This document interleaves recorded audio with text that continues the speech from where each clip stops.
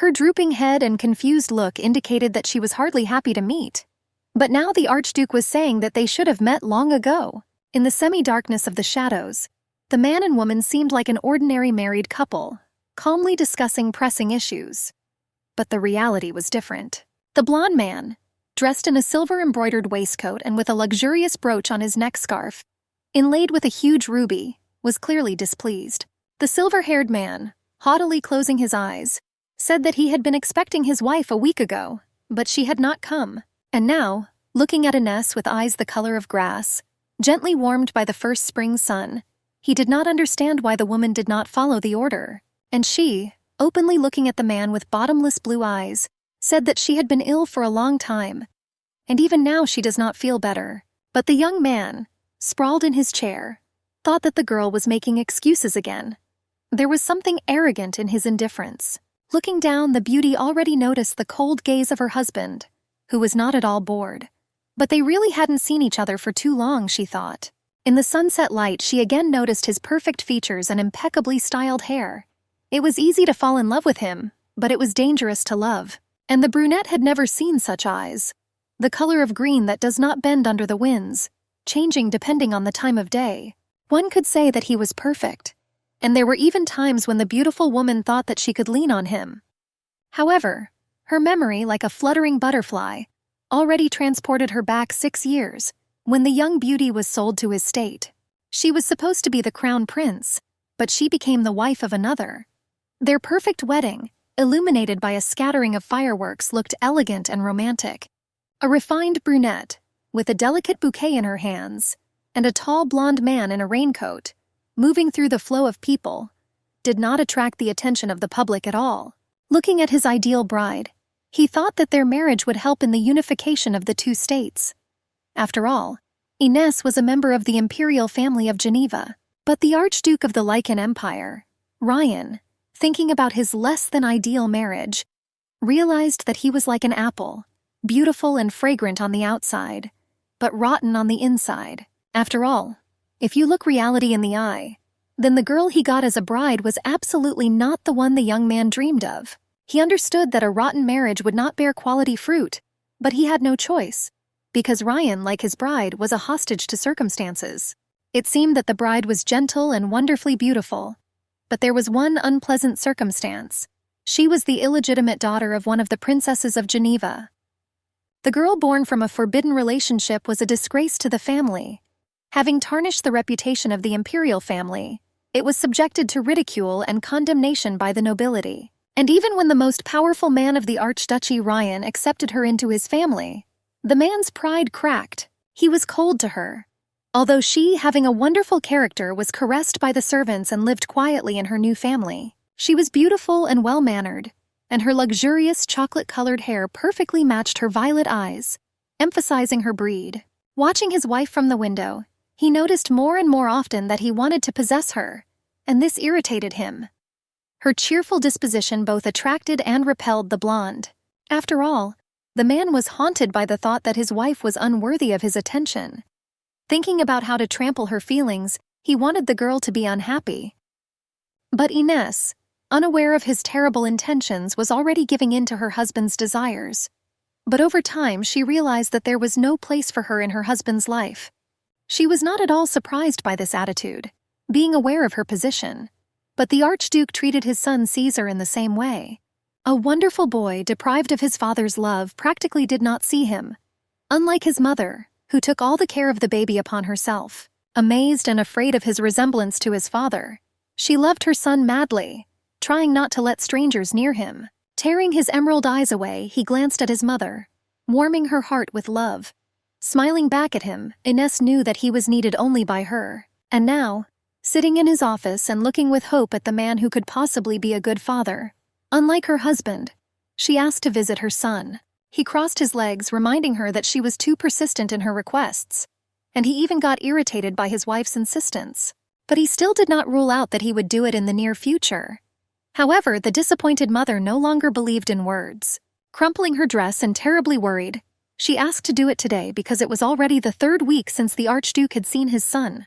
But the rather busy man, who clearly did not pay attention to this and had lost track of time, was clearly surprised. And Inessa already categorically demanded that the man come and hug his child at least once.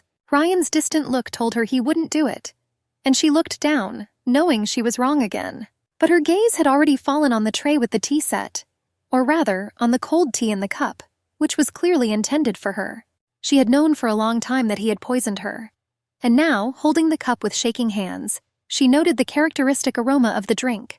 After all, every time after meeting with the Archduke, she had to undergo a procedure to cleanse her body.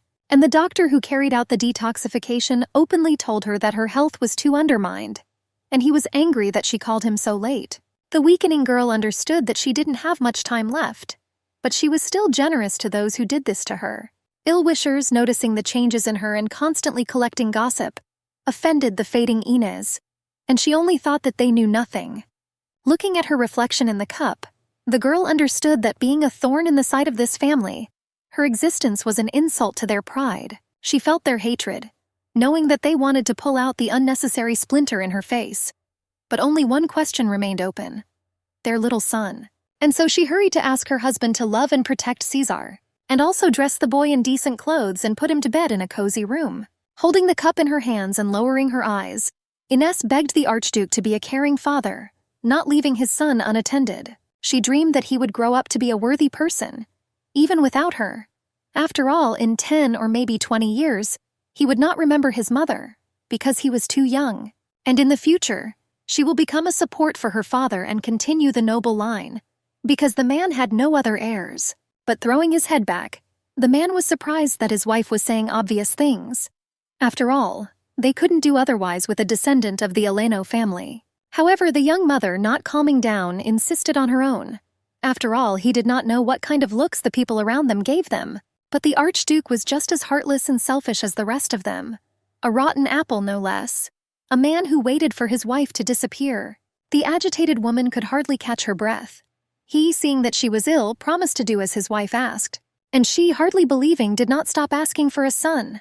After all, only in this way could Ines calmly leave this world.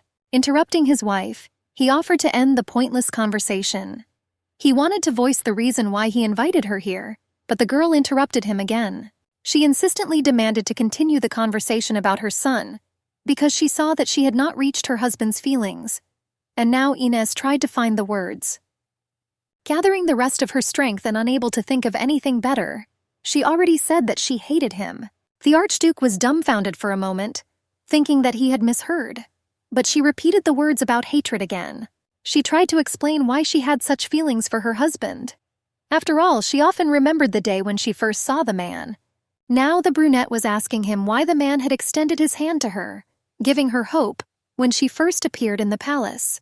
Humiliated and crushed, Ines looked at the handsome blonde and, giving him her hand, dissolved in his eyes.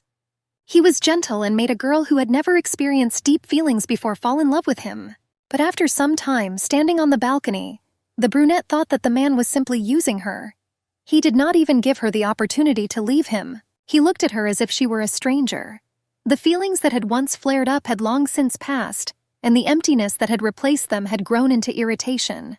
The girl burst into tears, unable to contain her emotions. Through the stream of tears, she said that she hated herself even more for being so stupid. But he seemed to have no reaction to his wife's revelations. Moreover, he even laughed nervously.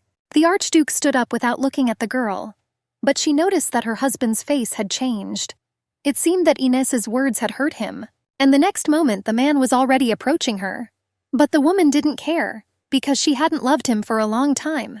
Holding his wife by the chin, he asked her how angry she was with him. Stroking his dull hair, the Archduke looked into his amazing eyes, which were dulled by illness. He hugged his wife and remained silent, while she only thought about the fact that she knew about his awakening tenderness, which she mistakenly took for love.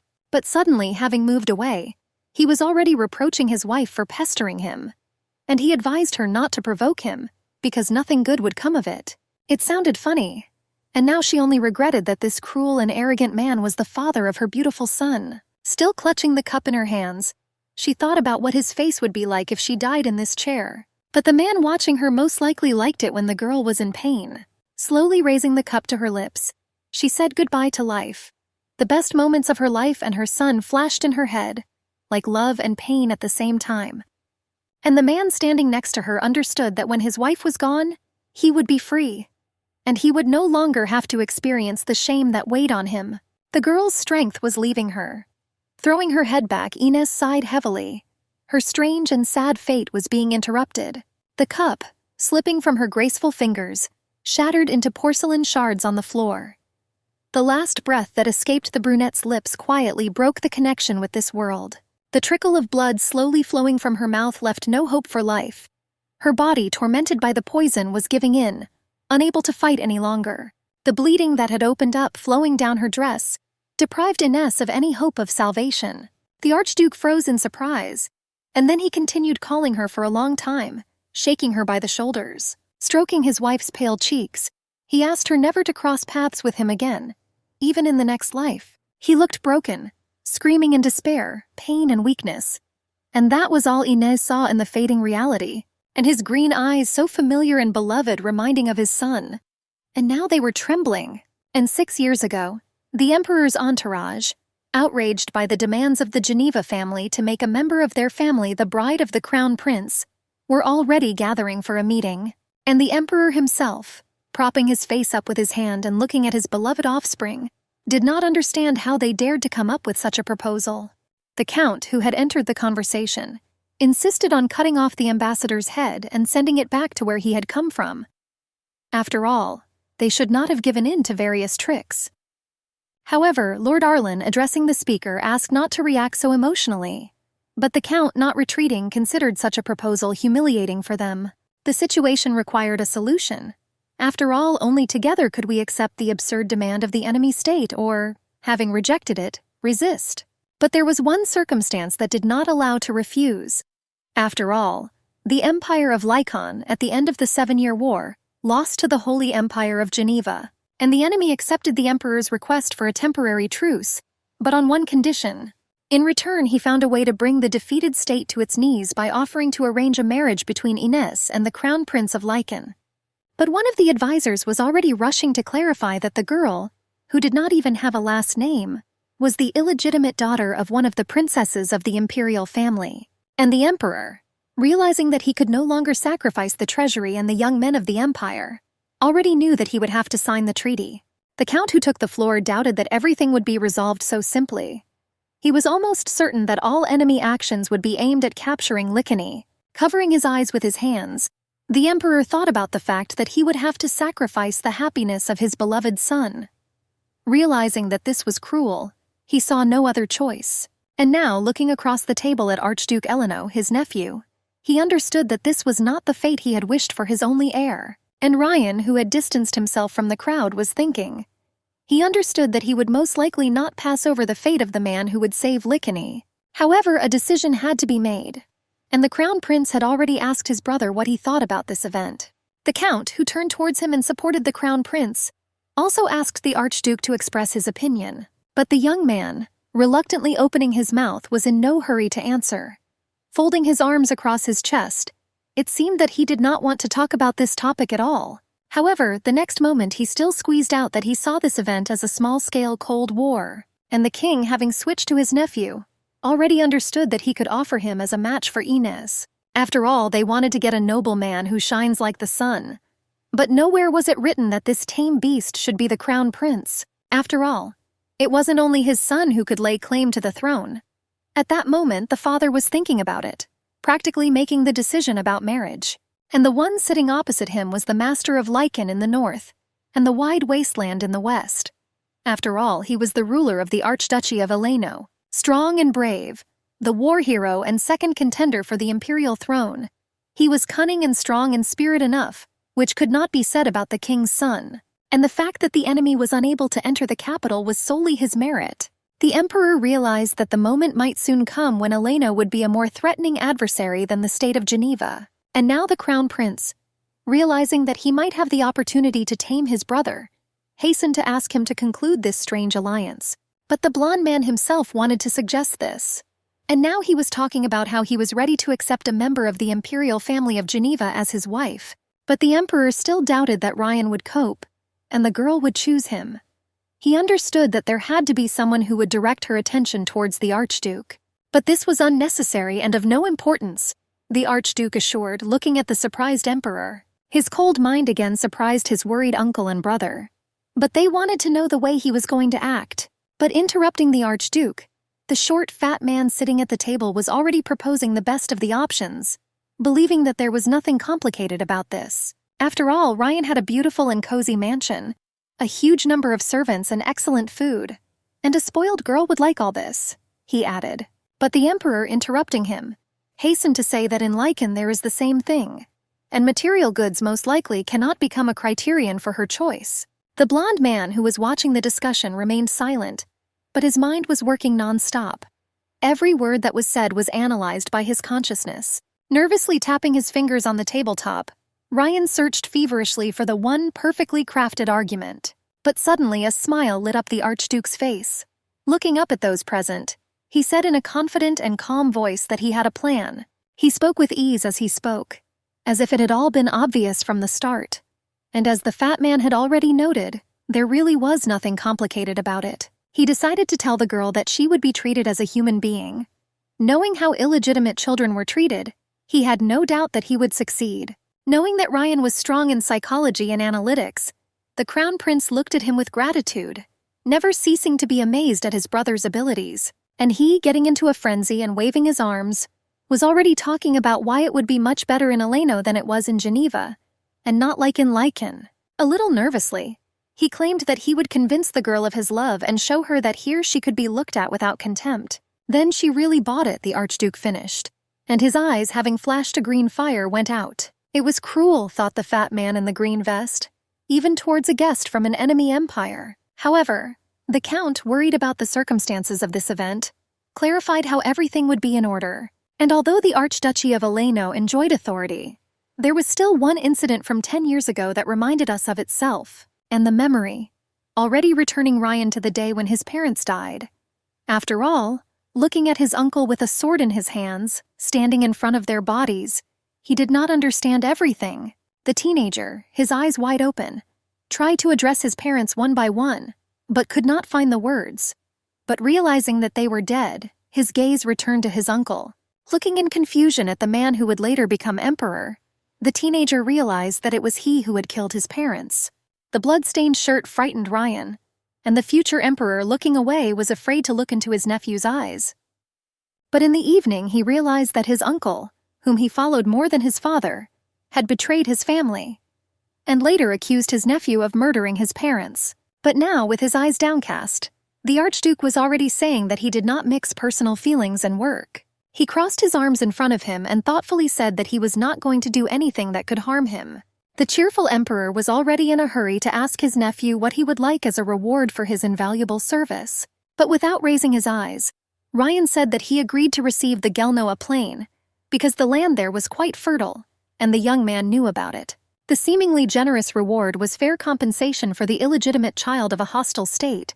The uncle summed up after thinking about it. The treaty with the state of Geneva was signed, and the emperor had already confirmed his signature with his personal seal. The Archduke closed his eyes and was glad that the meeting had not been too drawn out, since he could not tolerate empty chatter. The emperor, looking at his nephew, insisted that he change the girl's decision regarding her partner as soon as possible, and Ryan only shook his head in agreement. Now His Majesty was thinking that the blonde would keep his promise, because his opponent was just a weak woman. The meeting was over and everyone was leaving, but Ryan could not stop hearing the voice of the Crown Prince, who wanted to talk. He wanted to make sure that everything said earlier about the prospective bride was not true.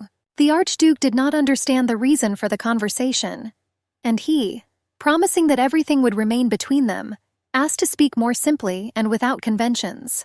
But as it turned out later, he was worried about the fate of Geneva's illegitimate daughter, and he was also hooked by Ryan's words that he would love her. What significance this had and why it was important for Richard, the blonde did not understand.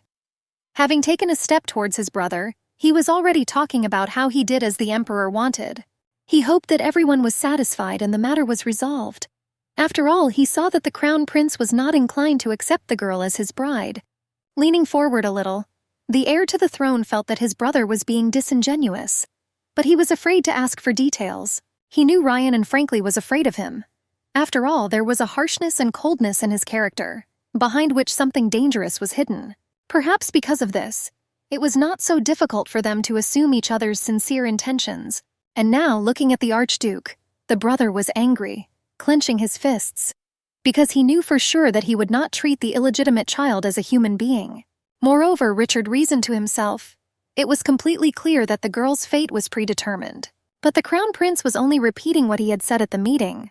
He wanted the illegitimate child to be treated at least humanely. He was still trying to reach his brother, but he apparently was completely indifferent to the fate of a woman from an enemy state. However, Richard did not give up. Accusing Ryan of deception, he tried to get the Archduke to talk, but the blonde only waved him off. Did her brother really think that Ryan would take her to the dungeons of the Imperial Palace and force her to love him? It was ridiculous. The cunning commander understood that this goal could be achieved differently. The blonde would make the girl fall in love and believe that it was her own choice. Moving to the sound of his cloak, he said that for the illegitimate girl this would be enough, if she did not claim the role of ex-duchess. But the Crown Prince was not satisfied with his explanations. He reminded the blonde that they had already met many years ago in Genio. It was strange that his brother had forgotten about it, Richard wondered. After all, they had taken part in a masquerade ball in the Imperial Fortress, he recalled. The man turned around and thought about it, but his memory was already transporting him to the luxurious halls where he and his brother had been invited that night. He remembered that among the hundreds of guests his gaze had caught on a beautiful brunette, whose attention was also riveted on him. And he was surprised that his brother remembered this. However, Richard had already reminded him that the girl was charming and sweet. But interrupting the Crown Prince, Ryan did not understand what he was getting at. Did his brother really think that he would abuse her? The Archduke asked calmly. Looking at the image of the brunette reminded him that his emotional side was not developed at all, and it was extremely imprudent to expect such actions from him. He didn't care at all what she looked like.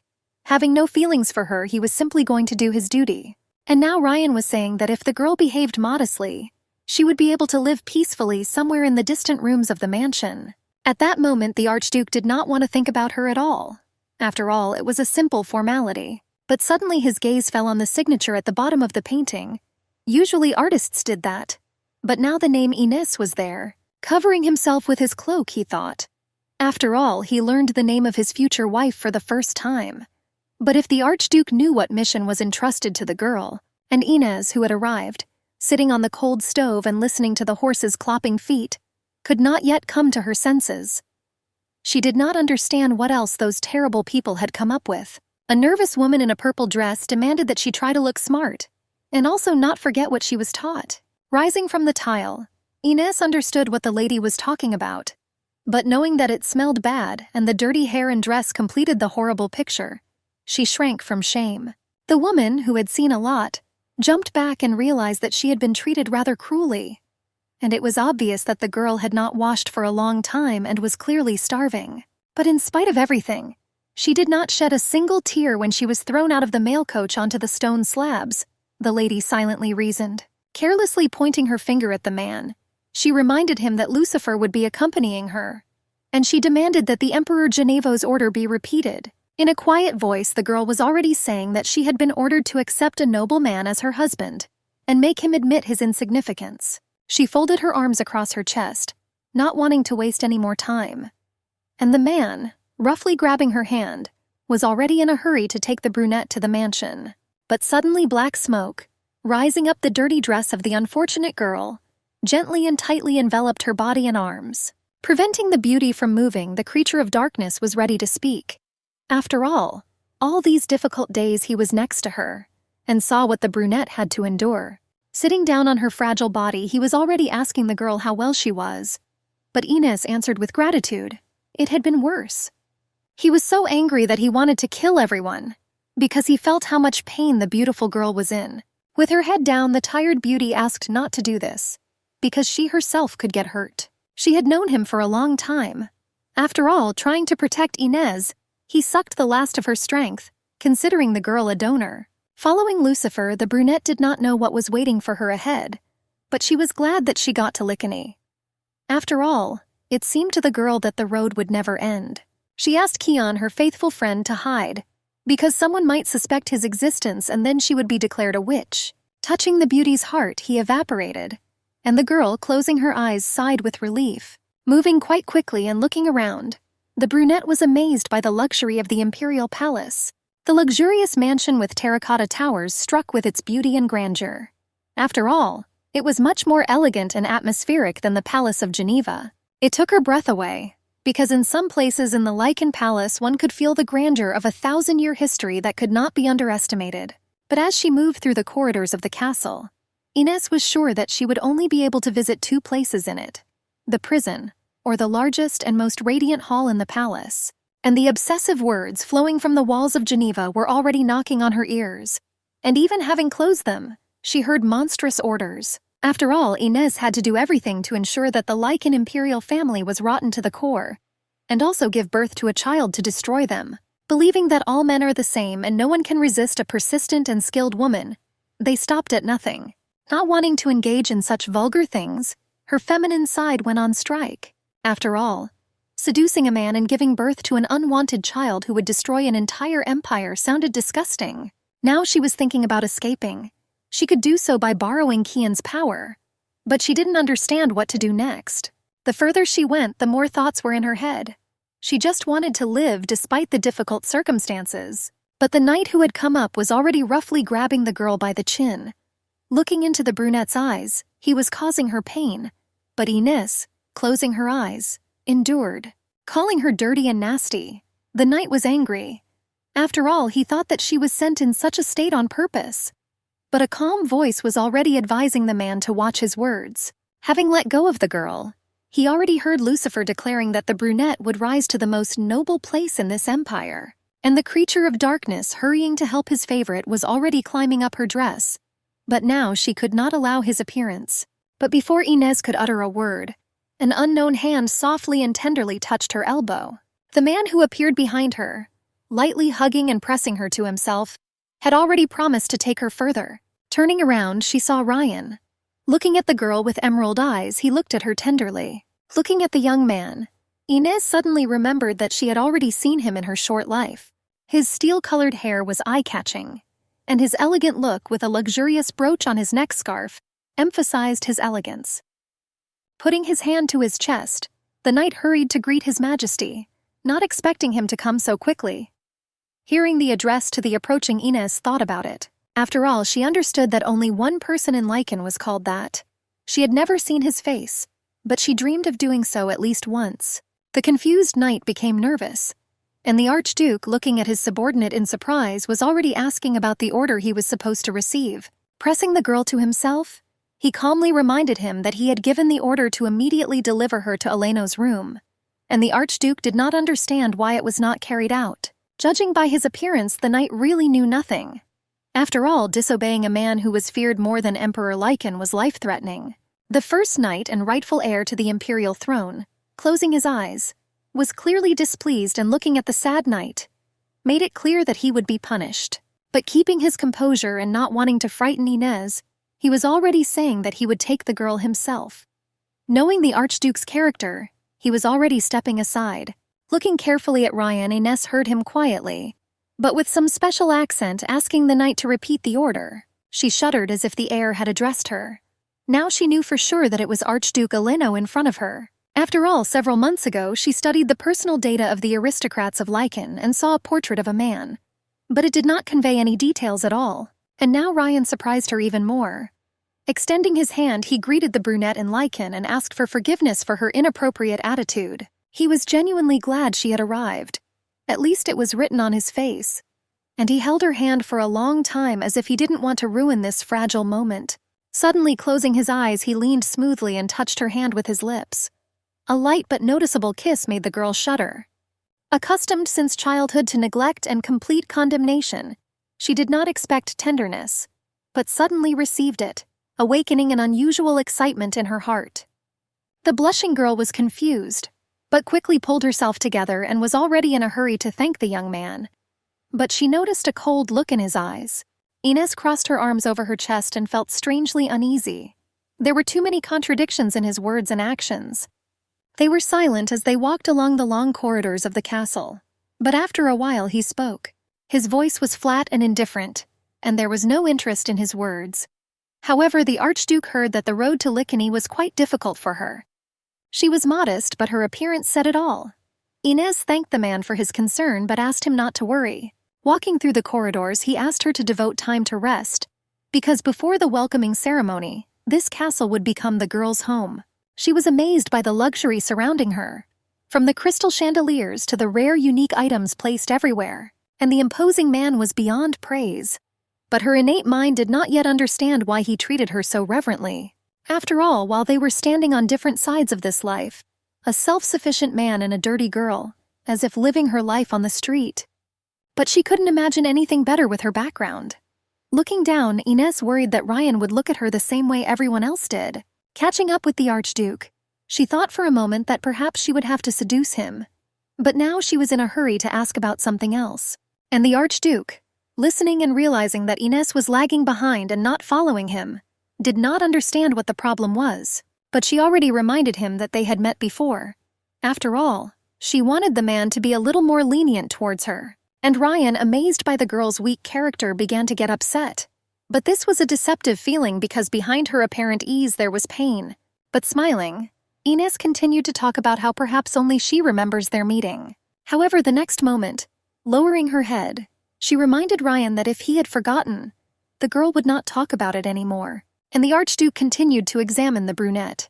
He did not understand why he was doing this, but one thing was clear: Inez was absolutely not suited for this place. Her pinched shoulders and dirty dress were unpleasant to the man, as was her loose, dark chocolate-colored hair, with no obvious signs of a haircut. There was nothing in it that could be looked at with admiration, the Archduke thought, squinting.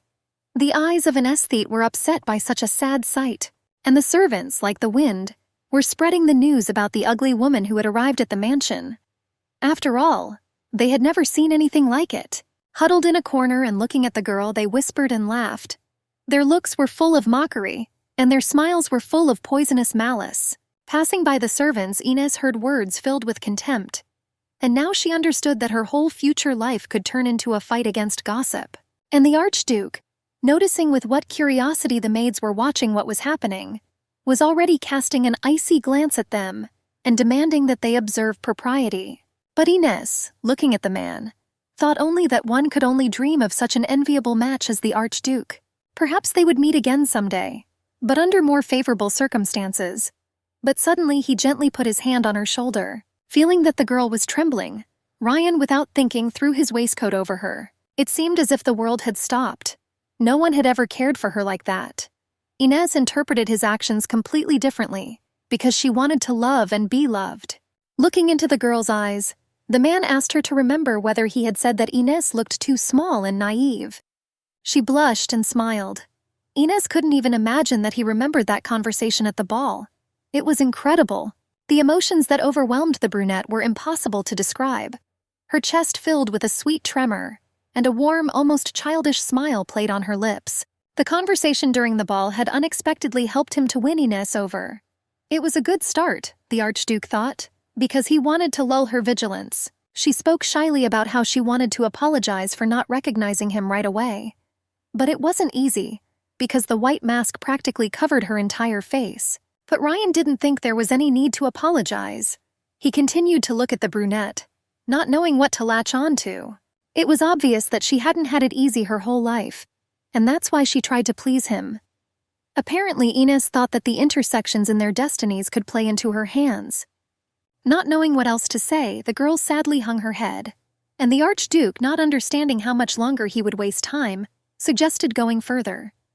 Her face lit up. The tired beauty smiled, and Ryan only noted once again to himself that she was completely unsuitable for this place. Standing on the red carpet, illuminated by the crystal chandelier and expertly arranged gauze curtains, she held her breath. But Inez didn't know she would live here. Everything the girl saw inside dazzled and amazed her. Exquisite furniture and beautiful fabrics created coziness, and flowers in vases filled the room with aroma. But to all the splendor there were also servants who were at her disposal, the Archduke reminded. Moreover, they could also be flogged if they did something wrong. Looking at the man, she already saw how his speech had changed. After all, he was speaking firmly and too formally again. And now it scared her. Inez sighed heavily, because the distance that seemed to have shortened between them suddenly increased again. Standing surrounded by the servants who had already arrived, she heard him clearly giving them orders. and her man asked her to take a bath immediately and eat well. Not quite understanding what was going on, Ines was already asking if she was really going to live here, to which the Archduke only noted that he had already spoken about this. But apparently the brunette was so worried that she completely missed it. And now she was afraid that the Archduke would consider her stupid and inattentive. Looking around, she didn't know what to think, but her brain refused to believe in such a fairy tale. A luxurious room, a new life, servants. Ines couldn't even dream of such a thing. But suddenly remembering his words about her being able to beat the servants, the girl shuddered. After all, it could rather apply to her. Of course, she didn't want to be put in prison, but she also didn't know what to do with this wonderful life. But suddenly, raising her hand to her mouth and looking at the Archduke with frightened eyes, she was already saying that this place was too magnificent for her. And without thinking twice, she asked to be given a more modest and smaller room. But Ryan had no intention of changing his mind. The Archduke insisted that this was the place for her. However, a man with a short haircut entering the room said that the Elenos do not treat guests differently. As Lucifer entered the room, he noted that this was a worthy place for the future wife of the crown prince, and he thanked the Archduke for his hospitality. A silent question froze in Ryan's eyes, but not wanting to figure it all out yet, he hurried out of the room. Having wished Ines a pleasant evening, he still hoped that after she was tidied up, she would at least not smell bad. Turning around, he left the room. But suddenly an unexpected touch to his hand pierced his body with electricity.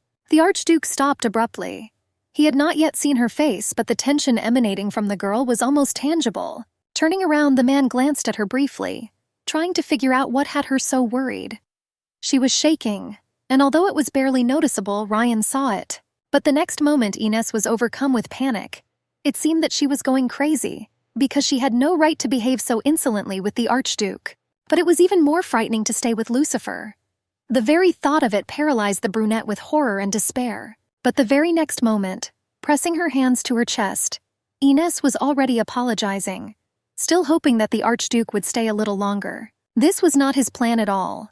The mock greeting had already lasted too long, so the man thought that was enough for today. Suddenly, Lucifer noticed that it seemed Lycan was stingy with the money for the imperial palace. After all, Ines's companion had not noticed any precious stones or tiles. This provocation instantly changed the Archduke's mood, drawing his gaze to Lucifer. And he, provoking Ryan and maintaining a cheeky grin, tested the patience of his interlocutor, enjoying every moment of this tense silence. But soon the blonde spoke up. Ryan's piercing gaze made it clear that the boundaries of what was permitted had already been crossed and that he was in trouble. Without thinking, the blonde asked what room the man had settled in. But the answer surprised the Archduke. After all, when he answered that he was Ines's bodyguard, he was going to stay next to the girl.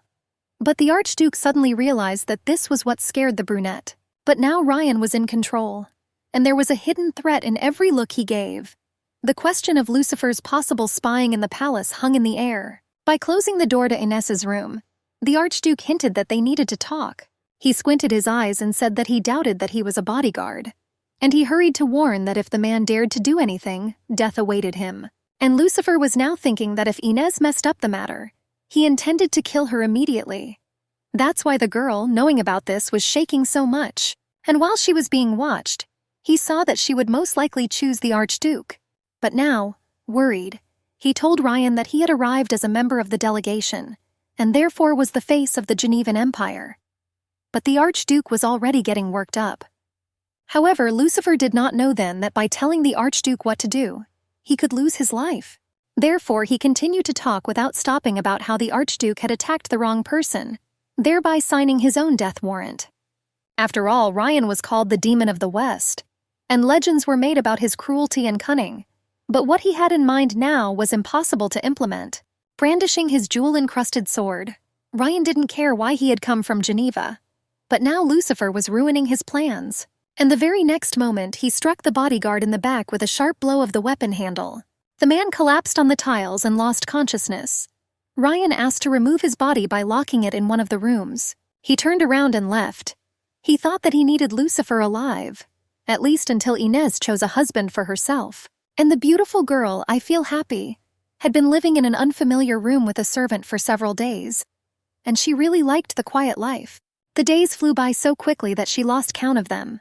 Rested and incredibly beautiful, She seemed to have completely forgotten why she had come here. The feeling of safety did not leave Inés. Having escaped from hell, she enjoyed life, because no one looked at her with disdain. She was beautifully dressed, and as soon as the brunette looked back, a polite smile blossomed on the servant's face. Her luxurious raven-colored hair shimmered in the sun, playing with soft reflections, and the skilled hands of the maid deftly created exquisite hairstyles from it. The carefully selected decorations, which were carefully brought into the room, amazed with their beauty and sophistication. And passing by the mirror Inés often stopped, was struck by her reflection. After all, in front of her stood not the ugly woman she was used to seeing. The neatly braided hair was elegantly placed to one side, and the canary-colored dress made of expensive fabric suited the girl surprisingly well. In just a few days she transformed from a shabby, inconspicuous girl into a real lady. And it all seemed incredible, almost like a fairy tale. Carefully throwing a wide stole of a deep green shade over Inés's shoulders, the maid admired the Duke's impeccable taste. But she couldn't believe what was said. The idea that the Archduke was personally choosing her outfits caused her both surprise and anxiety. But the very next moment, covering her mouth with her hand, the maid fell silent. After all, in the palace any careless word could cost too much. But trying to distract the frightened girl, Inés was interested in why this room was called Eleno. It really was her. After all, no room in the imperial palace had ever seen such a quantity of gifts, flowers, and various sweets. He completely transformed her into his beloved Eleno. With longing in her eyes, she dreamed of meeting the owner of this place at least once more. After all, after the Archduke brought her into this room, he never visited her again. And who was she, the girl thought? And why should he have reasons to visit her? His role as an escort ended that same day. Looking at the elegant rings like himself, the girl did not understand why he was sending gifts. If only the unfortunate beauty knew what game Ryan was trying to drag her into. The haunting thoughts wouldn't let go. She didn't know if it was okay to accept such gifts, and so she wanted to see the Archduke again to talk about it. In her idle hours, she thought about the Archduchy of Eleno and whether it was open to people like her. But most of all, the brunette was interested in what kind of person Ryan was. But the creature of darkness that appeared more and more often in her moments of melancholy told the girl not to trust anyone. The wise spirit, understanding how his donor lacked life experience, suggested that there is no good without a price. Everything will have to be paid for, and he suggested running away. Inés pushed away thoughts of this, realizing that she would have to leave this magical fairy tale of luxury and attention. She didn't want to lose such a new and wonderful part of her life. After all, she naively believed that she was rewarded for her suffering and injustice. After all, she dared to hope that perhaps there was another way out. But tears involuntarily flowed from her transparent and blue, like the sea, eyes. The girl, tormented by life, just wanted to be happy. To eat great food, wear beautiful clothes, and enjoy a new day. And apparently now all her dreams were destined to come true. The crown prince, opening the door to Inés's chambers, hurried to look at the results of his plan. Meanwhile, the maid, admiring her new dress and unusual headpiece, could not hold back her emotions. And indeed, this morning Inés was especially beautiful, as if she sensed the arrival of a guest, and her self-confidence grew with each passing day. Looking at the charming brunette, he assessed the silver dress, which perfectly matched her black hair and blue eyes. Pleasantly surprised, he praised the girl. After all, everything in her appearance, from her hairstyle to her dress, indicated that the changes had benefited her. In the light of the crystal chandeliers and luxurious furniture, he could not remain silent. It was truly beautiful, and the man was clearly satisfied with the work done. And Inés, noticing his attention, felt unexpected joy.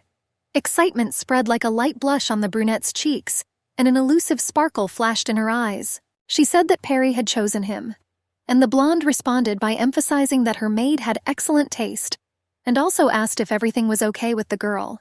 Sitting down at the table and looking at the cup with the drink, he was already waiting for an ode to his pride and intelligence, understanding what the girl could be thinking about all this time. But Inés was really happy. They treated her very well. She thanked him and blossomed, and she added, daringly and blushing, that she was very pleased with the Archduke's compliments. Revealing another side, she made Ryan think. His awakened interest was hard to miss, and the man's beautiful but so cold eyes suddenly became kinder. Emotionally waving his hands, he was glad that Inés was getting used to such luxury. And the girl, asking again what he meant, did not quite understand the hints. And without ceasing to blush, she said that her life had changed so much that she felt awkward. And moreover, she was afraid to get used to it. Holding a cup in his hands, he asked with interest what the girl did in her free time, and whether she was bored spending time in the room. But he had no idea how many years she had dreamed of being in such a state, the brunette said. And now Inez didn't know what to do to save all of this. The blonde closed his eyes and smiled slyly. That was what he wanted to hear. The gesture conveyed the confidence of a predator, pleased with his prey. Her expression barely changed. However, Inez felt her heart beat faster, as if she sensed something irreversible. Naive and vulnerable, she was already imperceptibly succumbing to his charms, rapidly approaching the trap that had been set with such subtlety. But suddenly his voice, sounding soft and almost affectionate, interrupted the girl's thoughts. After all, he had a gift that the man brought. Inez froze. She folded her hands on her dress, not knowing how to react. The excitement only increased, but curiosity got the better of her. And Ryan was already approaching her. Walking confidently but without haste, he maintained his usual restraint as always. Coming closer, he gently took her by the shoulders, asking her not to worry and not to turn around, as if he could sense her inner feminine curiosity. Looking at their joint reflection in the mirror, he surprisingly noted that he now liked what he saw. And the very next moment, an exquisite necklace of scattered pearls with a massive emerald pendant already adorned the girl's thin neck. A massive emerald pendant, like a drop of frozen spring foliage shimmering with deep shades of green, cooled Inez's skin. She forgot how to breathe. But it was nothing compared to the feeling of his fingers sliding down her neck, trying to fasten the jewelry. Looking at the girl, he thought about how easy it was to win a woman over. And he also reveled in his own genius. And now a necklace worthy of a queen adorned the graceful collarbones of the illegitimate girl. Blushing and turning pale, Inez struggled to control her emotions. Her heart was tossing between embarrassment, delight, and fear. While seducing the girl and moving towards his goal, he almost whispered that he liked Inez more and more. His hands touched the brunette's neck again. He understood that a little more and the girl would finally fall in love with him. But turning to him, she moved away, bombarding him with questions about the generosity with which the man treated her. She did not understand its nature. After all, he brought an illegitimate girl into his house, dressed her in beautiful clothes, and gave her precious gifts. Looking into her beautiful eyes, he realized that no one had ever shown her kindness. Otherwise, she would not constantly talk about it. But all he did for her this week was send his assistant for a gift. And then, sitting at his desk and propping his head up with his hands, he listened to a boring story about how he carefully chose a gift. And even when Ryan opened the box and took out a luxurious pearl necklace, not a single nerve twitched on his indifferent face. But continuing to look at the girl, the Archduke was once again convinced that those born out of wedlock, like his uncle, always thirst for love. And now he took her graceful hand in his.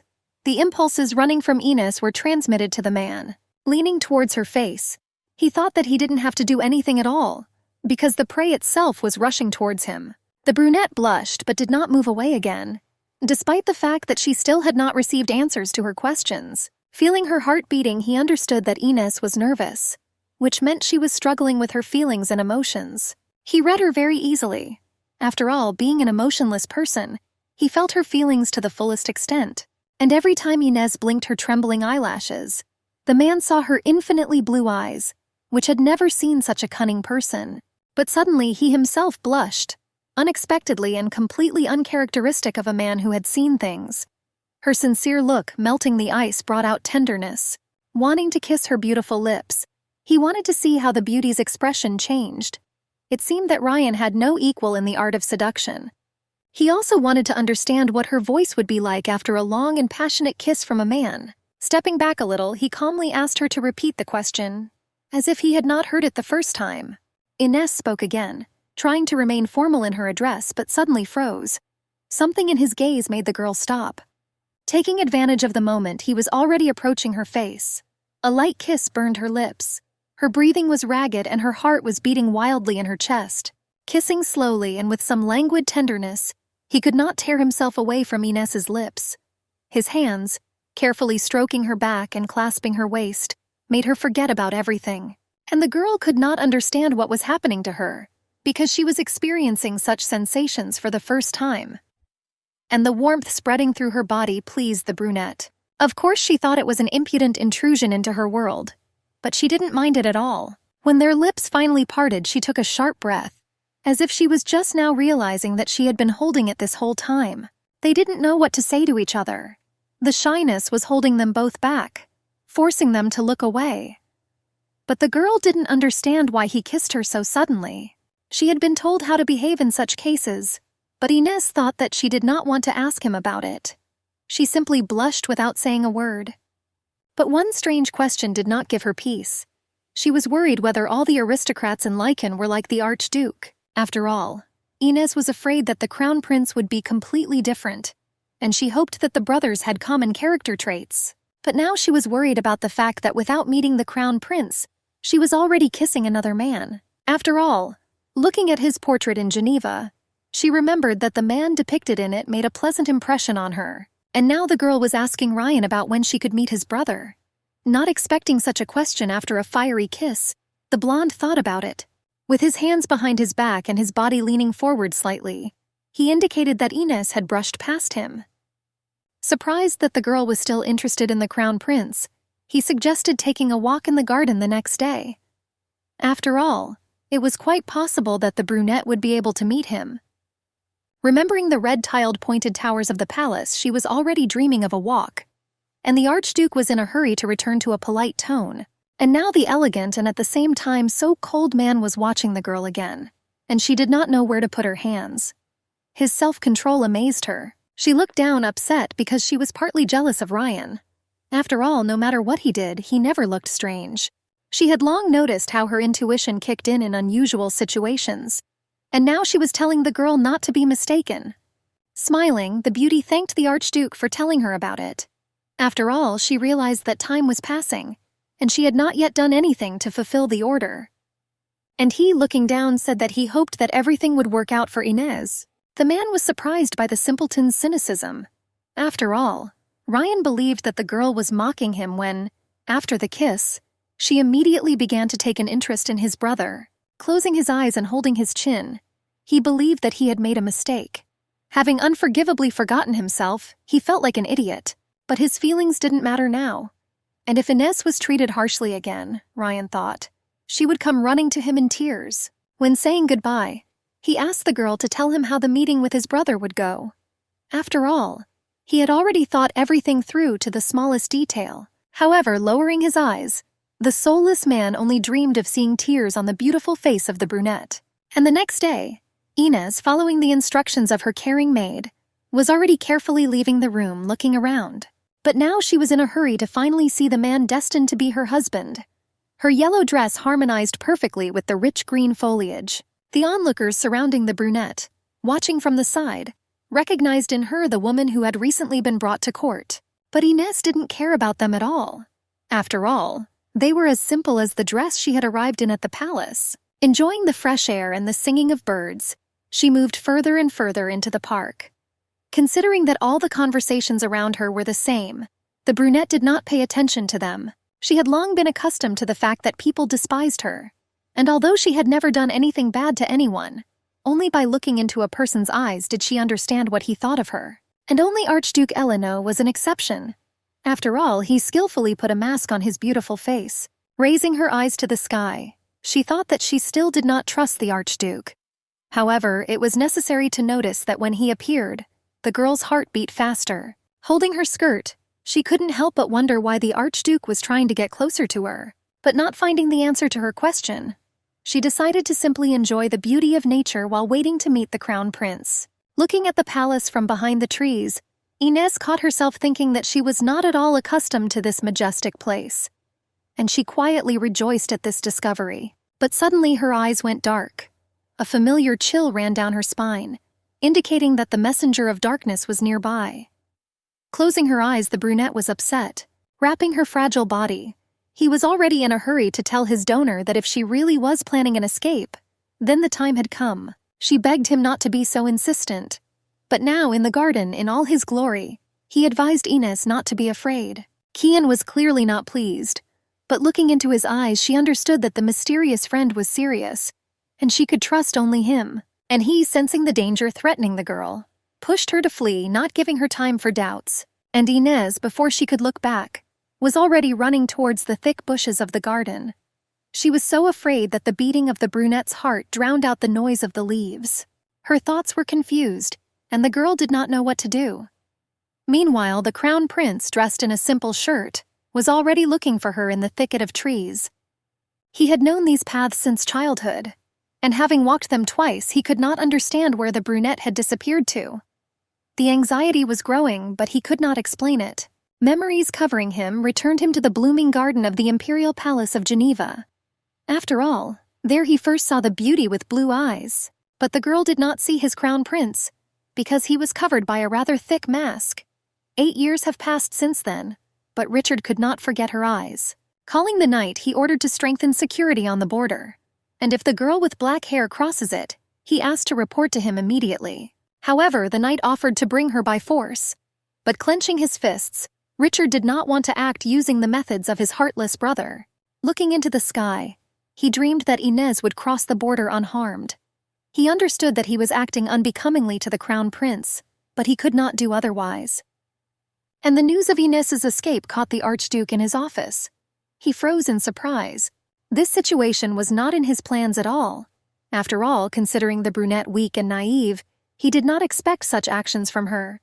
But he did not know about Cain. And the frightened maid, following the knight trying to find the words, was already reporting to the Archduke that the girl had not returned.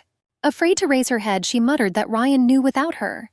In order not to scare Pei but to get rid of her, he asked to go and check again. Formally looking at the documents, he thought that Inez had nowhere to go, and judging by her helplessness, she simply got lost in the garden. But the maid raised her head and sobbed, saying that together with the court knights they had searched both the house and the garden. But even after several hours they could not find the brunette, Perry said, still worried. Well, suddenly, tearing himself away from the documents, he looked at the girl. Cold sweat ran down her back. The rustling paper made a sad sound. The man rose from the table, looked menacingly at Perry, and was already asking how Inez could have gotten lost. And the girl, throwing herself on her back and smelling the floor, was afraid to raise her head, realizing that anything could be expected from the Archduke. Opening her eyes for a minute, she thought that the brunette didn't know Lycan at all, and where she went remained a mystery. However, the Archduke, knowing that the Imperial Palace was well guarded, understood that Inez could not pass through the main gates unnoticed. But the man couldn't get her words out of his head. When she thanked him for the beautiful gifts and jewelry, but couldn't understand why he was kind to her. Resentment, like a toad, lurked in Ryan's soul and did not give him peace. The man did not understand what he had done wrong and how he had screwed up, quickly passing by the servants still lying on the floor, as if they did not exist at all.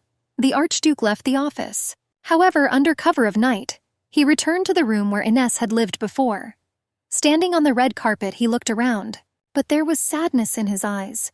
The seasoned warrior was looking for the reason that made the girl leave, because nothing foreshadowed trouble. The board dress, which suited the brunette so well and remembered the man's kiss, lay sadly on the dressing table, waiting for its owner. He lowered his head and thought. After all, the reality was that the girl had taken nothing except the things she had arrived in at the palace, and Perry, who came up from behind, was surprised by how the dress in which the brunette went for a walk returned to the room, and the old one disappeared. The upset maid, who remained in the room after the girl left, did not understand how this happened. But she was even more surprised by the man who was pacing around the room. He was clearly not himself, because he kept repeating that she had left everything Ryan had given her.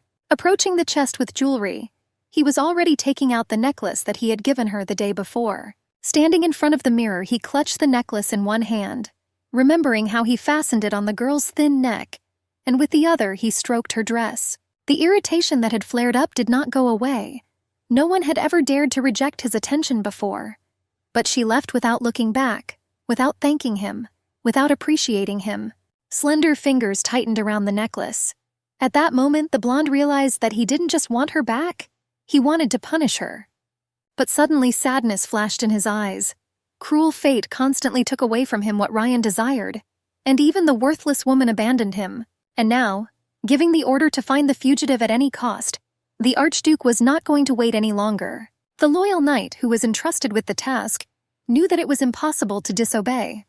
Having bowed, he was already hurrying to carry out the order, and before his eyes, again and again, appeared the huge blue eyes and tender lips that the man had kissed so passionately the day before. He couldn't help but wonder how a young girl could run away from a country where she knew no one, realizing that even if she disappeared without a trace, he would undoubtedly find her within 5 days. But continuing to search in all crowded places, the Archduke's men still did not achieve success. But the store, to which a neat cobblestone road led and in which the girl settled, could not be found even 7 months later. And Inez, a symbol of the temporary truce between the states, stomped along the cobblestones, confident that no one would find her. But after this incident, relations between the states rapidly deteriorated, and something had to be done to maintain the shaky peace. 3 months later, heading to Geneva, the crown prince was in a hurry to talk to the emperor. And it was not a bad decision. After all, the old agreement to end the war was coming to an end, and the emperor of the Lycan state understood that there was not enough strength to continue the war. And the request to find Inez was not to show Geneva's power. Most likely there was another reason. After all, it was confirmed that she was in Chiron.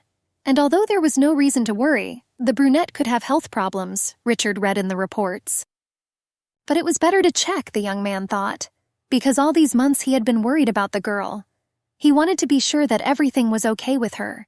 Looking sadly out the carriage window, he thought that it would be better if Inez disappeared somewhere across the sea, to the eastern continent. And the Archduke, sitting on the sofa in his office, understood that it was time to stop searching for the girl and take care of state affairs. 7 long, exhausting months of searching. He hoped that when he found the brunette, his condition would improve. No one had ever driven him crazy like this brash, untamable girl. She had struck a nerve and turned Ryan into an obsessive hunter. But there was already a knock on the door, and the knight, cautiously peering into the doorway, reported to the man sitting in the darkness that he had news. He listened in silence, but when the knight said that they had found the fugitive, the blonde stood up abruptly. Adjusting his cuff, he seemed ready to deliver a decisive blow. And the books laid out. The notebooks with recipes and the constantly smoking candles indicated that work in Robert's herbalist's shop went on both day and night. A blue-eyed brunette in a green sundress, looking at the man jokingly calling her a lady, who again told her that she needed to take care of herself. After all, she really did look sick. And the caring store owner was right, because he didn't know about Cain, who was taking away the last of the beauty's strength. She laughed. And what did she expect from a man who had been working with medicinal herbs for 50 years? Of course, Robert dreamed of curing her. But with curiosity, raising her nose and throwing back her hair, which often got in the way, she asked how much time she had left. The man who had been watching Inez for several months was surprised by her rare character.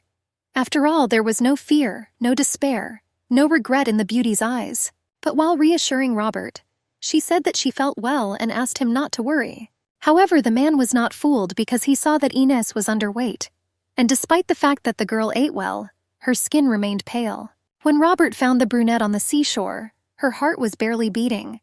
And even after the treatment course, she could barely move, thus worrying the doctor. He often scolded her for neglecting treatment, because soon she might not get out of bed at all. But Inez only cried and remained silent. And then she quietly complained that she couldn't lie in bed for 6 months while life passed her by. And now, standing behind the counter opposite the man, the brunette said that she wanted to repay him with kindness for everything he had done for her. But the man clutched his head and was angry. It seemed that she had not listened to him at all. Now he did not understand what kind of payment was being discussed. He was absolutely aware of how sick the girl was and almost shouted at her. And Inez just looked at him with her huge eyes. He asked not to put pressure on him, because he advised her to take medication and rest more. And maybe then she would have 10 years to live. And Inez, looking tenderly into the doctor's eyes, was happy with the verdict. But she asked to give her at least some task. And the man, finally agreeing, asked to go to the mill. She was so happy that, creaking the door, she was already going out into the street. The sunlight, gently running across her face, stopped on her hair. She closed her eyes and became quiet, absorbing the energy sent by the world. The girl was glad that the small port town where she found herself was so far from the imperial palace. A pleasant breeze tousling her short hair helped her breathe. She thanked fate for the right choice, feeling that this was her place. The brunette, clutching a basket of fruit and berries, peered into the distance. And the sea, gently flirting with Inez, reminded her of the story of their acquaintance. Having made a difficult choice and paid for it with her health, the girl was still happy. After all, This place was inhabited by wonderful and kind people. But as soon as she thought that they didn't know who the girl was, black smoke was already enveloping her. Cain again reminded the beauty not to trust anyone. Only in this was her salvation. And she continued to believe him. She closed her eyes and understood that every kindness has its price. And even Robert helps for a reason. And now she knew that this was the best time in her modest life. And therefore she didn't want to change anything. And if she lives like this for the 10 years that Robert spoke about, then she will already be grateful to fate.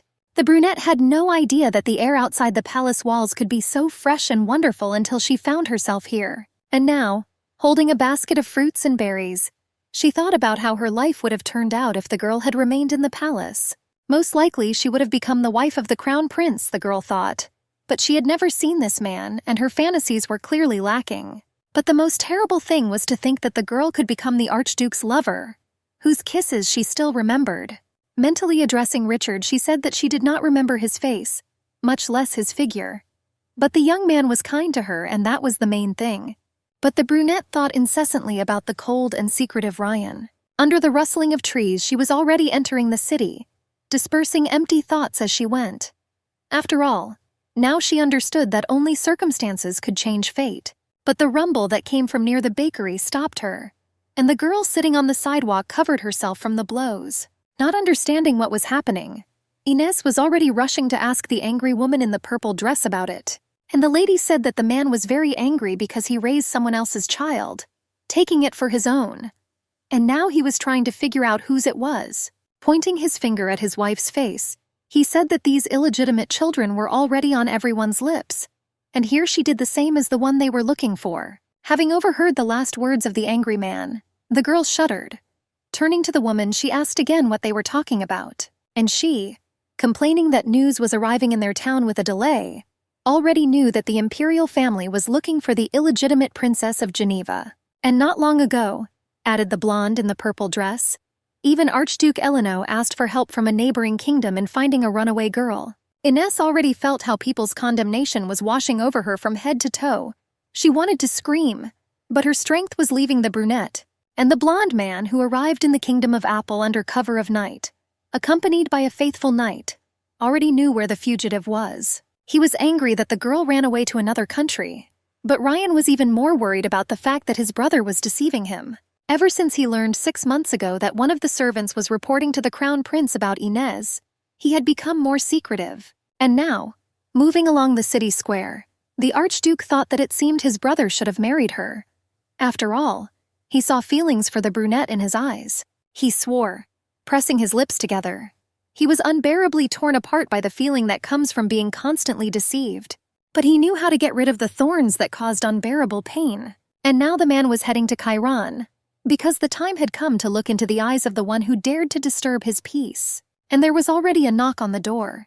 The knight who had peered into the doorway was in a hurry to report on how the order was being carried out. Bowing, he said that the knights sent to Chiron, with the help of leaflets scattered around the city, already had information about the fugitive. Meanwhile, Inez was rushing to help the lady who was sitting on the sidewalk and holding her bleeding cheek with her hand. She didn't know how to help, but she still had to ask something. When she asked about her health, the beautiful blonde looked up. The broken cheek was swelling rapidly, and pain was visible in her eyes. Inez, involuntarily retreating, was already trying on a similar situation, but all the woman could say was that she was fine. However, the brunette did not think so, and the girl standing next to her mother began to cry. The woman hugged the baby and calmed her down, and Inez suggested that they go to the herbal store, not thinking at all that she was doing the wrong thing. She remembered that she had already disturbed the man's peaceful life, but he had never complained, and so the solution came naturally. Helping the girl up, she thought about what she would say to the shop owner. After all, the reality was that the man had beaten his wife, who had become pregnant by Count Iger. But a familiar voice had already called out to the girl. An alarmed Robert, not understanding why the brunette had been gone for so long, went out to meet her. Seeing the beautiful flower bed of girls, the man smiled. However, his experienced eye did not miss the fact that one of them was injured. The brunette was glad that the circumstances were in her favor, and the kind man sees everything with his own eyes. But suddenly her gaze faded, because Robert had already started scolding her. Sometimes he cared so much about Inez that the girl felt like a child, By calling her immature, he was blaming her for making him nervous. After all, he deserved respect. And approaching the blonde, he took her arm, realizing that Inés could not support her on her own.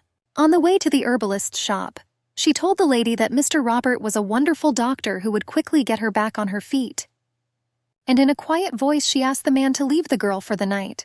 After all, Inés was going to tell him a terrible story that happened at the market. But the wise doctor didn't need explanations. And despite the fact that they might be looking for the blonde, he was already offering his house for an overnight stay.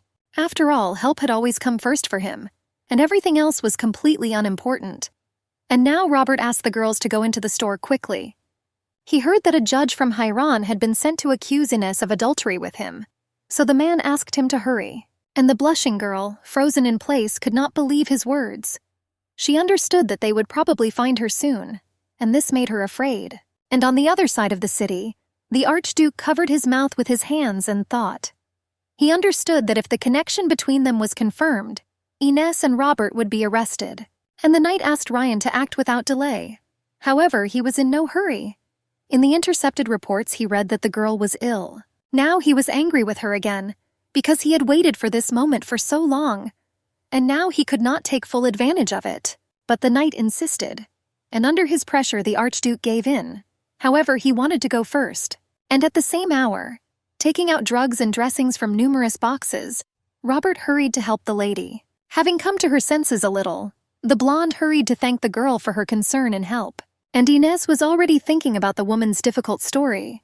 After all, she, working as a maid, caught the eye of the Viscount and became pregnant after the first night. Hugging the girl, she said that she could have been executed if she had mentioned that the child was illegitimate. Therefore, the blonde quickly moved out of the county. If only she knew how Inés understood her. Having gone through humiliation and condemnation, the girl sold in exchange for peace, once again experienced the flared emotions. But now the brunette advised the girl's mother to take a break from the terrible events, and she would take care of the baby for now. Sitting down on the bed and putting her hands on her knees, the woman thought. She could not imagine how to live on. After all, she had no such experience at all. And the blue-eyed beauty only occasionally glanced at her guest, entertaining the little girl.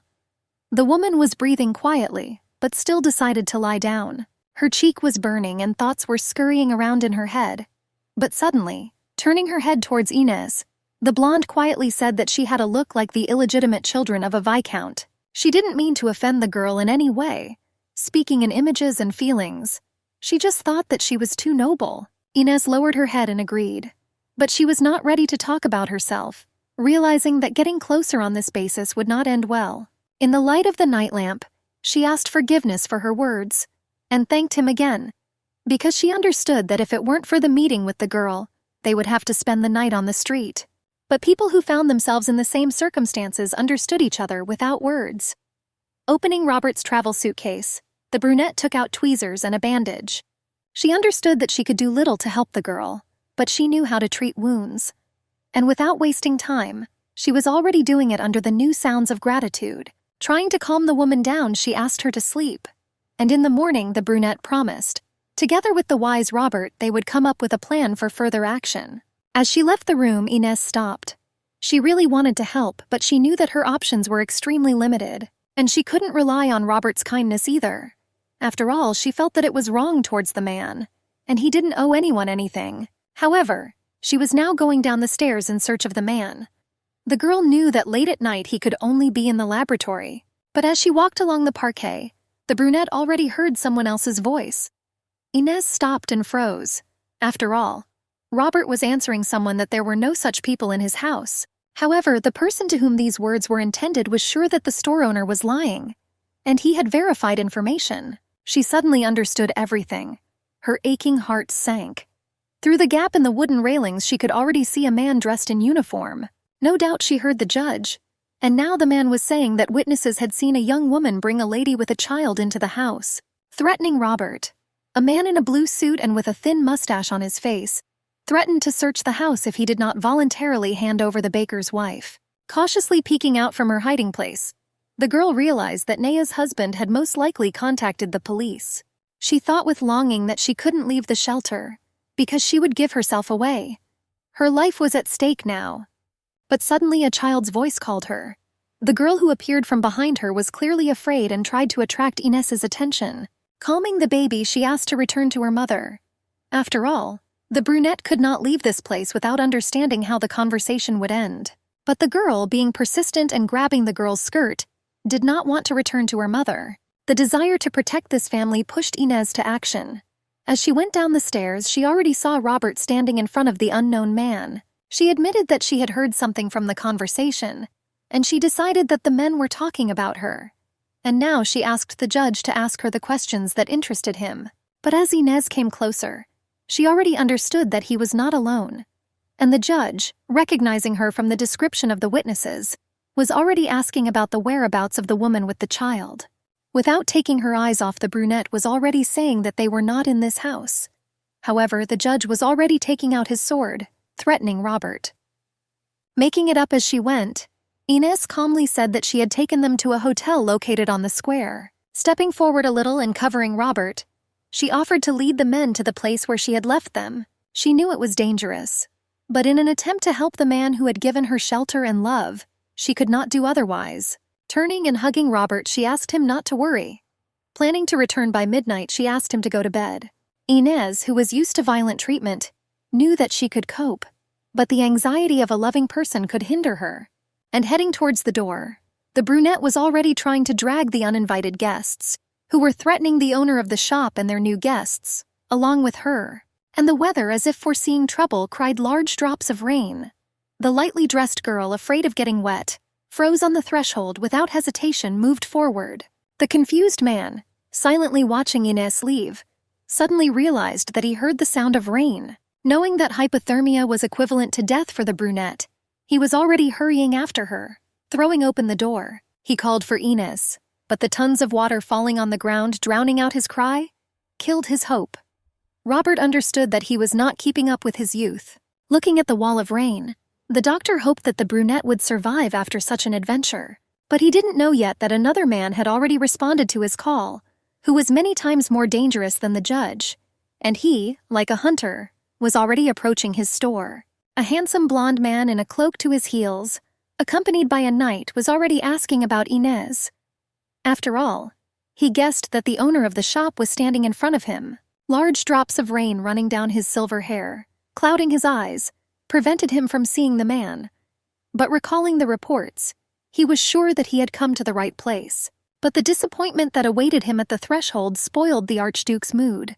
After all, in this house there was no one he had been looking for so long. And the agitated Robert, not understanding who this man was and why he was so persistently interested in the brunette, asked her to leave his house. However, the old man's questions only irritated Ryan. After all, no one had the right to tell him what to do.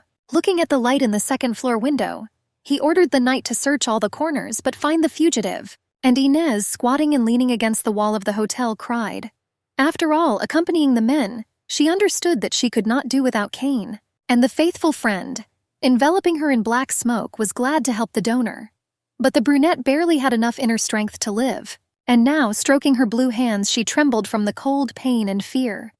After all, he was taking away her energy, even feeling that Inés was seriously ill. Closing her eyes, she knew she could endure it, because there was a lot to do. But the longer the brunette used the power of darkness, the faster she approached her death. And now, waving her hand, she asked Kane to influence the men, informing them that the mother and daughter had not been found. After all, he skillfully brainwashed, made them forget about everything.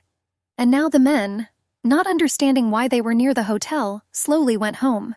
And the girl, breathing with difficulty and leaning against the wall, tried to get up from her place, but Kane worked hard. She only dreamed of getting home, but fate was already wedging itself into her measured life.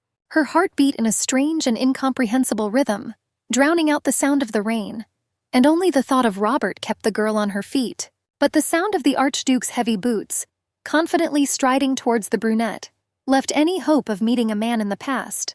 Feeling weak, Inés still did not let fear hinder her movements. Trying to focus on the best moments of her life, she remembered Lickeny. But when a minute later she came face to face with the Archduke, she could not believe her eyes. Realizing that reality had caught up with her, she tried to make a quick decision. The alarm bell pounding in her head told her that she needed to run, but she had no strength. However, hoping for a miracle, she still made an attempt and headed in the opposite direction. But the man's calm voice was already stopping Inez, and now he was calling her to come with him. Realizing that there was no other way out and all she could do was follow her destiny, she turned and walked over. Looking through the streams of rain running down her hair, the girl quietly greeted Ryan, and he, forgetting about his anger, simply looked at her, realizing how bored he was. But Inez was already asking how he found her and why he needed her. The man saw no point in answering her questions. He simply looked at the exhausted body, hoping that the brunette would not fall in the middle of the street. The beauty lowered her head and fell silent, realizing that this strong and cold warrior man was completely different from the Archduke who was infatuated with her. Now he was suggesting that they go and talk in a quieter place, and he even took her hand. She froze, not understanding what would follow. Realizing that there was no one to protect her, Inez began to tremble. Her legs wouldn't obey her and she couldn't walk. She just silently begged to let her go. He knew and saw that she was sick. In a calm voice, the man asked her not to be nervous because he saw how the brunette was afraid. After all, he hadn't come all this way to hurt her, Ryan added. She couldn't believe her eyes as she looked into his. The dimly lit room in the guest house seemed too modest for a guest of such stature. Even the table covered with a tablecloth did not create a sense of coziness. Shielding Inez with his body, the Archduke beckoned the knight. He was a little nervous because he knew that the girl needed to be warmed up as quickly as possible. As he ordered the bath to be filled for the brunette, he felt his body shivering from the cold.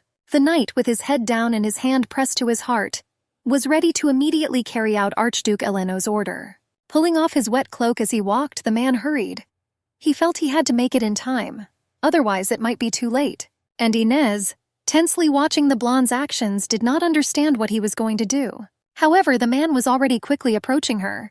Now he understood more than ever that the success of his plan depended on the health of the beauty.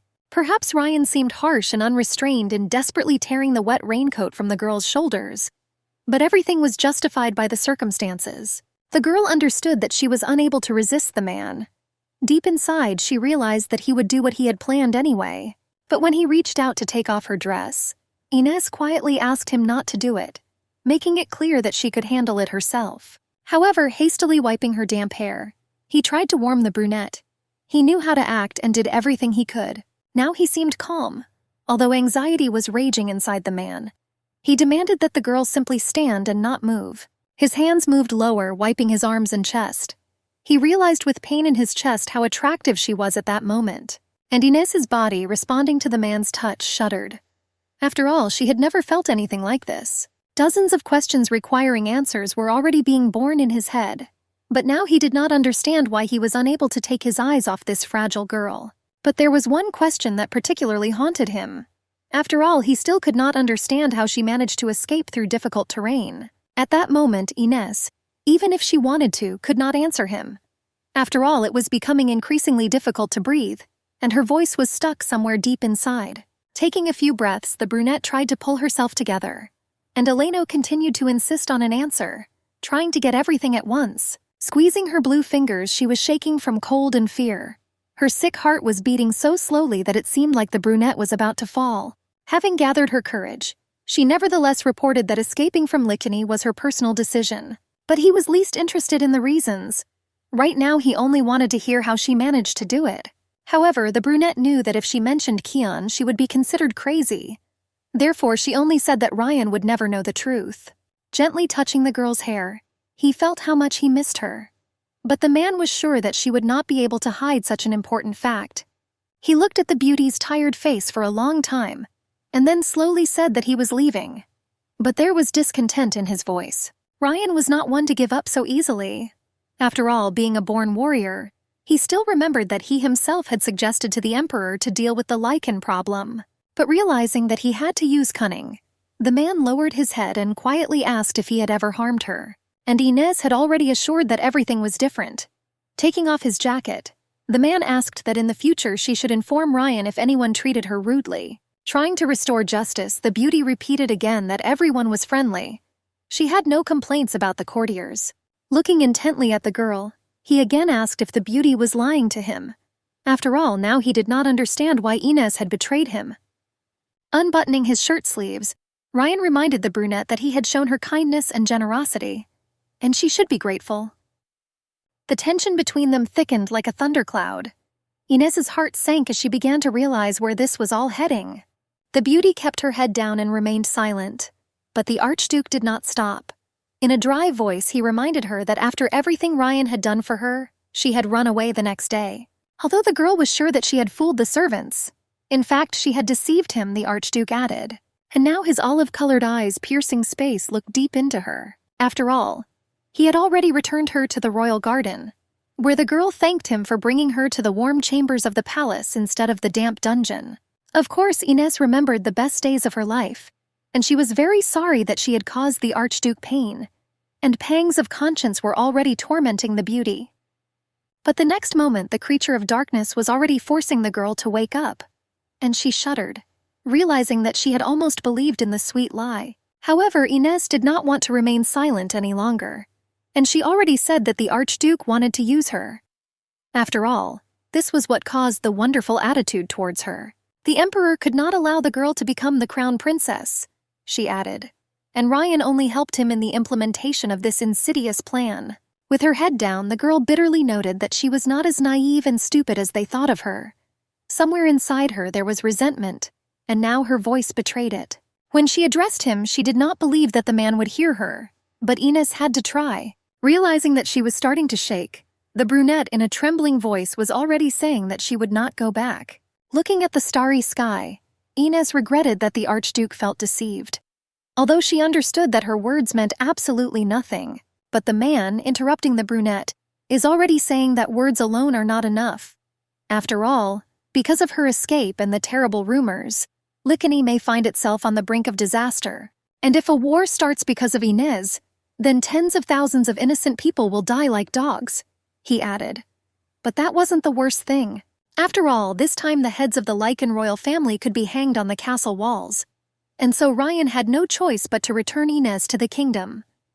However, she had already said that she had nothing to do with the Lycans. Feeling ashamed and not raising her eyes, she found the strength to resist.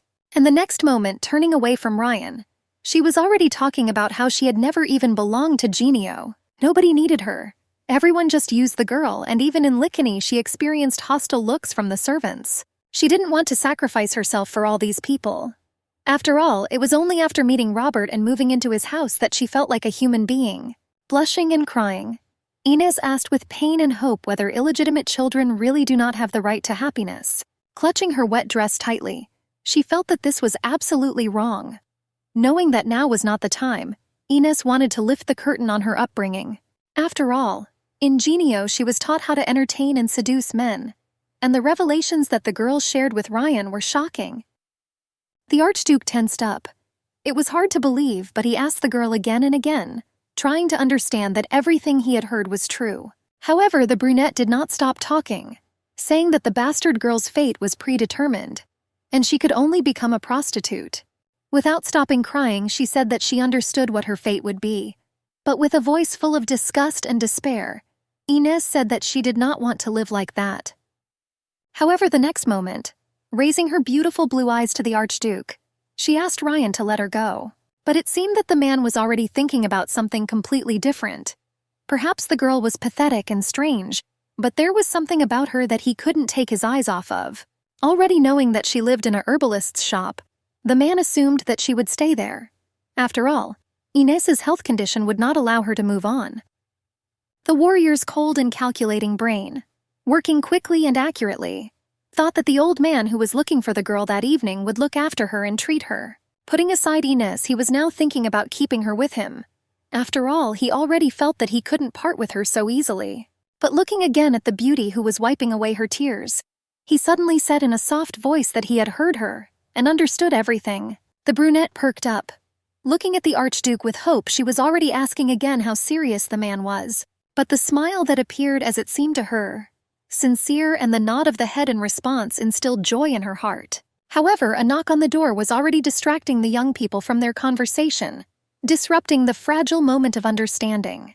Inez shuddered, trying to find protection and intuitively press herself against the Archduke. However, the young man who stuck his head through the doorway was already saying that the bath was ready. Seeing the couple huddled close to each other, he hurried to apologize, because he saw that he had disrupted the conversation. Looking at them, the assistant already noted that the man was undoubtedly of noble origin, but the pale woman raised questions in him. The Archduke insisted that Inez take a bath, because she would not stop shivering. But the rain, loudly knocking on the windows, was already warning Inez of the approaching disaster. But now the filled bathtub, spreading steam, kindly invited the beauty to warm up and immerse herself in bliss. However, having sat down in it, the girl was not freed from doubts. Trying to relax, she could not order her brain to relax. Inez leaned her head on her hands and sighed heavily. After all, she was already doubting the correctness of her decisions. She remembered what Cain had said. Resting her head on the edge of the wooden bathtub, Inez closed her eyes. Trying to come up with an escape plan, she realized that she could no longer cope. Knowing that she had no more than 10 years left to live, the brunette did not want to run somewhere all the time. Her tired soul craved peace, not a constant race. Having asked the creature of darkness to join, she already wanted to analyze the current situation with him. After all, remembering the Archduke, she understood that he might be rude, but overall he was a good person. And perhaps she didn't need to waste years of her life running away from him. Now the brunette wanted more than anything to grab onto this hope and enjoy life again, trying to hide behind his huge back. But plunging her head into the water, she asked herself to come to her senses, because she had known the truth for a long time. And her heart told her that the place filled with peace was not near the Archduke at all. It was in the peaceful and warm port city of Giron. Only in the company of Robert, who loved and protected her like a fragile flower, could she be happy. Opening her mouth, she was already exhaling Cain. Thanking her friend for his help, she noted that his presence had been unbearably difficult for the girl lately. Splashing in the bathtub, she hoped that today was their last meeting. She so badly wanted Elena to let her go forever. The door opened. With her head down, she was already returning to the room where the Archduke was waiting for her. Gentle and sweet, with her hair still damp, she looked fragile, like a newly blossomed flower, enveloped in morning dew. And Ryan, sprawled in his chair, was already looking at the girl excitedly, practically not hiding his emotions. Inez was scared, but the man who wanted to win trust again was already smiling, and his olive eyes looked at Inez with curiosity, trying to penetrate into the very depths of her soul. The beauty, blushing from the piercing gaze, was already asking why the man stayed, and he, rising, quickly approached her. And now Ryan, trying to pull the game onto his field, was already offering to take the girl home. Extending his hand, he hoped that the girl would give him hers. However, Inez had no intention of doing so. The brunette assured that she could get there alone. She tried to look confident, but she felt herself shaking. Looking out the window, the Archduke thought about how to keep the girl, but only the rain and the late hour could be significant arguments. Extending his hand to the girl, he saw her haughty gaze and complete lack of interest in him, as if there was a motionless statue in front of him. But trying to raise her nose higher, she again thanked the man, hoping that he would satisfy her request. And even more than that, having bowed, Inez promised to remember this service for the rest of her life, and also to cherish the freedom given to her, the beauty added. But she didn't know the Archduke at all. After all, the man did not forgive those who rejected him.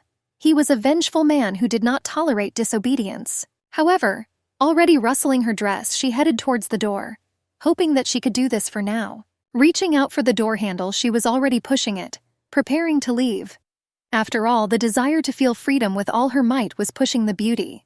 However, Ryan quickly reminded the brunette that if she needed help, the girl could come back here. This statement made Inez stop. The beauty turned around and looked at the man with fear. And now she was asking whether the Archduke really didn't need to go back. And he replied that having made such a long journey, he must now visit the capital of the kingdom. After all, being a military man, he had certain obligations. But Ryan touched his chin, saying that he had put in a lot of effort when he was looking for her, and now he didn't want to let Inez out of his sight. Speaking of the need to go, he hoped that the girl would be in a safe place. He promised to return earlier than 10 days. The brunette lowered her eyes and said that there was no need for that. After all, that was how she had decided. And although her voice was quiet, it sounded confident. But the next moment he was already showing her that she could be mistaken. After all, taking the girl by the hand, he was already turning her towards himself. The Archduke closed his eyes and kissed her hands. The electric current passing through her skin made its way to her heart, burning her from the inside. But a second later, he grabbed her and pulled her closer, tenderly and passionately kissing her neck and chest. Blushing, Inez begged the man not to do this.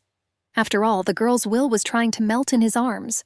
But he, not letting go of the beauty and enjoying her closeness, only reminded her that in a few days he would return to hear her final decision. He stood so close that she could feel his breath. The man understood that a rare woman could refuse him, because he knew about all the methods of seduction.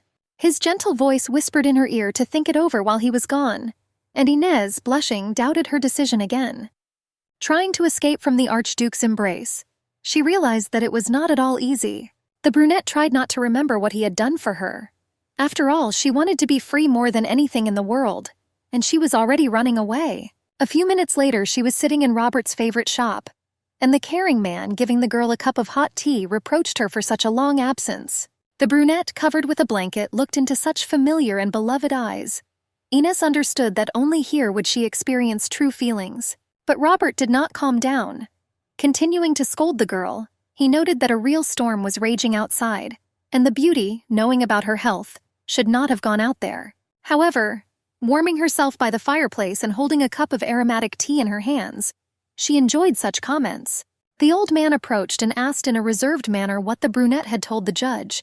His voice was quiet, almost cautious, as if he knew in advance that he would hear something different from what he had hoped for. And the brunette, raising her beautiful eyes, already answered that everything would be fine for a while. The man smiled, but at the same time he was worried and was already asking if the girl had gotten into an unpleasant situation. After all, he immediately forgot to tell her that after leaving, some nobleman was looking for the girl, and the consequences of the meeting with him were already on Inez's neck. It was hard for her to lie to the man who cared so much about her.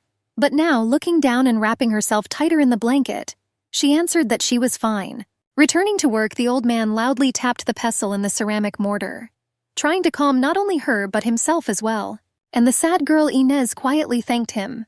After all, she understood that only this little old man was doing everything to make her life worthy. Concentrating on his work, he thought about his granddaughter, who died when she was the same age as Inez. After all, the girl reminded him of her so much.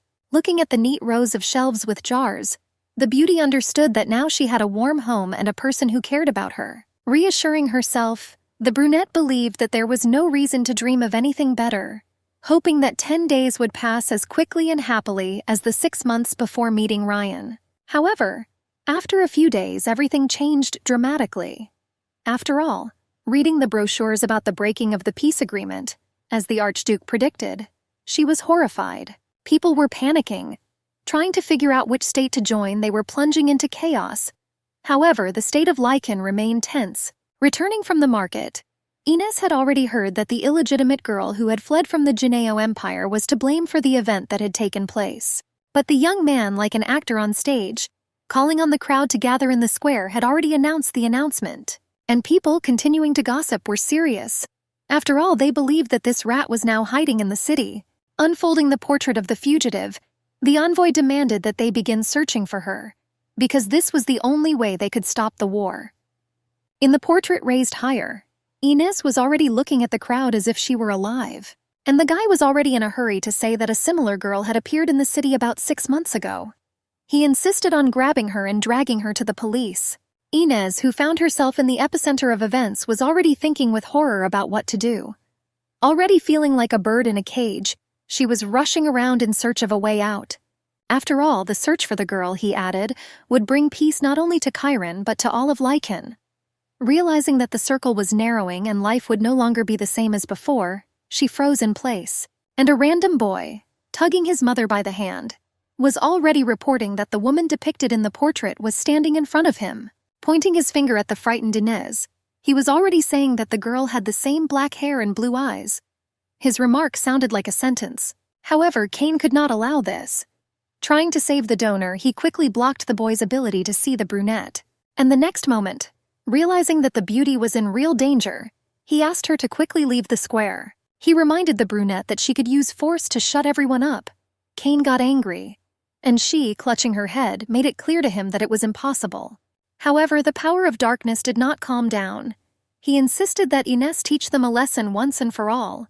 But, clutching her head, the brunette did not want to act in such ways. Leaning over, she was already screaming from hopelessness, begging to be left alone. Her voice reflected the pain and fatigue from the constant struggle. But Cain, grabbing the beauty with his powerful paws, was already carrying her to a safe place, trying to save her from imminent disaster. She hit her hand painfully on the cobblestones and knew she was safe. Her fingers were bleeding, but that was the least that could happen to her. The creature of darkness was angry. After all, lately he had to prove his rightness to his mistress more and more often. And now he advised the girl to run away again. But Inez cried and said that she could not leave Robert and wanted to return to the herb shop again. And she also begged Cain to go with her. After all, she knew that his existence was inextricably linked like a thin thread to Inez. The little girl living in Robert's house, looking out the window, already saw that something strange was happening outside. However, the old man, bandaging the beaten woman and looking at the girl, still did not understand what was going on. But the next moment, her eyes wide open, she was already screaming that a whole crowd of people were heading towards his house. Clenching her fists in fear, the little girl cried. After all, she thought that these people were coming for them. But the old man was sure that no one knew that they were living in his house. Looking at the woman, he ordered to lock the door and calm his daughter down, because her scream could give them away. Having placed the baby on her lap and hugged her tightly, she was already saying that she would do everything as the man said. However, if it was a policeman, the woman had already said, then she asked to turn them in. After all, she didn't want Robert and Inez to have problems because of them. But the old man, leaning on his stick, was already heading towards the doors. Saying that she was chatting too much, he groaned and got angry. However, the knocking on the heavy wooden door grew louder and more insistent, and the voices coming from behind it did not bode well.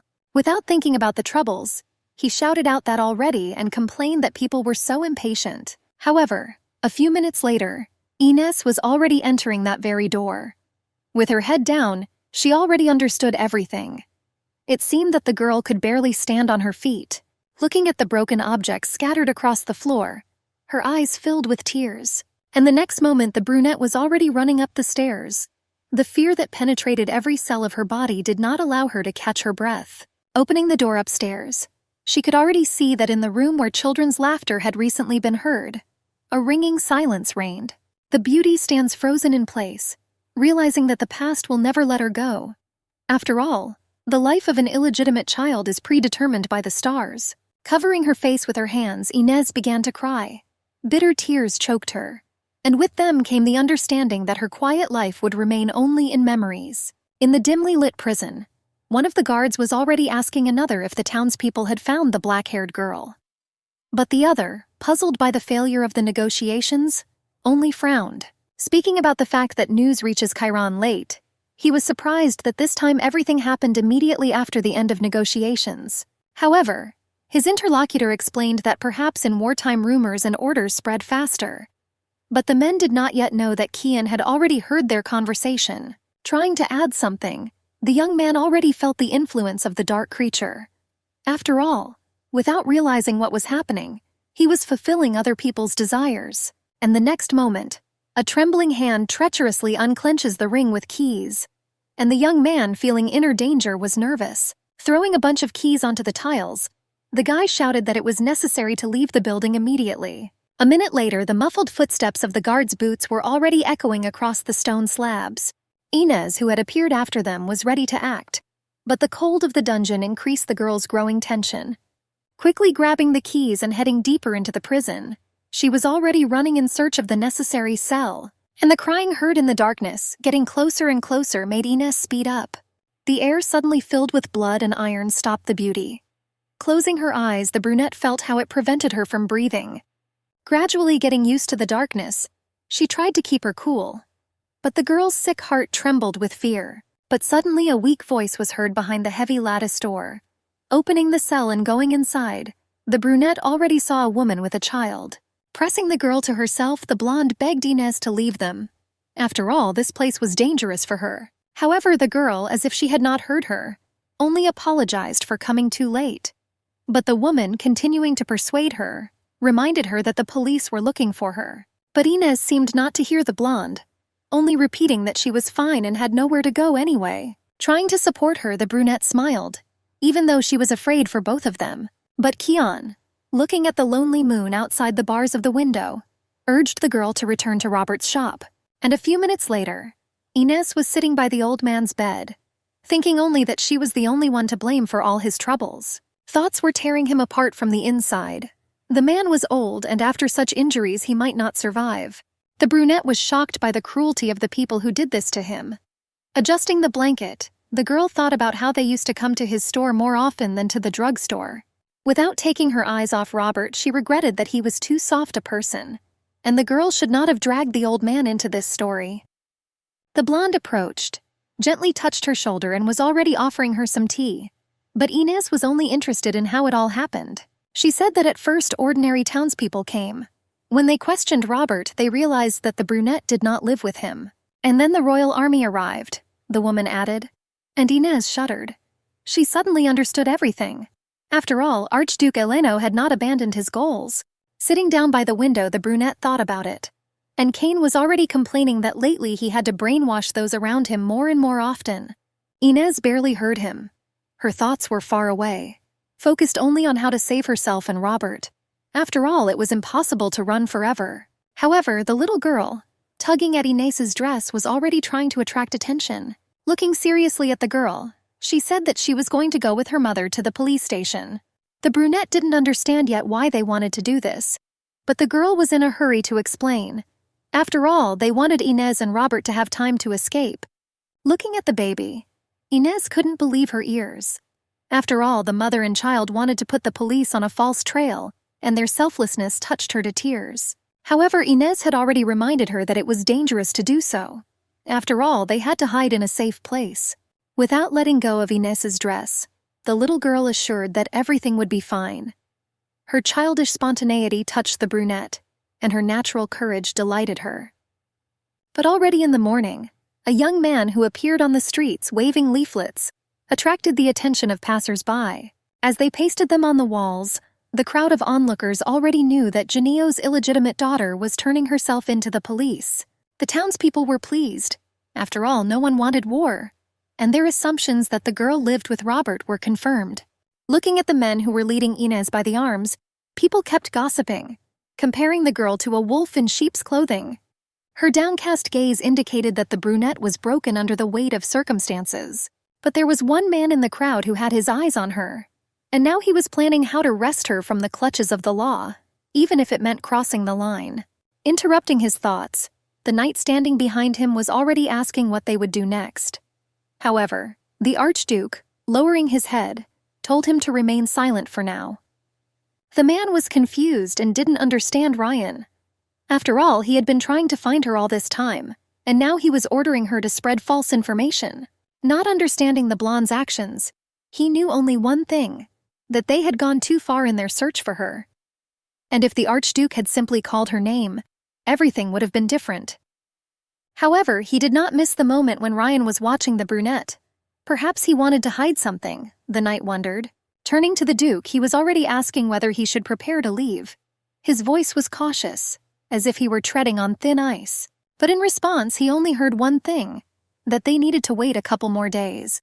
The actions of the Archduke were unclear, leaving room for guesswork. However, the young man, having grown bolder, was already reminding him that today was the 10th day.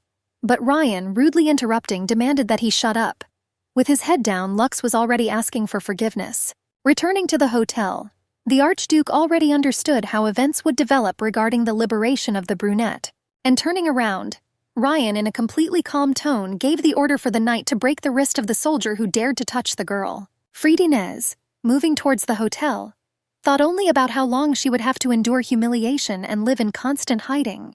Of course, the beauty remembered the offer that the Archduke had made to her, saying that he would return to Haran in 10 days. But now she needed to hide. Deep down, she already regretted not accepting him right away. After all, if she hadn't brushed him off, then maybe everything would have been different. But now she was standing in front of the door that was already familiar to her, trying to hide from pursuit. Walking towards the unknown, she was already stretching out her hand and opening the door. However, looking into the space, the brunette saw Ryan standing near the window. But it seemed that he was reacting to the girl. Inez was so taken aback that she was already addressing the Archduke in a voice trembling with tension. Turning around, the man realized that his plan had worked. It couldn't have been any other way. His eyes showed triumph and anticipation of victory. Not knowing where to start, she only said in a quiet voice that she was surprised that the man was here. However, looking into the frightened eyes of the beauty, Ryan was already saying that apparently he didn't need to leave, and the next moment the girl looked at the Archduke's face, trying to read his true intentions towards her, and he, blushing with anger, noted the wound on the girl's cheek. After all, knowing about her health, he asked her to be more careful. Slowly stretching out his hand, he gently touched Inez's cheek. Looking away, the brunette was embarrassed, and only a light blush flashing on her face betrayed her emotions. Realizing that freedom was no longer available to her, Inez began to cry, and now the tears that streamed from her beautiful eyes revealed what the girl could not express in words. Trying to be gentle and caring, the man asked how much her wound hurt. Looking around the modest room, she was already thinking about how tired she was. After all, Inez had come here to rest, and did not expect to see the Archduke. But pressing her hands to her chest, the brunette felt that she was safer with Ryan than with anyone else. But whether the girl could rely on him, she didn't know. And the Archduke, as if reading her thoughts, was already asking whether the girl was going to return to Genio. Anticipating her answer, he was already advising her to stay in Licheni. Inez no longer wanted to reject this temptation. Remembering the terrible treatment at home, kneeling down and bowing her head, she asked for guarantees. Looking at Ryan, she begged him to promise the man that if she chose Eleno, she would never regret it. Her eyes were filled with pleading, mixed with distrust. However, the Archduke had already asked Inez to remember how much effort he had spent for her. Realizing that he needed to press a little more, he wanted to appear convincing. But raising her eyes, she already reminded him that he had done everything only so that the brunette would become an archduchess, and not the wife of the crown prince. Trying to protect her interests, she angered Ryan. But in a voice that foreshadowed danger, he said that he could hurt her because nothing stopped him. But he did not choose barbaric ways to force her, and the brunette had to appreciate it. However, Inez did not believe in gratuitous kindness and had already said so. Looking at the beauty, Ryan hurried to ask about what the price would be for all his efforts. After all, his hidden desires burned inside him like a bright flame, giving him no peace. And the naive girl was already wondering if he really loved her. The blazing hope warmed her tired heart. But he was silent, and the girl already understood that it was not love but lust, and that was what pierced his heart. Bitter disappointment filled Inez's soul. He tried to answer something else, but it was unnecessary. Wanting to trample the man, she dreamed that he would call her name at the top of his voice. But the next moment, the Archduke was already talking about how she was provoking the man with her appearance. After all, everything about her drives Ryan crazy. Although in principle this should not have happened, the man thought. His desires were full of passion, bordering on madness. However, Inez believed that he should hate her. After all, she was the woman who was taught dirty things and sent to destroy his empire. The brunette shuddered because Ryan had already calmly said that it didn't matter. After all, she had never done this to anyone before. He knew that he would tame Inez, and only he would be satisfied by her as she had been taught. The man's confidence was frightening, as if he already owned her soul. Pressing the beauty tightly to his chest, he already asked her to forget about the war, and think only about how wonderfully she would live in his kingdom. Pressing herself against the man, the brunette understood that he was saying the words that Inez wanted to hear most of all. Hope flared up in her heart again. Holding her breath in the man's arms, she repeated over and over again that she wanted to live like a human being, because it was important to her. The brunette's voice trembled with pleading, but the next moment, tearing the beauty away from his chest, the Archduke already promised that she would be able to enjoy everything that she had never had before, and passionately kissing Inez, he quietly promised that if something did not change, then he would definitely change it. Now Ryan did not even doubt that the brunette had chosen him, and the stars, faithful companions of the moon gathered for the night ball, were already becoming silent witnesses of the great deception. The moonlight, making its way through the patterns of the latticed window and descending onto the bed, tried to eavesdrop on the quiet conversations of the strange couple. Feeling Ryan squeezing her hand in his large one, Inez asked him to take the girl and her mother with him. After all, it was important to her. But at that moment, it seemed that the Archduke did not listen to the beauty at all. Hugging her tightly, he slowly pulled her towards him, enveloping her in the warmth of his embrace. Anticipating pleasure, the man closed his eyes. But the girl did not calm down, asking whether he could love her, and whether she was capable of loving Ryan. Her naive questions irritated the Archduke. After all, in his world, feelings had long since given way to calculation and desires. And now the Archduke asked her to do what the girl had learned in Genio. Leaning closer and closer, he insisted that this was the love he had dreamed of all his life. And now, in the darkness of the room, pressing himself against her body, the man was in anticipation of pleasure. And the girl, closing her eyes, already allowed him to believe his words. After all, it seemed that perhaps such love should have been enough. And only 3 days later, Ines visited Robert again. All these days she did not forget about him, but she could not leave Ryan. However, her conscience did not give the girl peace. Sitting on the bench, they talked for a long time about what had happened.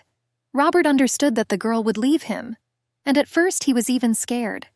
But holding Ines's hand tightly and learning the details of the events, he realized that he was becoming calmer. The receding anxiety calmed the old man's soul. She wanted to take him with her, but she knew he wouldn't leave his homeland. And now she promised to take care of helping the man restore the herbal shop. And Robert can't imagine how he'll live without the brunette. After all, he's so used to the girl that he constantly thanks fate for such a gift. After a while, hugging the girl, the man asked her to write him letters, and also wished Ines a happy life. Hugging Robert, she understood that this wonderful man gave the beauty the happiest moments in her difficult life. But Cain was the most worried of all.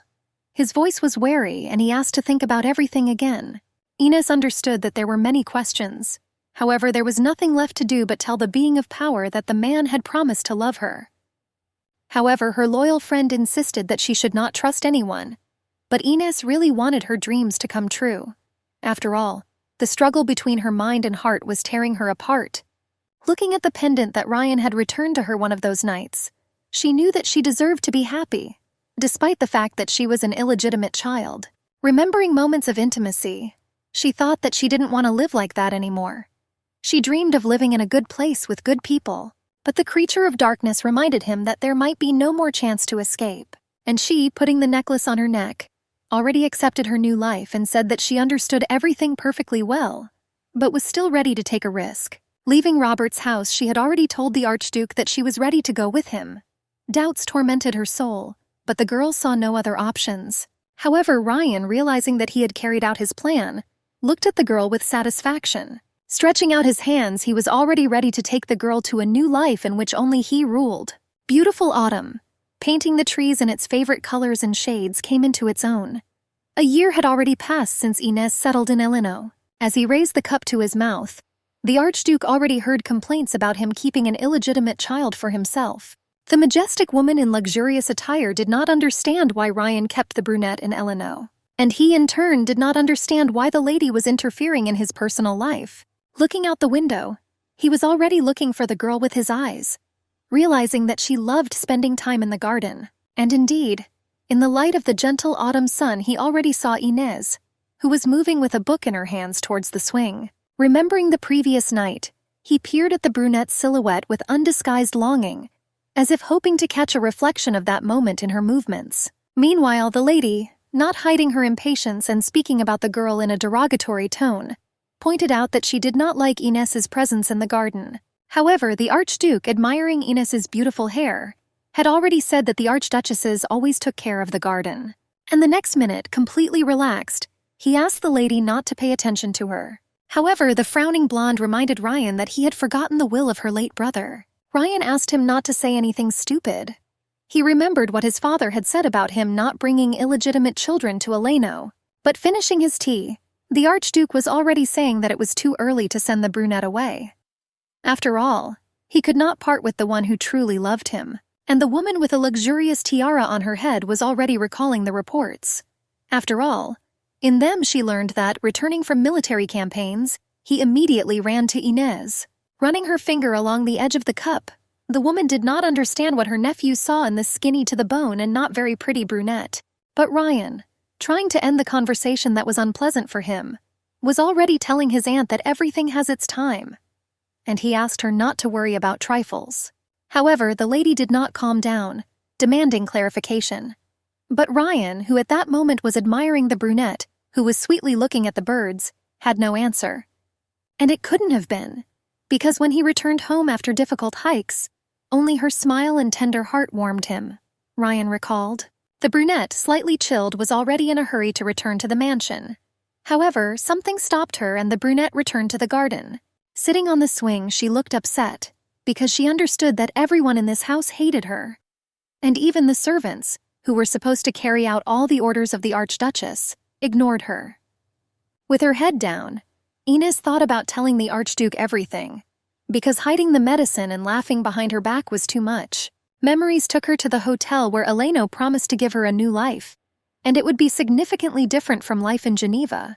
With sadness in her eyes, she noted that nothing had changed. However, the girl remembered his promises and was going to talk to him about it. But her thoughts were already interrupted by a maid who, holding a broom in her hands, approached Ines. Being in a great mood, she was already asking what the Archduchess was doing here, because it was quite cool in the garden. But realizing that she was without a stole, the servants noted that the Archduchess could not walk down the street without covering her shoulders. All these laws and strict rules put pressure on Ines. However, the maid, supporting the brunette by the arm, was already saying that when Mrs. Kara was in the mansion, it was better for her not to go out into the garden at all. She had long since realized that her husband's house was a strange place, and the people there were insincere, those who skillfully adapted to the circumstances of a false world. After leaving the garden, Ines hurried back to her room. The wide staircase, like a decrepit old woman, creaked and sighed with every step. But as she climbed up it, she could already see the displeased face of Mrs. Kara and Ryan standing behind her. The tension hanging in the air made it hard for her to breathe, and the maid quietly warned that this would not be the best meeting and asked Ines not to worry. The girls bowed their heads and froze in a curtsy. The tension in the air foreshadowed a storm, but the respectable lady had already said that Ines was not well-mannered enough. After all, she doesn't know how to greet an adult at all, the woman added. But Ryan was already trying to come between them, believing that only he could tell his wife what to do. Leaning towards the girl, he quietly asked where she had been, although he knew it perfectly well.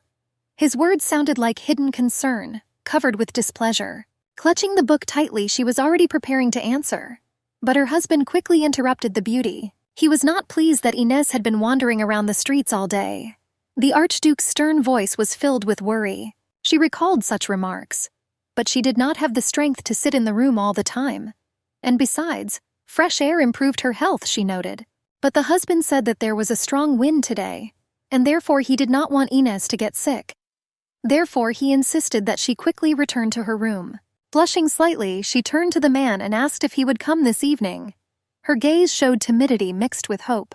Looking closely at the girl, he realized that he could not refuse her.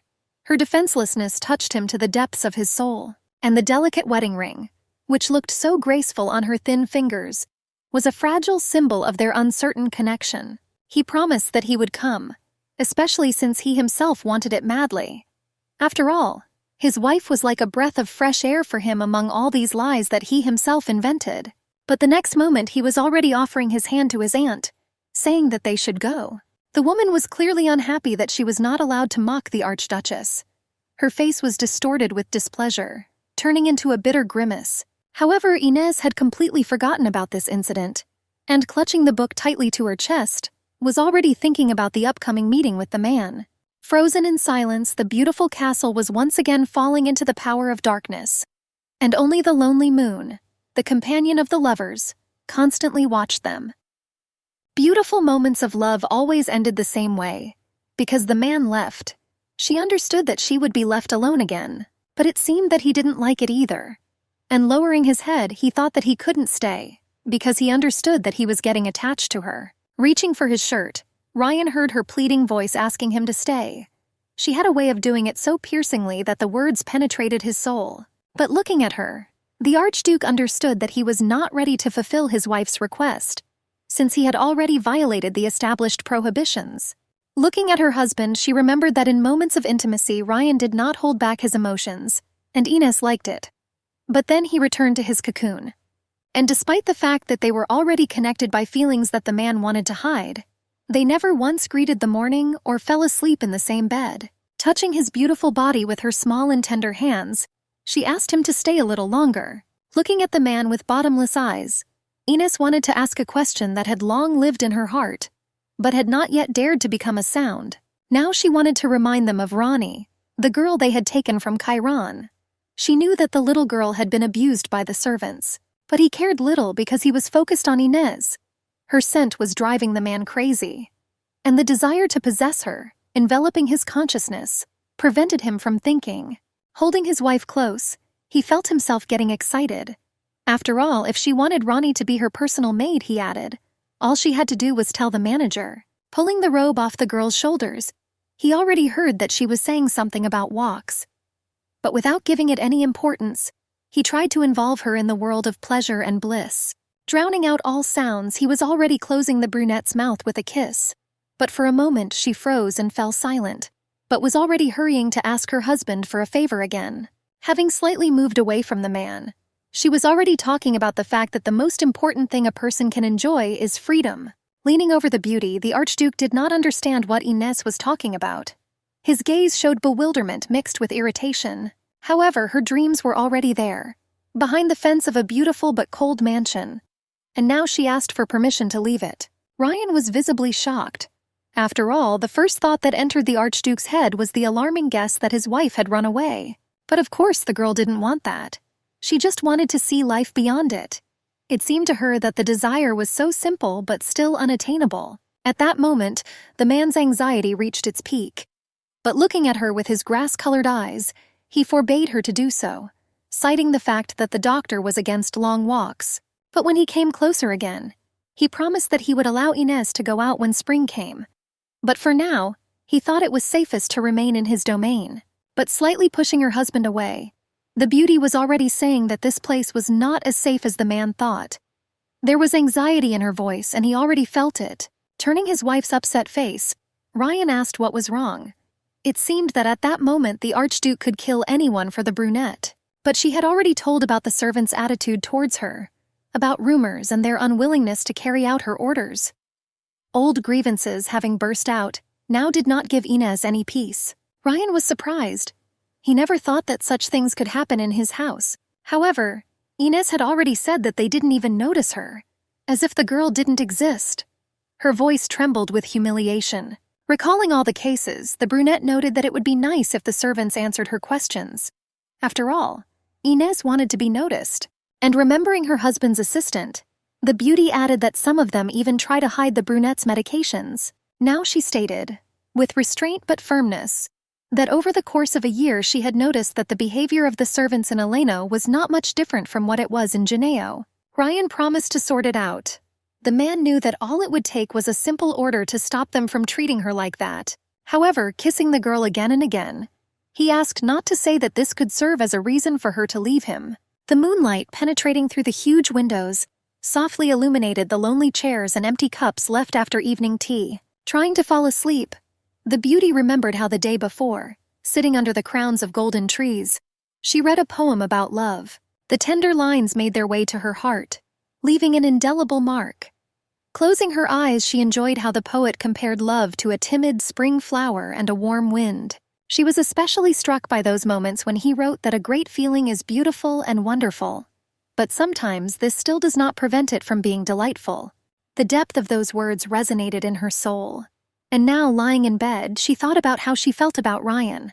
And he, realizing that he did not want to leave, felt resistance growing inside. But suddenly Inez understood everything, and she was already quietly telling her husband how she loved him. Buttoning the cuffs of his shirt, the man turned around and looked at his wife in bewilderment. His heart sank because no one had ever said such words to him. However, sitting up in bed and looking at the surprised Archduke, she repeated these words again. And it seemed that at that moment the girl was truly happy, and he already understood that he was worried in vain, feeling that he could relax. After all, he understood that she would never run away from him. Trying to consolidate the victory, he already reminded that they would go outside the mansion together. But next spring, words filled with hope penetrated Inez's soul. The brunette laughed and thanked her husband for hearing her requests, and she hoped that he loved her as much as she did, but was embarrassed to admit it. The weather changed so quickly that soon the first fluffy snow began to fall softly on the leaves outside the window. Inez was embroidering. The brunette was in an unusually good mood, and despite the fact that her husband had briefly left the mansion, no one ignored her or hid her medications. She found herself thinking about spring more and more often. After all, Ryan's promise constantly warmed her. Remembering how her ward had settled in, she was happy because the little girl had fallen into the caring hands of a kind red-haired maid. It was still difficult with Mrs. Kara, but Inez noticed that she was paying less and less attention to her and was not driving her into a corner as before. And Ryan's assistant, thoughtfully offering her to drink herbal tea at least once a week, assured her that the decoction would restore her strength. And indeed, Inez began to feel her body slowly but surely coming back to life. Inez understood that she had learned a lot during the winter. After all, she began to embroider more often and study the language of the Lycan Empire more diligently. For some reason, it seemed to her that if she tried and became at least a little bit like these people, then the brunette could become a part of this place. But she met Ryan less and less often. After all, he disappeared into his office, immersed in his work. She saw that something was happening, but she did not understand what. Not much time had passed since the temporary truce with Genio. The Empire was still weak, and new threats were beginning to flare up on all sides, especially from the east, where the Dorcan barbarians increasingly looked at the borders with undisguised interest. Ryan tried to stop the impending conflict by constantly corresponding. However, he saw that nothing was bringing results. Discussing the topic of war with the elderly lady, he had already reported that he would have to go to the negotiations in person. Holding her breath, she listened to her nephew and only became more upset. Her heart sank that the Archduke would have to go to the battlefield again. Trying to calm the lady down, Ryan said it wouldn't take long. The Archduke promised to come at least once every 6 months. And the gray-haired lady, who had retained the remnants of her former beauty, looked at her nephew with pride. After all, she had always believed in him. But Ryan, drumming his fingers on the table, was thinking only about who to leave the instructions to regarding his wife. He knew the character of the aunt he was leaving to manage the affairs in his absence. Not wanting to spoil the mood of the only woman who remained family to him, he decided to entrust Inez to an assistant. As he was getting ready for the journey, he told his aunt that the delegation from Geneva, headed by Crown Prince Richard, had already returned. But they had failed in the negotiations. The woman was surprised at how warmly Ryan spoke of his brother. But the Archduke had already asked to contact him if a matter requiring an immediate solution arose. The lady agreed, but in her heart she hoped for only one thing, that Ryan would return as soon as possible. But it was difficult to promise him anything, and now, looking down, the blonde thought about his wife. And the saddest thing was that the Archduke was already missing her, even before he had time to leave the house. But saying goodbye to Inez was the hardest thing of all. It seemed that the already fragile woman suddenly became invisible. After all, she did not understand how she would live without him, and what worried her most was not the separation itself, but the possible danger associated with the war. The girl's heart told her that she could remain a widow. Without looking up, he tried to console the brunette, and he said that he planned to finish everything quickly. Seeing Inez's anxiety and despair, he sighed heavily and mentally reproached himself for not warning his wife in advance. But looking up, she was already thanking God that everything really ended quickly, and Ryan returned home.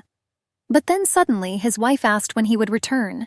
This was the most difficult question, and although the Archduke already knew the answer, there was uncertainty in his voice. But the next moment he said that he would return in the summer. Inez's eyes dimmed. With difficulty holding back tears, the brunette already understood that now her main dream was collapsing. He saw that his wife wanted to say something, but her words were confused and stuck in her throat. However, she was already quietly whispering that spring was coming soon. Squeezing her fingers, the brunette was already saying that she would like to go outside alone without an escort. Ryan froze. He had completely forgotten about his promise, and now his face reflected horror because the Archduke was most afraid of losing his wife. As he hugged his wife, the Archduke heard her say that in the spring, behind the fence of the mansion, unseen flowers bloom, and she would like to see this. Ryan didn't know what to answer yet. In an attempt to find arguments, he stroked his wife and stalled for time. But the very next moment, lifting her off the floor with a playful grin, he asked her if she still didn't like his mansion. The man wanted so much to kiss the flushed brunette, but she calmly answered that it was not about the house. She had simply dreamed about it all winter. Making it up on the fly, he already promised that in a couple of years they would go together to the Rhine Valley. But the beauty must wait for her husband. Her eyes dimmed, and he, holding the brunette by the chin, already saw how the girl was suffering, not even trying to hide it. The Archduke really hoped that Inez would wait for him, and he repeated this out loud. trying to get through to his wife. Saying goodbye to her was much harder for the man than he thought. After all, feelings were tearing him apart from the inside. The man did not expect that it was possible to experience separation so acutely. Quickly heading towards the door, he heard his wife trying to say something last. But turning around, the Archduke saw the girl handing him a handkerchief with clover embroidered by her own hands. But Ryan already understood that her sweet gift was unlikely to help him on the battlefield. And she, raising her bottomless blue eyes to her husband and pressing her hands to her chest, was already quietly talking about how she loved him. Inez begged her husband to return unharmed. And now there was sincere faith in the wife's voice. But he was already in a hurry. Painfully aware that he would not see his wife anytime soon, he was clearly upset. However, before leaving, he had already ordered the knight to keep an eye on Inez, and especially to make sure that the girl did not leave the mansion. Handing over a handkerchief with embroidered clovers, the Archduke asked that it be taken to the office and placed in a drawer of the desk. Time dragged on slowly, but 2 months later Richard arrived at the mansion. It was noticeable that the stately blonde man in a snow-white waistcoat was in an excellent mood. Sitting down at the table, he thanked his aunt for the invitation. After all, he had often thought about finally visiting Eleno, but the lady only smiled reservedly. The Crown Prince thanked her for the warm welcome and hurried to inquire how long his brother had gone on campaign. But she, not knowing what to answer, only let it slip that Ryan always had a lot to do. Smiling, he noted that a new painting had appeared on the top landing. It immediately caught the attention of the Crown Prince, because the magnificent waterfall cascaded into a huge lake, reflecting a rainbow in the sunlight. But she, without raising her eyes, calmly replied that the Archduchess often receives gifts, the origin of some of which she does not even suspect. Closing his eyes, the Crown Prince understood without further ado whose gift he was seeing. After all, only a professional could paint the picture, and only at his brother's request. Without expressing his thoughts out loud, he only smiled contentedly and cautiously remarked that the Duchess must be bored without Ryan. But I had already heard how my aunt, calling Inez a child, complained that she was still busy getting used to the new place and had been doing so for many years. However, the Crown Prince said thoughtfully that more than a year had already passed, and he still had not seen the Archduchess in society. Looking at the tea set, he assumed that perhaps she would find time for a cup of tea with him. After all, the girl was his brother's wife, and he wanted to chat. And the gray-haired lady, not hiding her irritation, already replied that she did not consider it necessary to waste time on a girl who was not ready to go out into society. Moreover, the lady noted, the brunette was not unfamiliar with etiquette and had a poor command of the Lycan language, and the Duke forbade the girl to leave the mansion. But the young man, pretending to ignore his aunt's refusal, with a slight smile asked to have lunch with her and the Duchess. Looking at him through Ryan's eyes, she just pursed her lips and thought about it. She didn't like the idea. And since all responsibility for the internal affairs of the kingdom now lay on her, she was quite cautious. But she could not refuse her nephew. Moreover, while walking through the garden, he had already accidentally bumped into a beautiful brunette and she made a pleasant impression on him. Kissing the girl's hand, he tried to examine her more closely. Noting her pretty features, the man introduced himself as Richard Rishvaligo, and she, blushing and not knowing what to answer, carefully examined the unusually gallant blonde. Slightly confused, she did not dare to enter into conversation. Inez was visibly nervous when she received the invitation to dinner. She had difficulty using the cutlery and often apologized. The young man, smiling slightly, corrected the brunette, and also gently said that if you hold the knife incorrectly, you can hurt your hand. He carefully touched her hand to adjust the position of the knife and fork, and did it with such tact that the girl did not feel embarrassed. But Inez was still worried. She was even afraid to touch the food. However, in her thoughts she increasingly noted that Richard was surprisingly kind. After lunch, they strolled through the park, and the Crown Prince was quick to remark on how magnificent the Eleno mansion looked at any time of year. The girl, as if waking up from a dream, raised her head and for the first time in a long time looked closely at the monumental building. It was truly beautiful, and only now did she realize that she had looked at her feet too often, forgetting about the beauty that surrounded her. Richard, as if wanting to tear the girl out of these thoughts, was already asking how the brunette was living in Ryan's house. Smiling, she admitted that last year had been difficult, but she hastened to add that her husband had done everything to make her feel at peace now. Then, without holding back, she spoke of how she was looking forward to autumn. After all, when Ryan returned, she would ask his permission to leave the walls of the mansion. The blonde, remembering the conversation with his aunt, recalled that the girl could not leave here without the Duke's permission. But under the quiet murmur of the fountain, instilling courage in her, Richard asked why she absolutely needed this permission. Wasn't she free? It seemed that thoughts fluttered in her head like butterflies in a meadow. But she knew that she could not change anything. After all, she had promised her husband that she would wait for him. And yet the beauty was not discouraged. Smiling, she said that she believed that Ryan would make her dream come true. Sitting down next to the girl on a bench, the crown prince dared to ask if she loved her husband. Not expecting such a question, she, looking into the distance, answered that she loved. After all, one of the greats wrote that love is the 4 seasons, and she always waited for one season to come and replace another. But Richard saw that the girl was sad. Looking down and blushing, she now thought that this was of course love. After all, her cheeks were burning, revealing embarrassment and deep feelings. And Richard, glancing at the coffee table, had already noticed the open book of poems. He quietly asked where she got it. As it turned out, a kind person had sent her a collection. But for the crown prince, everything was clear without further ado. The feelings hidden between the lines were too obvious. Listening to her read the poem she had chosen, he felt heat rising to his ears. The tone of these lines was too frank. Sensing his confusion, Ines laughed softly and said that he was an amazing man. There was such sincerity in her voice that the crown prince shuddered. He looked at the girl in surprise, not understanding how she had managed to form an opinion of him so quickly. He was slightly confused, but did not object. But the brunette had already noted how easy it was for her to be around him. After all, the opportunity to talk to a new, and even a good person, was a real rarity within these walls. And Richard admitted that he enjoyed communicating with the unusual. Touched by the shadow of loneliness, Ines. From then on, he began to visit his brother's estate more often, and each visit brought him new impressions. He even taught Ines to write letters. And autumn, which seemed so far away, came suddenly, and the men's boots, covered in road dust and traces of gunpowder, now reminded us that their owner had returned from the battlefield.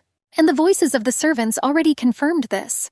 And Ryan, looking at the mansion, tried to see the one he missed madly. It was still quite warm in the greenhouse, and the autumn wind, looking inside, walked between the glass walls and flowers. Hearing the servants' cries, Ines was already turning her head towards the fence, and the crown prince understood that the pleasant meetings had come to an end. But she had already seen Eleno's flags rising in the distance, and they did indeed confirm the return of the Archduke. She quickly got up and tried to make out her familiar face, while Richard, standing in the shade of the greenhouse, noticeably grew thin and became upset. However, the Archduke, quickly walking around the park, was already approaching the glass building where he once loved to spend time. His eyes looked longingly at his wife, but he also noticed that his brother was next to her. Running up to her husband, she spoke excitedly about how glad she was that he had returned, and Ines's voice trembled from the overwhelming emotion. But she immediately noticed his upset look, perhaps because there was a person standing nearby who was preventing her from enjoying the moment. And Richard, unable to look away, watched the lovers who seemed to still have feelings for each other. Ryan's tender eyes looked at his wife carefully. He called his wife by name and couldn't stop looking at his beloved face. By breaking the rules of etiquette, the man understood that even next to his brother, he could no longer restrain his feelings and desires. However, Richard, breaking the tense silence, hurried to greet his brother and asked if he had not noticed his presence. But Ryan not only didn't see him, he didn't even hear him. He slowly pulled Ines towards him and enveloped her in the warmth of his embrace. Gently touching the brunette's lips, he kissed her greedily and insatiably, enjoying her aroma. The world went silent, giving way to the lovers, and Richard couldn't believe what he was seeing. He had no idea that his brother was capable of such passionate and sincere emotions. But Ryan, holding his wife tightly, held her as if he was afraid of losing her again. And Ines seemed to have stopped breathing. Covering her mouth with her hands, she was afraid of suffocating from the happiness that had suddenly swallowed the girl up completely. However, Richard tried to speak again. When he said that he had not expected his brother to be so passionate about his own wife, he was clearly not lying. Breaking away from Ines for a moment, but continuing to hug the girl tightly, he asked for forgiveness for not immediately reacting to him. He quietly explained that he had not seen his wife for 2 years, and the crown prince should have understood him. However, he was surprised by Richard's presence in Eleno. After all, He thought that his aunt only turned to him for advice through letters. But the man's gaze had already fallen on the tile-inlaid table and the open book. But his wife, who pressed herself tenderly against him, distracted him from his stupid thoughts with her living and loving presence. Raising her eyes to the Archduke, she wondered why he had not warned her of his return, even with a short letter, and he answered with a quiet smile that he had just arrived. But he was already interested in what Inez was doing in the old greenhouse. But the girl replied that she had spoken with the Crown Prince and was writing a letter to Robert. She had been so carried away by the conversation, she added, that she knew nothing of her husband's return. But now she wondered why the man was so interested in this circumstance. Ryan didn't seem to hear her words and was already asking how long his wife had been outside. A little confused, she said that she had gone out after lunch. The man lowered his eyes and assumed that he had perhaps interrupted their good time. But Inez, holding out her hands to her husband, asked him not to think so. However, the Crown Prince, with his hands in his pockets, looking at what was happening from the side, saw his brother's discontent and jealousy. Having decided not to interfere, he already said that he was going to leave. After all, he knew that when his brother was angry, it was better not to mess with him. But Inez, who had turned around, was already asking the Crown Prince to stay for a few more days. At that moment, she didn't even think about how her husband would react to this. However, Ryan, squeezing her shoulders tightly, showed that he did not like his wife's request and such attention to their guest. But turning the girl towards himself, he was already addressing Richard. He was not against his presence and would even like to discuss several important points with him. And the Crown Prince, realizing that in such a delicate situation it might be unnecessary, promised to think about it. And a minute later he agreed to stay, considering the fact that he had been invited. The beautiful dining room, decorated with red candles and crystal candelabra, was inviting for dinner. When telling about the battle with the Darkins, the Archduke did not hide that it was more difficult than he thought. Slowly devouring the food, it was obvious that he was exhausted and needed rest.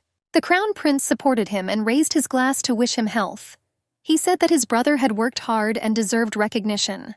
However, he hastened to add that during his absence he had managed to correct the draft budget of the duchy, and very much hoped to discuss this with Ryan as soon as he recovered. But the Archduke was already wondering whether this was unnecessary trouble for his brother. However, he assured him that it was the opposite, because he always loved working with numbers. The seemingly formal conversation led Inez to think that the talk about good relations between the brothers was too exaggerated. However, the aunt, wiping her lips with a napkin, looked clearly displeased. Without hiding her irritation, she was already thinking about how to get rid of the Crown Prince. And the next moment, looking at her nephew, she was already suggesting that they pay a visit to her brother Camille.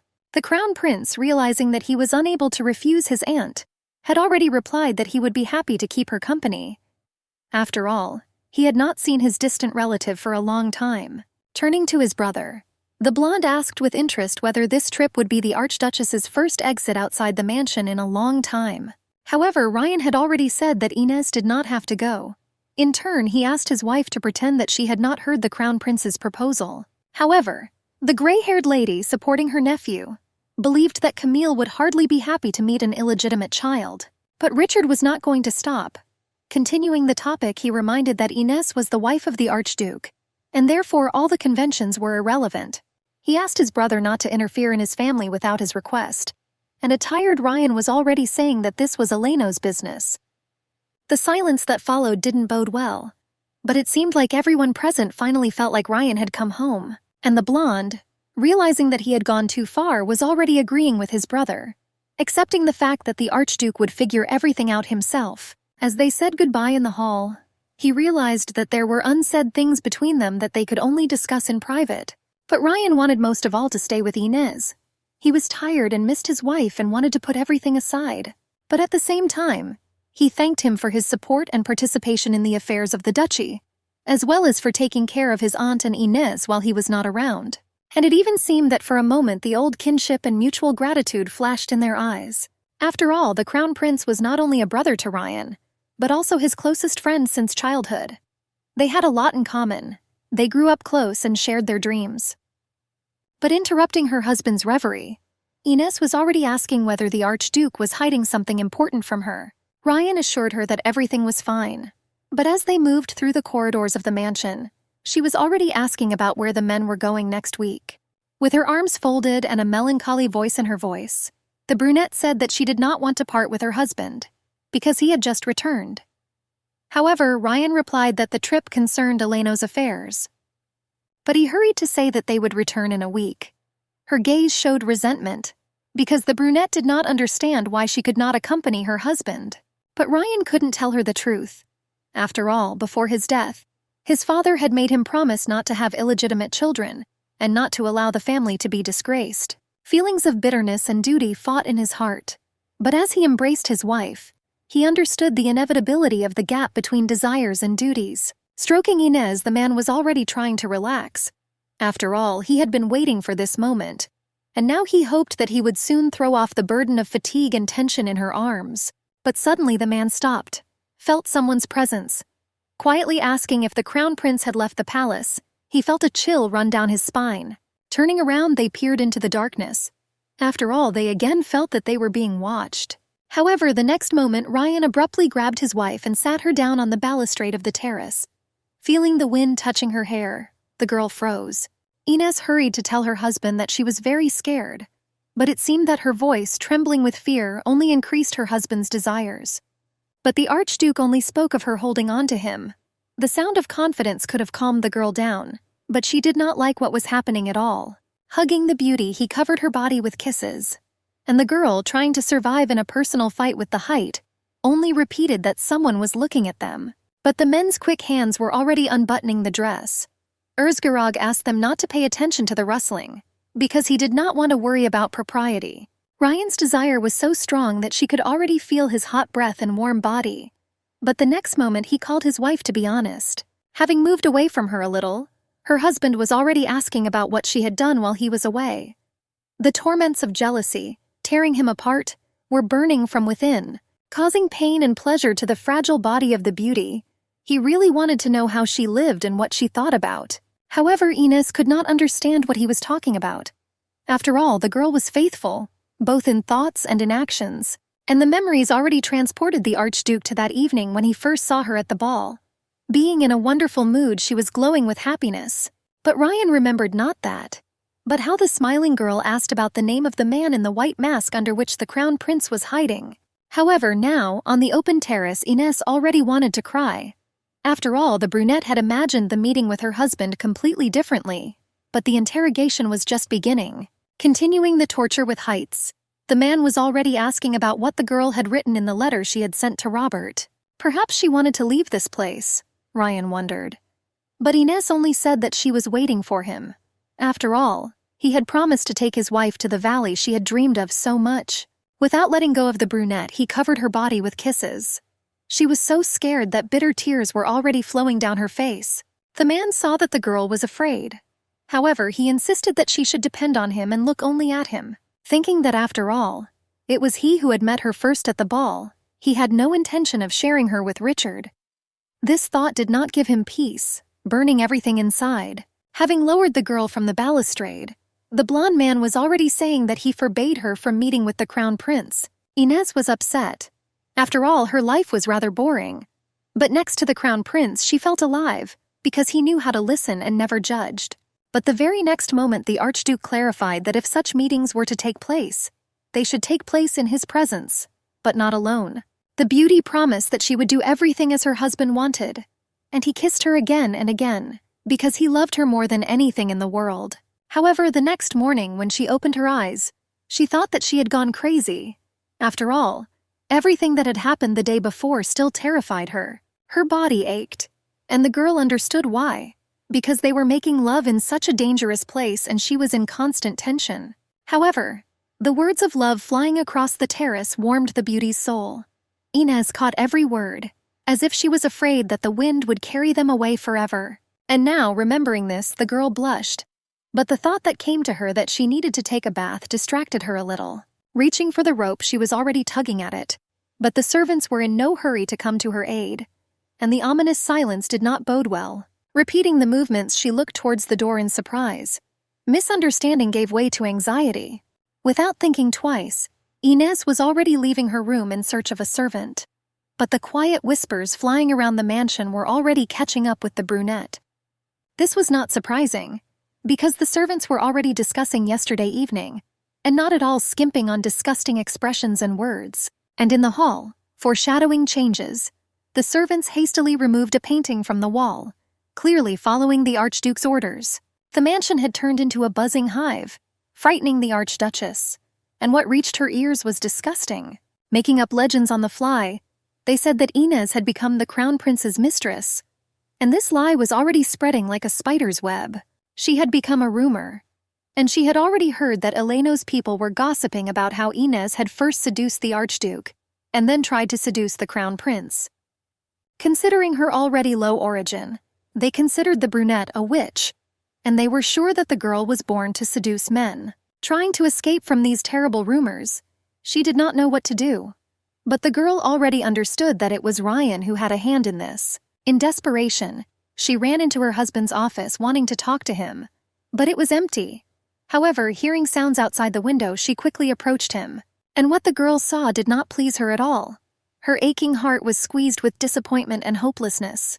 After all, the assembled courtiers and the horse-drawn carriage only testified to the fact that everyone was leaving the mansion, leaving her alone. But the next moment, the Crown Prince was already in her field of vision, looking longingly at the windows of the mansion. However, turning around quickly, he was already getting into the carriage. His disappearing silhouette gradually left a feeling of loss in the beauty's heart, and Inez, clinging to the glass, was already thinking that he had most likely already heard the dirty gossip. But now she was more upset by the fact that they would not see each other again. With longing, seeing off the man who helped her while away those 2 difficult years without her husband, she said goodbye to him. But when she left the office, she already noticed that the desk drawer was open. Curiosity seized the girl.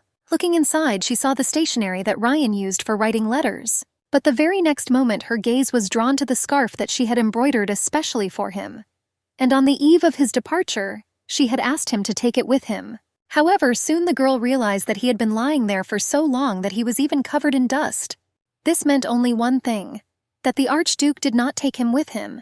And the brunette tried in vain, trying to put a bit of love into her work. Returning to the bedroom, she was already in a hurry to talk to Perry, who had finally entered her room. And now she asked the girl whether Eleno's servant had really seen her as the Archduke's mistress all this time. But as she thought about it, the brunette was already remembering what she had been doing for 2 years in Eleno. However, the only thing that came to her mind was that she spent most of her time pleasing Ryan in Eleno's luxurious mansion. The girl's gaze sank. After all, these weren't even rumors but the pure truth. And now she didn't even doubt that Perry thought the same about her. But the frightened maid only looked at her in confusion. And there were reasons for that. After all, she had something for the Archduchess. Handing over the envelope, she was already saying that when the Crown Prince left, he asked her to give this to her. However, the girl was very afraid that Ryan would find out about her actions. Taking the envelope from the maid's hands, she froze for a moment. Her thin fingers squeezed the paper, and anticipation slowly spread through her body. Taking out the letter, she already recognized Richard's handwriting. In it, he asked her to write him letters about anything and whenever she wanted. He would wait for them from her. The girl lowered her head and sighed heavily, because she understood that her friendship with Richard was already over. Anxiety gripped Inez's heart. Sitting on the bed, she realized that she was now completely under her husband's control. But suddenly she remembered how many letters she had written to her husband, with words of love and tenderness. But he never answered her, and she knew that the letters had been delivered. The growing resentment demanded an outlet. The girl did not regret anything, because she had no doubt that she had chosen the right path. The beauty sincerely loved the Archduke and still considered him a good man. However, now looking out the window, she already doubted that she would be happy in this house. Sunlight streamed through the windows and fell on Inez's clenched fist.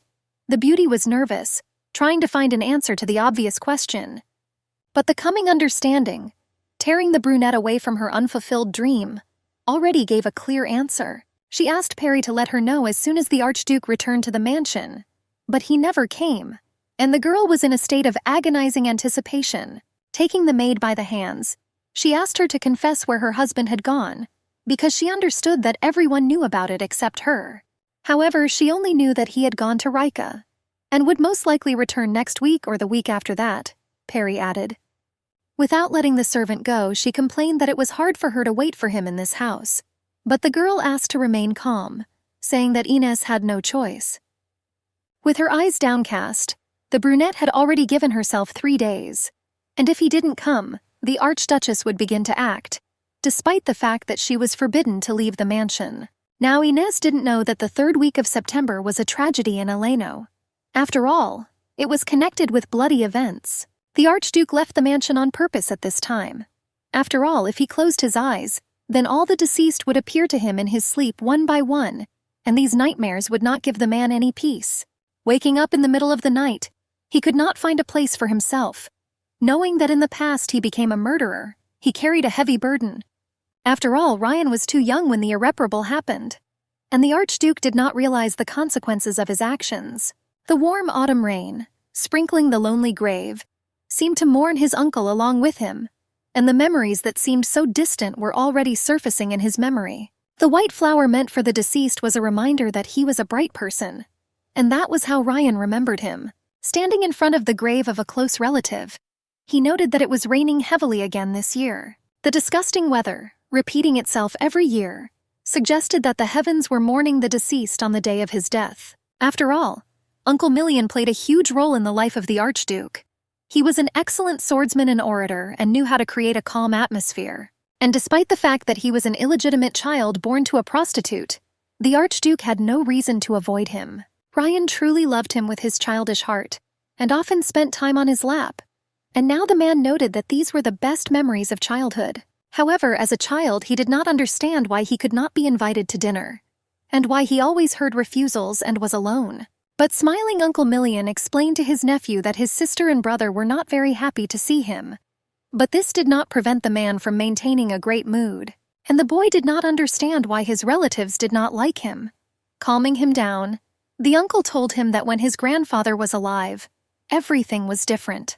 But sometimes the uncle regretted that he was born at all. After all, he complained that having received extra love from his grandfather, he became more greedy.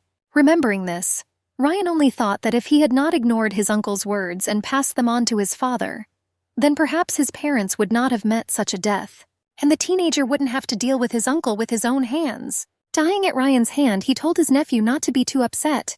After all, he was the only one who truly loved him.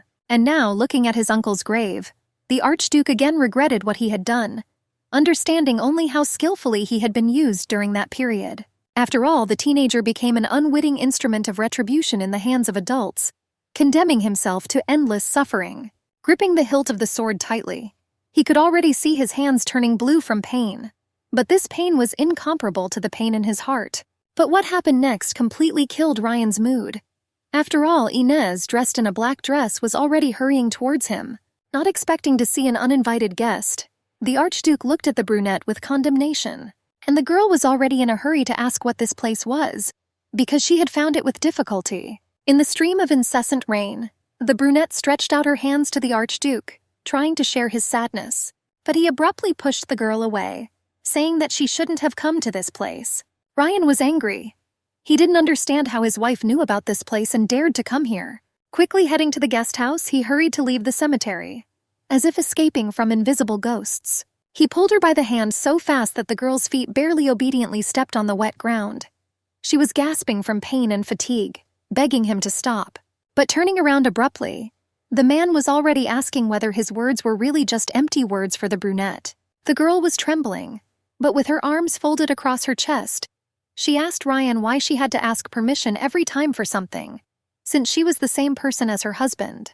The man couldn't believe his ears. But the next moment Inez was already declaring that from now on she would decide for herself where to go.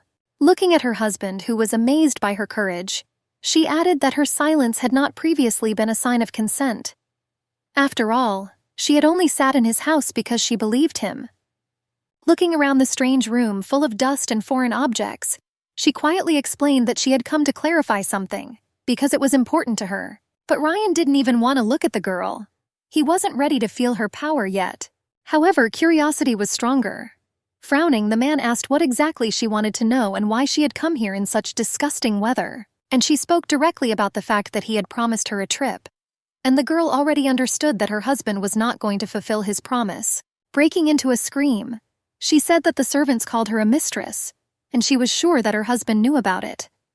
And his aunt, despising the brunette, treats her mercilessly. But the most painful thing was that the Archduke himself contributed to the fact that Eleno's people spread rumors about her. After all, he made love to her in front of others. His actions only proved, Ines continued, that for him she was nothing, just a pathetic creature. He didn't care how she lived and what she felt. After all, knowing her situation, she understood that her husband could ruin her life. But he swore that everything would change. Now the brunette understood that everything the Archduke had said and promised at the beginning turned out to be a lie. Barely holding back her tears, Ines demanded answers to her questions. After all, she wanted to hear an excuse from her husband. However, the Archduke knew that everything his wife said was true. But the man was angry that an illegitimate child was making such claims against him. Now he spoke coldly as if he were a stranger. He accused his wife of useless actions that, according to him, destroyed everything. He almost growled. However, Ines did not understand what was being discussed, and she tried to find at least a little meaning in his gaze, but there was only fatigue and irritation. Clenching her fists, she felt her voice trembling.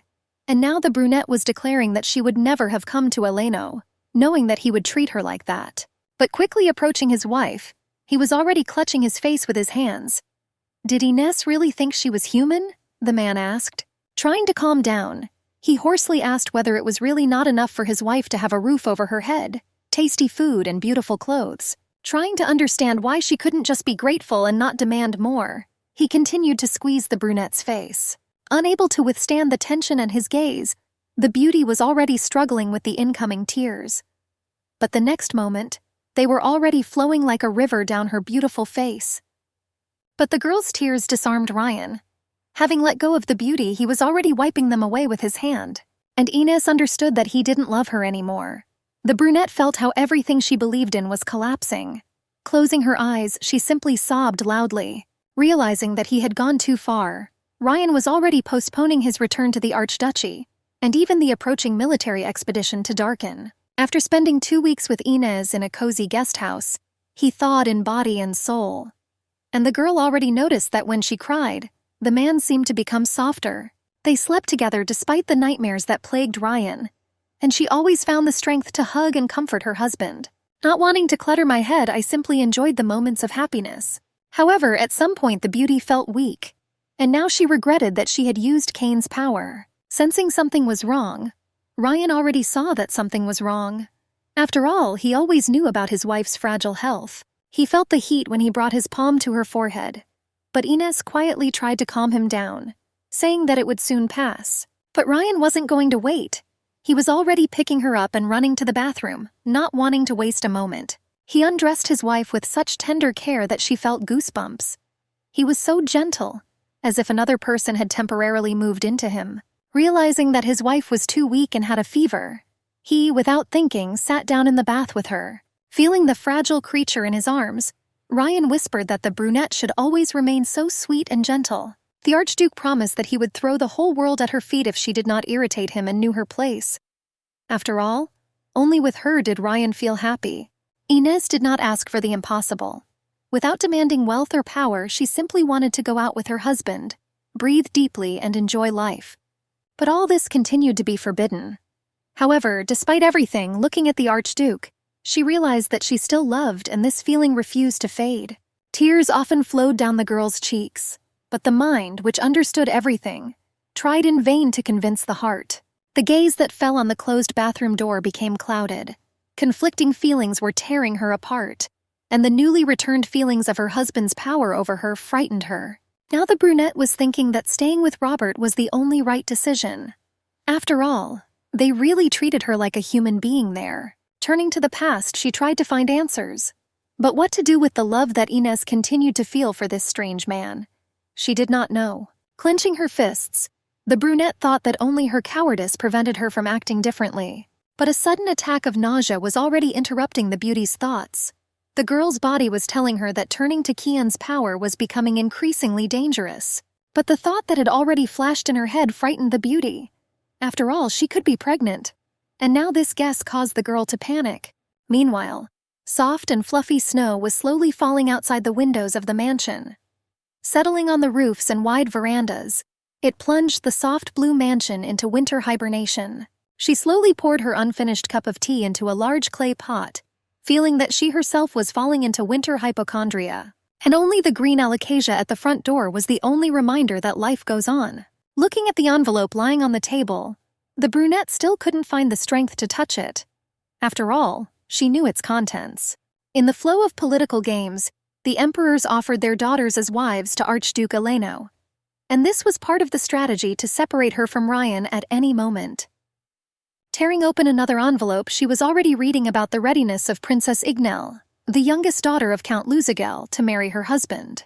But a voice calling her name made Inez stop reading. He clearly didn't like what she was doing, and now he looked at the girl with disapproval. Having taken the letter, the Archduke demanded an explanation. After all, he did not allow her to read the correspondence without his permission. But looking sadly at her husband, the brunette only quietly noted that it would be better not to receive such letters at all. He tried to evoke his wife's emotions. After all, the Archduke wanted to hear the declarations of love that his wife had accustomed him to. However, Inez was now thinking about how to start a conversation that would clearly change their boring and measured life. And a minute later, she was already talking about being pregnant. And she didn't forget to mention that it was his child. Ryan winced. But the brunette continued to say that the pregnancy was already more than 2 months old. Coming closer, he looked at Inez carefully. He wanted to know exactly when it happened, but even more he wanted to hug his wife. It happened that night on the balcony, the girl continued. And she didn't just guess, she knew for sure. After all, her husband had not yet been home before that evening, and she reminded him of this with a special emphasis. The man thought about it. For some reason he thought that more time had passed since then. And now knowing about the child, Ryan understood that he could have organized things completely differently so as not to go on an expedition. After all, he wanted to wait until the baby was born. But blushing, he said only that he was surprised. After all, he thought that she would never get pregnant. And now he had another way to keep his wife in Eleno. Smiling sheepishly, she asked the Archduke not to worry, because she herself did not believe that she would be able to bear a child given her state of health. Watching the snow falling outside the window, the blonde suddenly turned around. His wife's words stunned him, and Inez, coming closer, was already quietly saying that the doctor had warned about the high risk of miscarriage, and the brunette herself was not particularly expecting a child. However, Ryan did not believe her words. The man felt that everything would be fine with the child, and it would be a son. And now there was hope in her eyes. The words that the baby must definitely be born sounded like a confession. He wanted a child, and this made the girl happy. And the words that a doctor would come down to her in the afternoon sounded like concern. And Ryan asked the brunette to stay in the room and wait for him. She lowered her eyes and asked the question. After all, she wanted to do it her way, against her husband's wishes, by inviting Robert to their house. But the man did not hear Inez.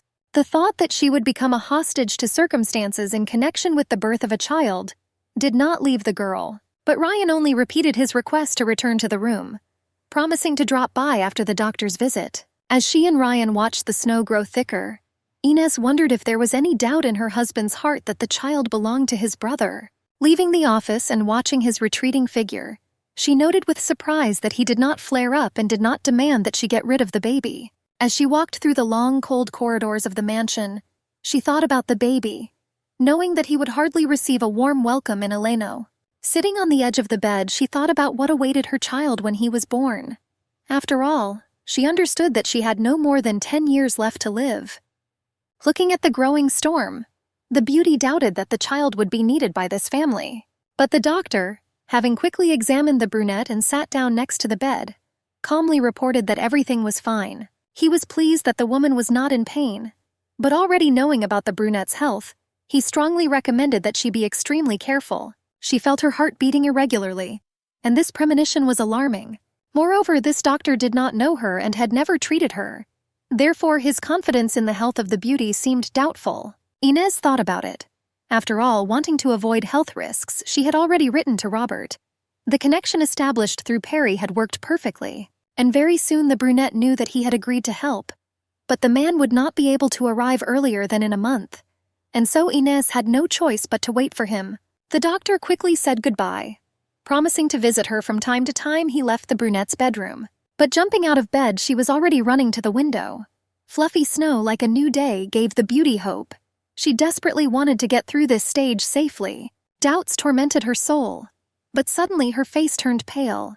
The door to the room opened and an unexpected guest entered.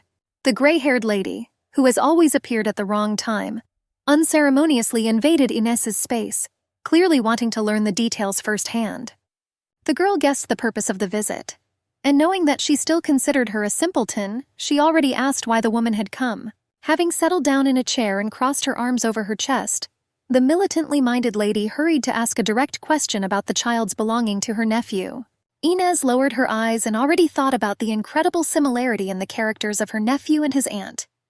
Without waiting for an answer, the lady continued to talk about the fact that if she was a brunette and carried the blood of the imperial family, then this did not give her the right to rule this house.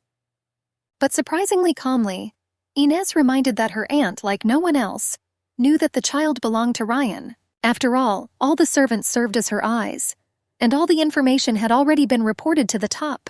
But now Inez, looking at her aunt, already understood that she was an obstacle for her, because if she gave birth to a child, then her son would not be able to rule this duchy in the event of the death of his nephew.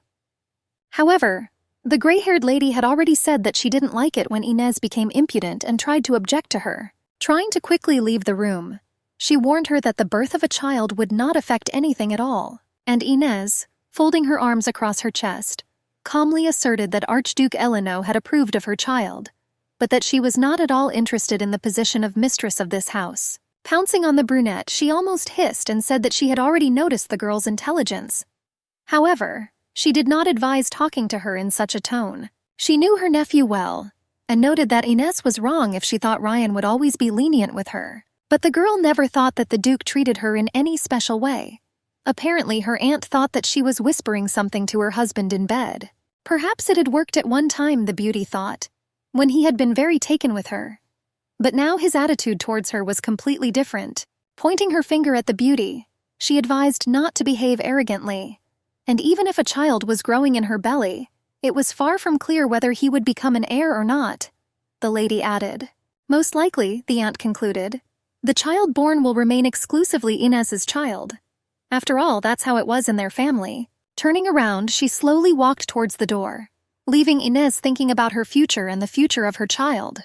And the girl thought that she would really like to have a daughter, because she could soften various misunderstandings. But for some reason, Inez, like the Archduke, had a feeling that they would have a son, and she didn't understand what she would do in this situation. She really hoped that a wise and long winter would bring answers to all questions, and again she looked with hope at the swirling snowflakes. Inez ate poorly, preferring desserts. Food no longer brought her joy. If Ryan was in the mansion for more than a week, he would dine with her. Looking at his wife, he increasingly noticed that she did not look very well. Her shoulders were hunched, her features were sharpened, and it was as if the light had gone out in her eyes. She lowered her head and stroked her growing belly, crying quietly, and sometimes tears just rolled down her cheeks, as if she had no strength left even for sobbing. At some point she would look up and her face would take on a look of complete detachment. However, she would simply say that she was pregnant. Reaching out for another dessert, she thought about the child. It seemed to her again that she would have a girl, because the desire for sweets did not subside, and Ryan noticed that the girl was moving away. She erected a wall and did not let her husband in, perhaps because Inez was angry that he was often absent. He thought the food was disgusting, and that was the reason the brunette ate almost nothing. The Archduke was angry, promising to fire the entire staff if necessary, and Inez, looking at her husband with slight weariness, explained that it was not about food at all. She simply did not feel hungry. Ryan asked her to tell him about her preferences. After all, he wanted dozens of dishes to be prepared for her, of which she ate at least one. But even the piece of dessert that she used to love so much fell asleep on her fork alone. Unable to finish it, she just sat there, looking down, promising that she would eat later. Everything inside the brunette was clenching, and now she felt something inside her was bothering her, not giving her peace.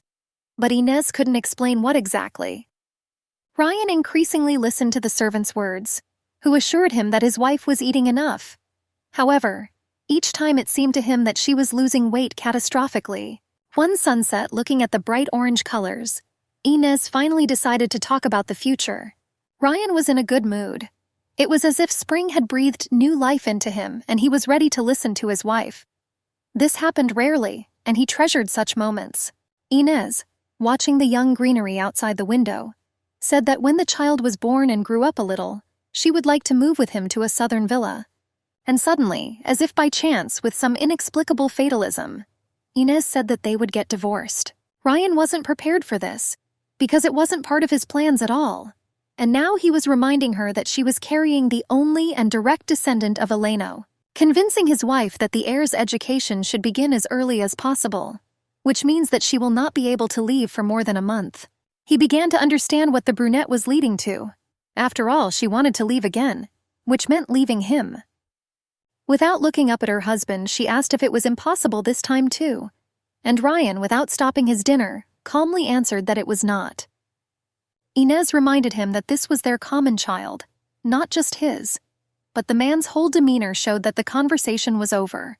She remained silent for a long time, and then admitted that she had been thinking about their marriage for too long. And although the brunette understood that divorce was a shame and disgrace, for her it was a better way out than continuing a life in which she felt like an outsider. She admitted that she had seen the marriage proposals that had come to him. These women were beautiful, noble, and suited him in every way. They could have improved the situation of Eleno's family considerably. Perhaps if she had disappeared now, everything would have turned out differently.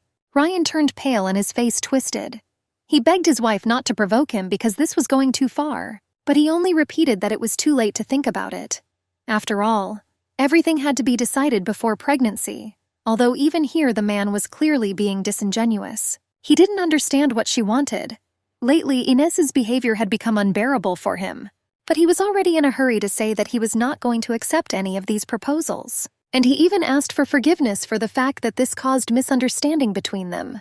Bruneka was amazed. After all, in so many years together, the Archduke had never said such words. Looking at the unrealistically golden-red tints of the sunset, she quietly said that there was no need to apologize. After all, before the birth of the child, it was still possible to change the decision. But Ryan couldn't hold back any longer. His voice was breaking into a scream. After all, he wasn't going to think about anything. Everything had been decided and a long time ago. Having asked her not to test his patience, the blonde reminded her that she would not go anywhere with his child. Inez fell silent. Thinking that the man had always wanted only to possess her body and that nothing had changed, she knew how to act. But suddenly the brunette smiled, and now she asked for only one thing: that he protect their child. She did not know whether he would survive, but the child had to live. Stroking his wife's hair, he asked her not to say such things. After all, Ryan believed that everything would be fine. Looking at his wife, he promised to do whatever she asked. And Inez turned away, trying to hide her tears. Quietly, almost soundlessly, she thanked him, trying to keep the trembling in her voice. However, the coming spring brought a new wave of aggression from the barbarians of Dorkin, and Ryan had no choice but to lead the army again. The mansion seemed empty without him, and in the morning a maid who looked into Inez's chambers found the brunette unconscious. Quickly brewing a strong tea from the root of the Menanda, she was sure that it would help the Archduchess regain her strength. After all, the load on her body was increasing. Sitting in bed, the brunette did not understand what was happening to her. Her thoughts were confused, and everything was swimming before her eyes. She closed her eyes and felt a dull pain in her temples, and she couldn't get rid of it. It was only getting worse with each passing second. But suddenly her nostrils caught the scent of grass. The spicy aroma was disturbing and confusing. Looking out the window, she did not understand what was happening, but she only felt how trouble was already standing behind her. A knock on the door was already distracting the girl. Inez shuddered and asked in a barely audible voice who had come. However, the opening door was already letting out the dearest person in her short life. After all, Robert was standing on the threshold. Tears flowed from her beautiful eyes, darkened with fatigue.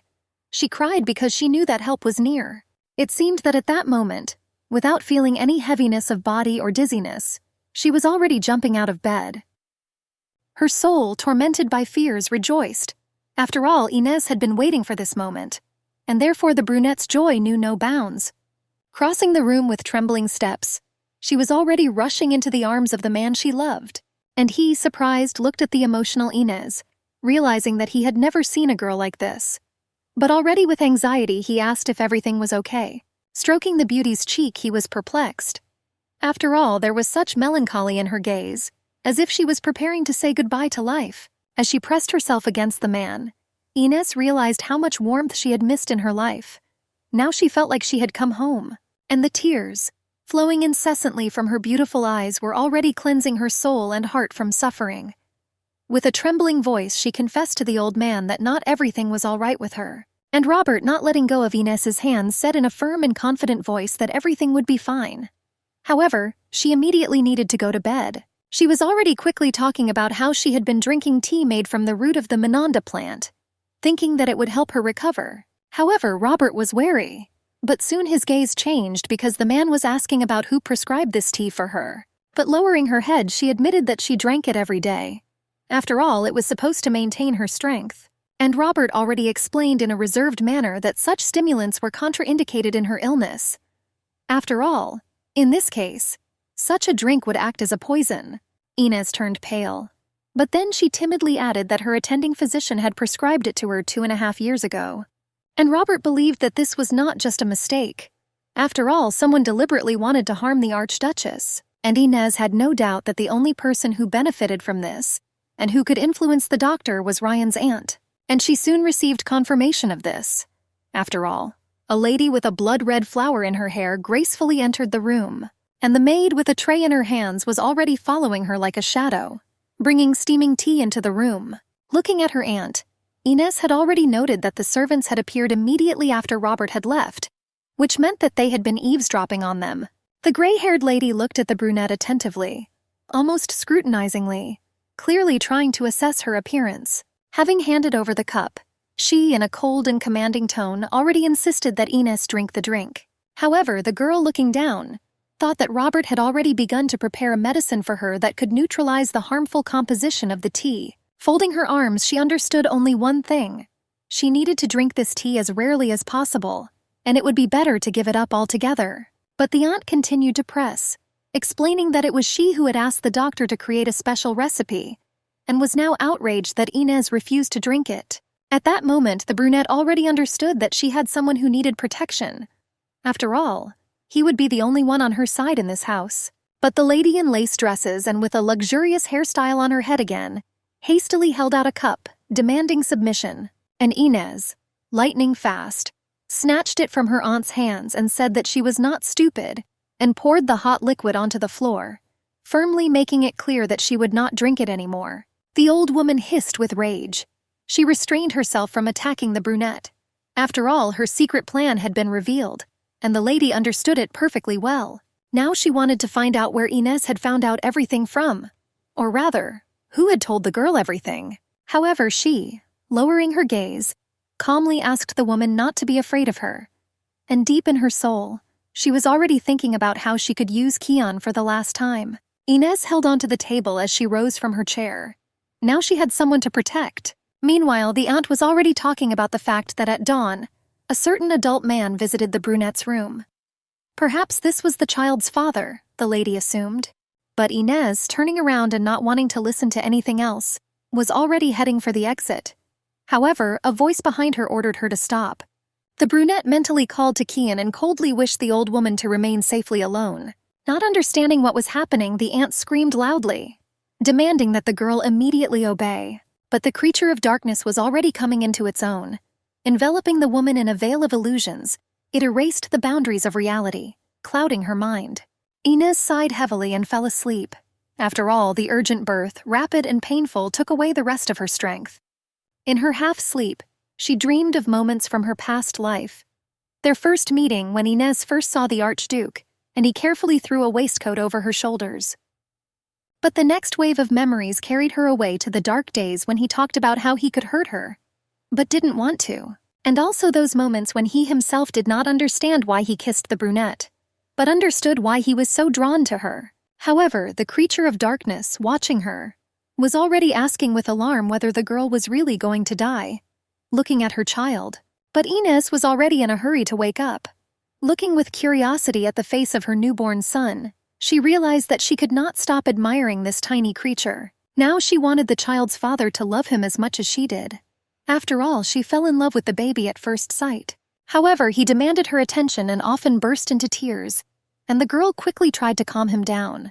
But in rare moments of silence opening her eyes, his mother could already see that they were as green as Ryan's. But anxiety did not leave her heart. She was worried because the child was born prematurely. After all, she was afraid that Ryan might suspect something bad. Meanwhile, the tired Archduke was already thinking about rest. After all, the frost and the grueling expedition had exhausted him to the limit. Returning home, he thought more and more about his wife, not understanding why there was still no news. He had asked his aunt to write, but she had not sent a single line. Swirling in a dark dance, snowflakes covered the ground and trees with a white blanket, making them similar to themselves. Holding his horse, Ryan was about to dismount, eager to see his family. However, upon entering the mansion, he froze. Completely unfamiliar people came out to meet Ryan, trying to serve the Archduke, as if they had been in this house for a long time. An inexplicable excitement gripped the man's heart. The huge number of questions that fell upon him made him think. So far, he did not understand why there had been a change in servants, and most importantly, why it had happened so drastically. After all, everyone knew that the Archduke had a hard time with radical changes, and new people generally irritated him. But the next minute, Ryan was already confronted by his assistant, who was rushing to help the Archduke undress.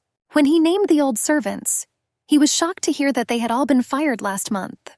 Turning to the knight, he asked directly who had made such a decision, but the man nervously answered that it was his wife who had done it. However, the knight, clearly nervous, said that he tried to stop the girl, but it was impossible.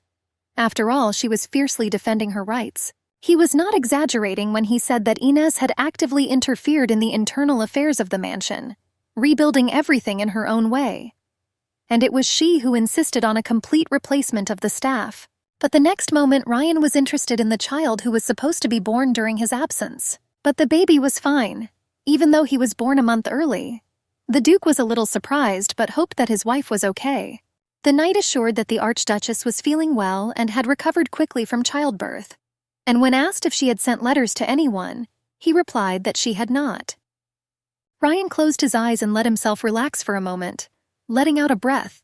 After all, everything he wanted to know was already known. But the assistant, interrupting the man, was already in a hurry to say that there was a more serious problem, and that was his Aunt Kara. And Inez, knowing that her husband had already arrived at the castle, was a little nervous. After all, she understood that the most important question for him would be the reason for the premature birth. Approaching her husband's office, the brunette already demanded to be told that she had arrived. However, the loyal subject reported that his Archduke was absent. Perplexedly listening to the silence of the mansion, she realized that she heard the clatter of horses. But the young man explained to the brunette that the Archduke had gone to investigate the reason why all the servants in the mansion had been replaced. Inez was ready to wait for her husband. After all, the desire to boast that the brunette had carried a beautiful baby moved her. But the wait dragged on, and the sunset peering through the windows told Inez that it had taken longer than she thought. However, the girl did not really notice him, because she was preparing for interrogation, realizing that her husband would not leave it all alone. And after a while, the brunette already saw her husband's beautiful eyes, looking at Inez with curiosity. Without taking his hands out of his pockets, he walked past her with such indifference, as if he had no intention of stopping at all. The Archduke spoke quietly to Inez, remembering how long it had been since they had seen each other. He asked strangely about the baby, and the brunette did not even immediately figure out what to answer. Having collected her thoughts, she quietly answered that this was their common child. But with a slightly trembling voice, she admitted that her son did not yet have a name, and he, looking at the baby, did not understand at all how to behave next to this tiny creature. Without wasting any time, the beauty suggested that her husband give their son a name. After all, she had not named the child on purpose, wanting to consult with her husband. However, interrupting her, he assumed that she had already thought of some names, and asked her to voice at least one of them. Looking into the tiny, tender face of her pink baby, she thought of only one thing: he should have the most beautiful name in the world. And the very next moment, looking up at her husband, she admitted that she would like to call him Caesar. He was not against it, but it seemed that he did not care. At some point, her gaze faded. After all, indifference was more painful than words. But the man was already interested in his wife's health, noting that she looked unwell. Inez quickly approached him and, smiling through her anxiety, assured him that she was fine, and she tenderly and carefully handed the child to his father, asking that the Archduke at least once hug their baby. And the valiant warrior, a little confused, was already holding the baby in his arms, as if he did not fully believe that this was really his son. However, his thoughts were racing ahead, and he was already wondering if his wife was thinking about a nanny, because with a baby, help is always needed. Now Inez wanted to take care of the child herself, feeling that this was the only thing that truly belonged to her. Trying to catch her husband's gaze, she asked with bated breath whether the Archduke considered their son handsome. The man didn't know what to answer, but he had already heard her say with special tenderness that the child had her husband's eyes. Bending down lower, he tried to take a closer look at his son, for whose appearance he was not yet ready. Gently stroking the baby's forehead with his fingers, he whispered that the child looked more like Inez. But almost immediately, as if escaping from emotions, he changed the subject and asked why the brunette had changed all the servants in their house. Inez tensed up. Trying to stay calm, she could already hear her heart. It was clear that the interrogation could not be avoided, but Inez had already thought everything through in advance. At such moments, Inez was afraid of him. Out of old habit, squeezing the hem of her dress with her fingers, she said that Aunt Kara gave her tea that was poisonous. Ryan didn't believe his wife's words, although he also couldn't say that he completely trusted his aunt. However, he couldn't imagine that she was capable of something like that. And Inez, without slowing down, told about how while her husband was not at home, no one perceived her as a person, and it hurt the brunette. That is why she decided to make a change and replaced all the servants who treated her with disdain. But now the Archduke could not understand how the brunette had managed to do this, because his aunt would never have allowed such a thing. And Inez, trying to be more convincing, complained that the woman insulted her and even tried to harm the unborn baby. But they were clearly already eavesdropping behind the doors. And even though many had left him, now she admitted that she could not stay in the house where his aunt lived, and therefore asked for permission to go south. Ryan remembered his wife mentioning it earlier, even talking about the possibility of divorce. Pretending to understand her feelings, he promised to talk to his aunt. Not believing her own ears, Inez nevertheless asked again whether he would really do it, or just wanted the girl to leave him alone. The smile that flashed across her face showed that Inez had relaxed a little, and was glad that he had returned. And he, looking at his beloved woman, asked her not to leave, because he missed her very much and could not imagine that he would lose her again. Inez began to cry, because she wanted to believe that he was sincere, especially now when it concerned their common son. She knew that her importance to him was only truly demonstrated in bed, and now she was going to use that power. The gentle caresses and kisses that she had been taught in Geneo allowed her to feel his breathing quicken. After all, every gesture of Inez became the art of seduction, and every movement was measured, filled with experience and the promise of prolonged ecstasy. Quickly approaching her husband, she timidly asked whether he would come to her that night. Tears continued to roll from her beautiful eyes, and her lips said that she did not want to be alone. And now, gently stroking his wife's cheek, he whispered that he had really been looking forward to this meeting. The approaching night, scattering a scattering of stars across the sky, generously decorated its black velvet cover. Inez held her husband tightly and asked him to listen, because she was worried that Caesar might start crying in the nursery. Even through the pleasure and warmth of a man's embrace, her thoughts still did not let go of her son. Feeling awe and bliss, the man whispered that only next to him would she not have any worries or pain. And the next second, Inez, looking at him with a slight slyness, was already asking what he thought about her. However, Ryan wanted to know what she was really thinking about at that moment. Feeling the trembling in her fingers, he noted to himself that his wife was still afraid of him. However, the evening was so romantic that thoughts dissolved in the soft darkness, and mixing with the fluids slowly flew around the room. Hot kisses and inexplicable attraction slowly plunged them into deep ecstasy, leaving no room for fear. After some time looking at his wife, he already noticed scarlet traces of passion on her delicate skin, reminiscent of that night. Looking into the brunette's eyes, he asked what she would do if someone saw these marks. But Inez, inspired by her feelings, answered without embarrassment that it didn't matter who saw what. After all, at that moment she didn't want to be ashamed of herself. The man again asked her to stay close, not hiding how madly excited he was about her body, which had become even more perfect after the birth of her child. Inez was silent, confused. After all, the baby was used to falling asleep next to her, and the mother's heart told her that he would not sleep without her. But there was an insistence in his gaze, and he assured her that no one would harm their son, so she should stay. Holding his wife by the hand, the Archduke did not let go of her and whispered almost threateningly that he did not want to repeat the same thing again. He admitted to himself that he thought that with the birth of the child she would become submissive. But now all the brunette's attention belonged to the baby. As he thought about it, he felt as if a thin thread had snapped between them. He had a lot to think about, but now he needed to resolve the issue with his aunt. Heading into the woman's room, where Cain had been doing his dark deeds until now, he could not even imagine that she was in such a bad state. Aunt Kara's quiet voice greeted her nephew, who had appeared without warning. Ryan heard that the woman had horrible nightmares whenever she closed her eyes, so she stopped sleeping altogether. While he did not understand what had happened in the mansion, he was determined to figure it out. And now, calling Alvaron, he asked to call the priest. And after thinking for a bit, Ryan also asked that a list of the servants that Inez had fired be prepared and immediately put on his desk. He had to find out what had happened in the mansion in his absence.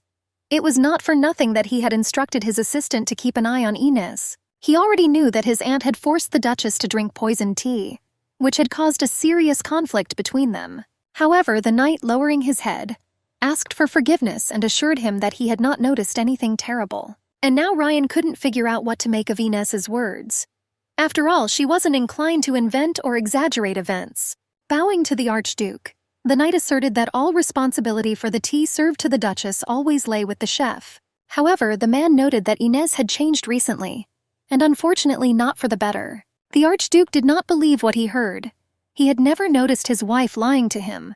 The assistant added that the fact that the entire staff was suddenly replaced looked suspicious. Showing the papers, he assured that nothing had changed, and the disorder in the house continued. Leafing through the documents, Ryan demanded that an investigation be launched. After all, he suspected that one of the former servants could have put pressure on his wife. Looking at the assistant, he ordered that those who had no suspicious activities be reinstated in their positions. And now the assistant noted that everything was gradually returning to its place, and the man was clearly pleased about this. And Inez, playing with her son, had already heard the accusations against her. Looking at the woman entering the room in confusion, she thought with horror about the upcoming conversation, and Aunt Kara, looking around the space, was already accusing the brunette of putting a curse on the lady. Looking at her features, Inez did not understand how this was possible, because she was sure that Kian would complete his mission to the end. But the woman with her inherent rage was already calling the brunette disgusting and hitting her in the face with all her might. Inez didn't know what to do. After all, she didn't understand how her aunt had returned to her previous state. Holding her cheek burning with pain, the brunette thought that she had managed to suppress her terrible character for some time. But after her husband arrived, everything changed. However, the next moment, angrily pointing her finger at the girl, the lady called her names, claiming that Ryan would never trust a stupid and weak wife.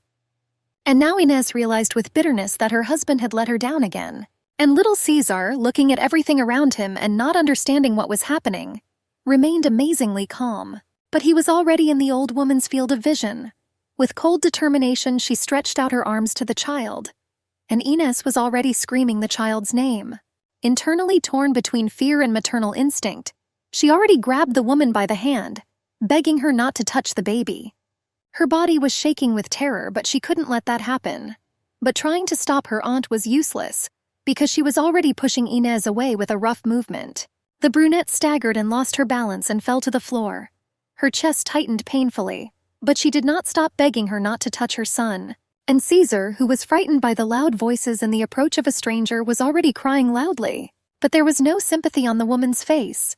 It was clear that she was thinking about what exactly she could do with this child. And the next moment, having grabbed the boy, she was already angrily saying that heaven had helped Inez. However, the aunt wanted to restore justice. The brunette felt like she was suffocating, but she kept begging the woman to let her son go. The maid who had run in at the scream had already tried to calm the Archduchess down, but now she was only confusing her. Inez was surprised, because she hadn't seen the girl for a long time, and she already explained that she was demoted, considering that she could no longer cope with her duties. However, now she will be there. But the next moment, Inez looked at her aunt, who was still holding her child, and also spoke about how people like the brunette needed to be punished. And most likely her nephew will do just that, despite the fact that in a fit of passion, he promised her complete safety and endless love. But it was an illusion, the aunt stated.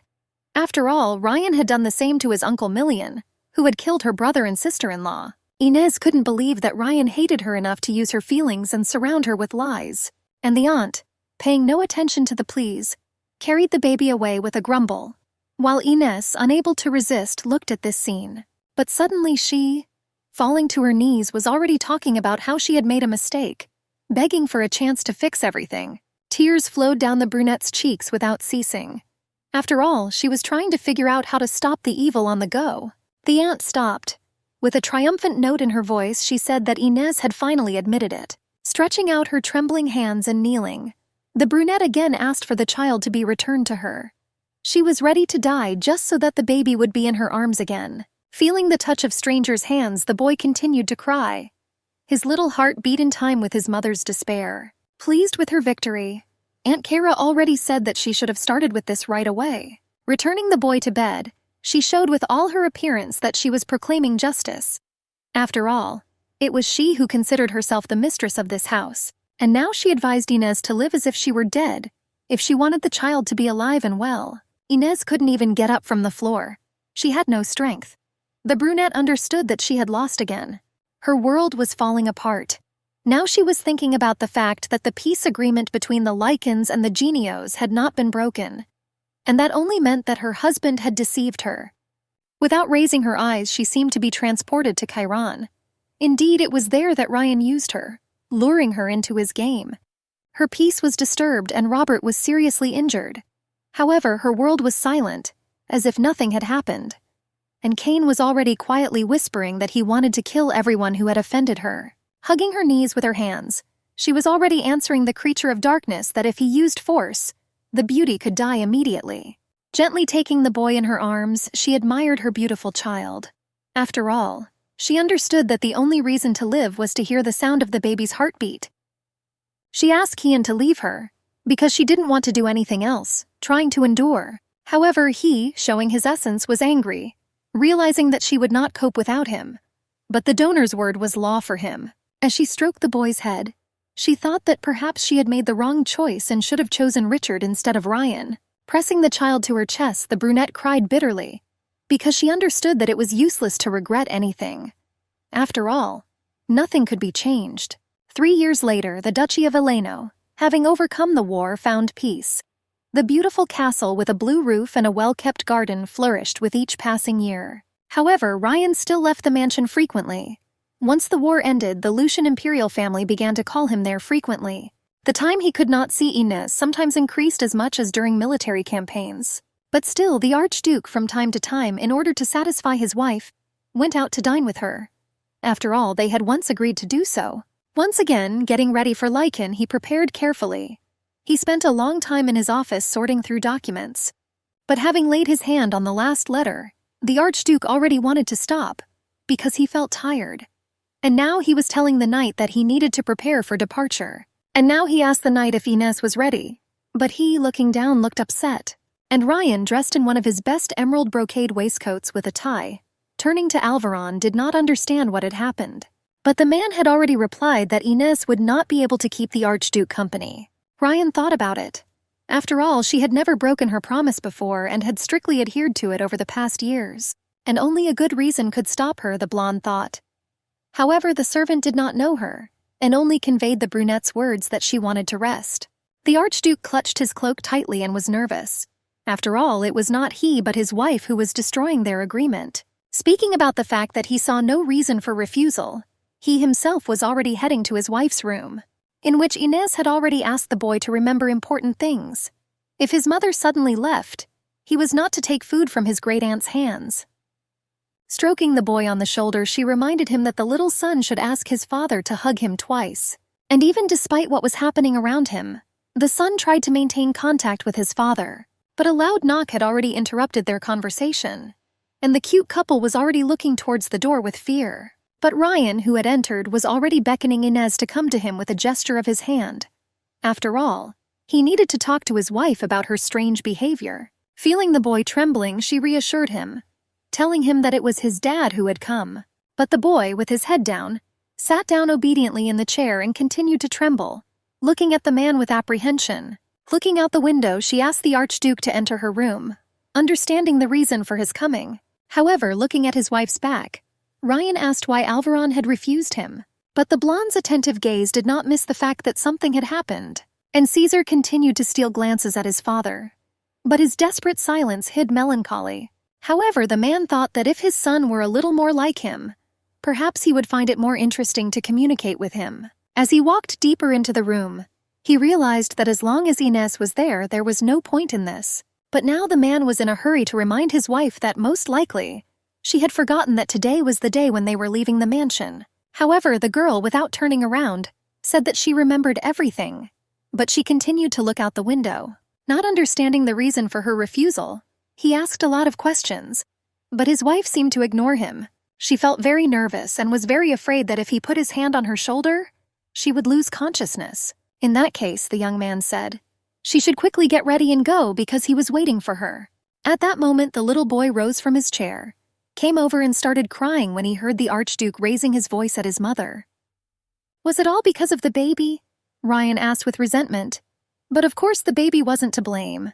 However, without changing her position at all, she was already saying that because she had not obeyed the order, her husband had decided that she was behaving differently. This game was making the blonde nervous, and now he almost apologetically spoke of his desire to hear the reason. However, Inés had already responded sharply that she was not in the mood, and she did not need a reason for this. The Archduke was angry.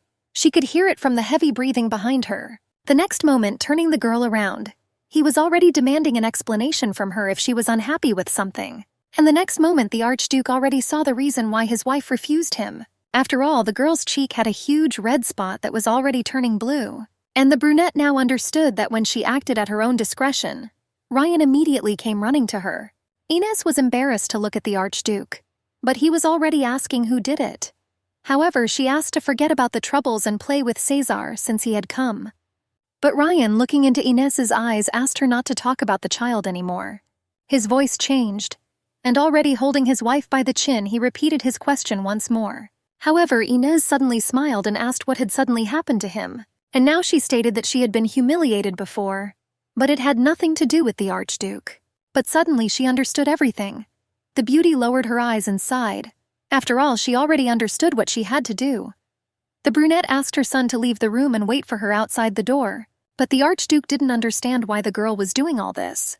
He was clearly nervous, realizing that today she was simply tearing him apart. Pulling her hand away, Inés was already saying that perhaps he had come for another purpose, but she didn't immediately understand it. After all, they always did this when he came. These words were terrible. At least that's how the Archduke perceived them. Who did she take him for? The Archduke wondered. But the girl only calmly said that she accepted him as the owner of this place, as well as her master. After all, if this is not the case, then why is he behaving like this? But Ryan, gesturing with his hands, was talking about how his own wife had been slapped in his mansion. He didn't understand how he could be okay after that. And Inés, looking down, asked him to behave as always. At least then the girl knew how to react. After all, this was not the first time something like this had happened to her. But today, for some reason, he behaved exactly like that. There must have been a reason that his wife did not know about. But Ryan didn't understand what his wife was talking about. She was driving him crazy, and he couldn't admit that he had loved her for a long time, telling her husband that if she went out like that, she would only become a laughing stock. So she no longer wanted to go anywhere, and did not want to do anything at all. She only dreamed of spending more time with her child, devoting herself entirely to his development. After all, she felt that her time was running out. Inés said that her husband hated her, and she saw no point in going out anymore. However, Ryan knew that he did not hate the woman he loved. Returning to his thoughts, he admitted that he had always hated illegitimate children, and yet she was one, and now she still resisted him. However, the next moment he pulled the rope sharply, and the Archduke called for the servants. Perry, who had entered, was already asking the Archduke how she could be of service. The man ordered to call the attending physician, and the girl already saw the brunette's red cheek. However, touching her face, Inés said that everything was fine, and if everything was left as is, the cheek would heal quickly. However, Ryan didn't think so, because he couldn't allow his wife to be beaten in his own home. And now he believed that in his mansion, which should have been safe for her, an unpleasant incident had happened. The doctor, entering the door of the room and nervously asking whether the Archduke had called him, had already seen the problem. Prescribing a cold compress to relieve the swelling, he returned for ointment, which he was going to apply to the brunette's face. While applying the compress to her cheek, Inez thought about the child and asked her husband not to create a fuss around this incident. After all, the sensitive child looked frightened and was already starting to cry. The Archduke had long understood that she valued her feelings for the child more than for him, and now she was demonstrating this again. Leaving the room in a foul mood, he finally spoke about how the brunette should rest more. Closing the door, the man already saw how the baby, running up to his mother, was already throwing himself into her loving arms. Trying to calm down, Ryan thought that this was just not his day. After all, he would see his wife many more times, and perhaps everything would be different. But he was worried about the fact that Inez now did not want to go out with him even once every 2 weeks. However, the man needed her attention and feelings. After all, she spoiled him with love, and Ryan constantly remembered her declarations of love. And although now Inez gave all her love to the baby, he believed that she would still be his. However, the incident with the slap did not change anything, and the brunette was again constantly busy with the child. She taught Caesar the letters and read books to him. They put blocks together and laughed all the time, and her day consisted of such small joys. And Ryan, while doing the paperwork, very often thought about the fact that, in addition to her son, Inez had long since lost interest in him and did not invite him into her room. But reading the reports, he realized that his wife was skipping meals, not taking her medications, and not going outside. And this worried the man. After all, her world was completely closed on the child. And Ryan understood that this was increasingly annoying him, because he was bored. Sometimes, standing outside the door of her room, he heard Inez giving her son parting words, as if she were about to leave him. The Archduke saw his wife's dull gaze and that she had lost weight, but he only thought that Inez probably wanted to leave him, not thinking about how sick the girl was. This was the reason to ask the doctor if his wife had any abnormalities. However, he only said that the Archduchess was completely healthy. Ryan had no reason to distrust him, since the attending physician had worked at Aleno for 20 years. But something told him that everything was wrong.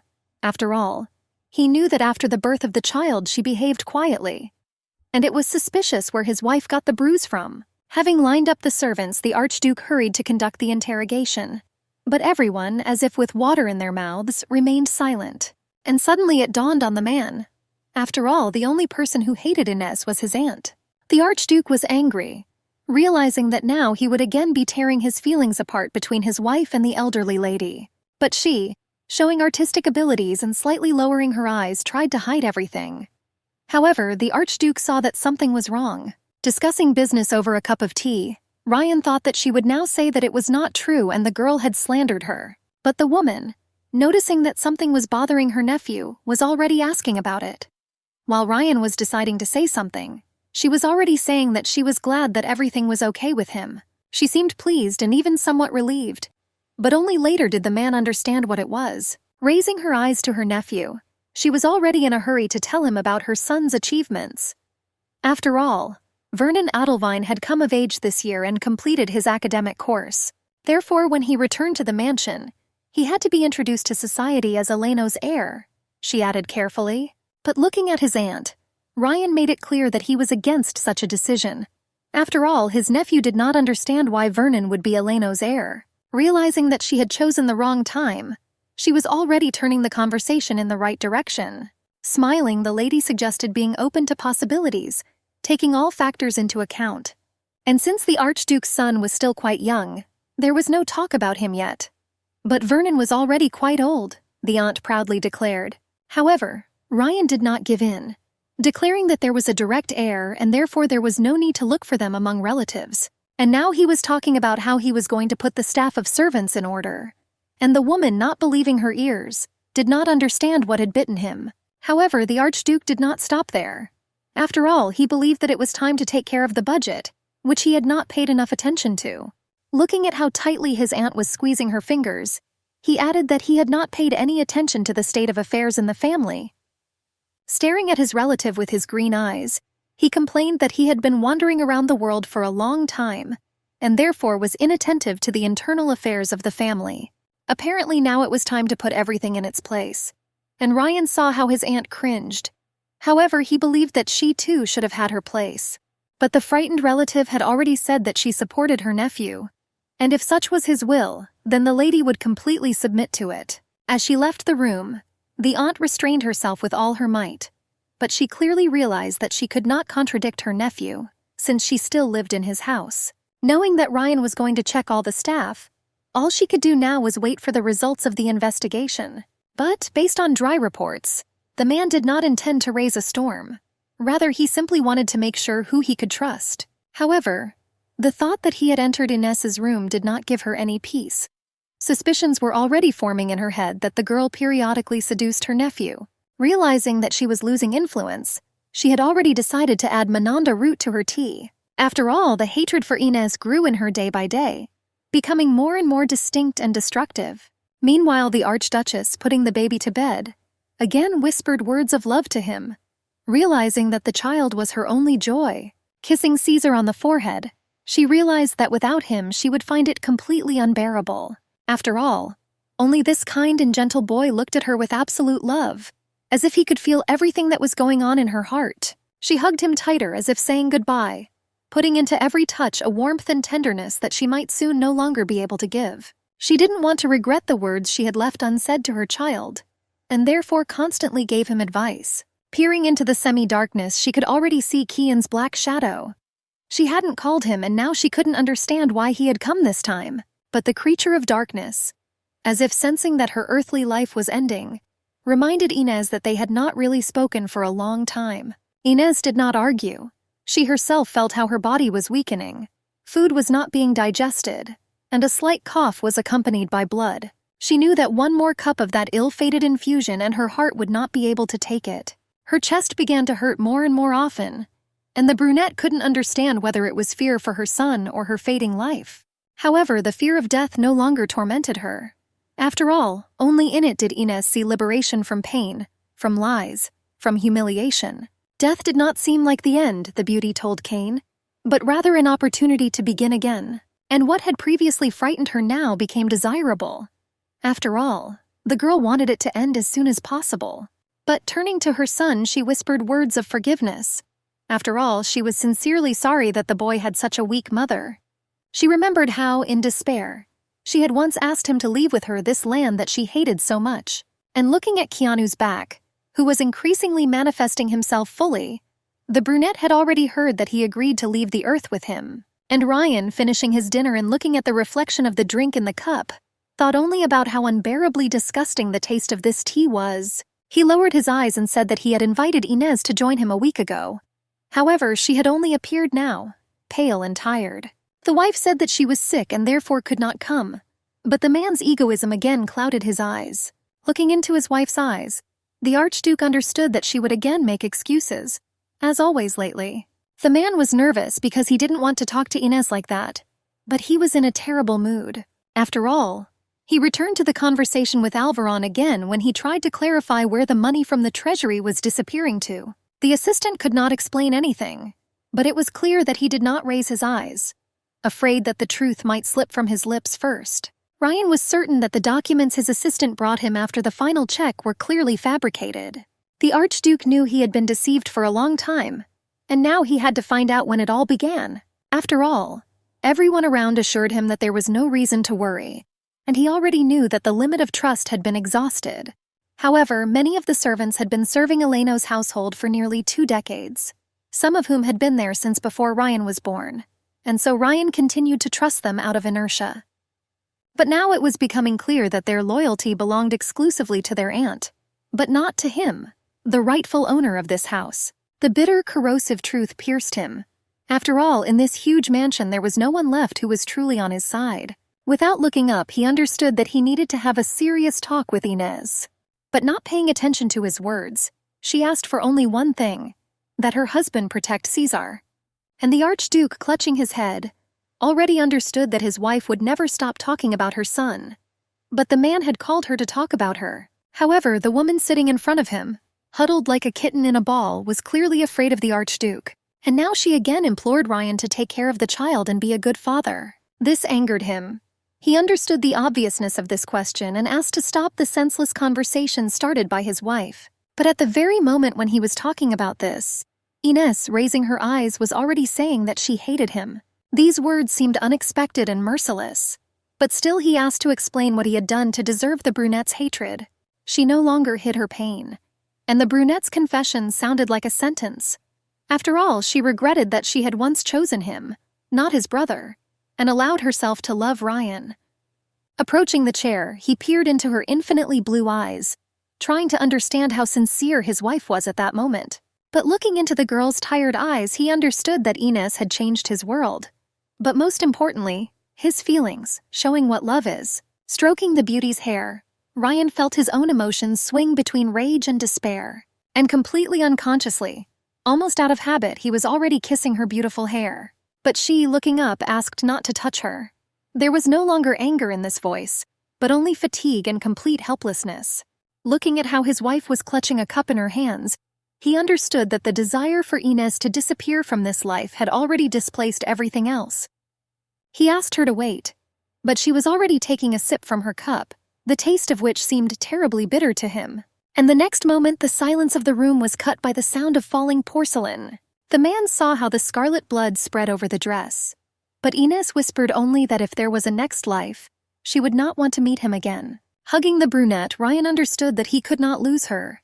After all, she was his greatest love. However, the next moment, holding his wife's lifeless body, he screamed so loudly, calling for a doctor, that the walls of the mansion shook from the force of his voice.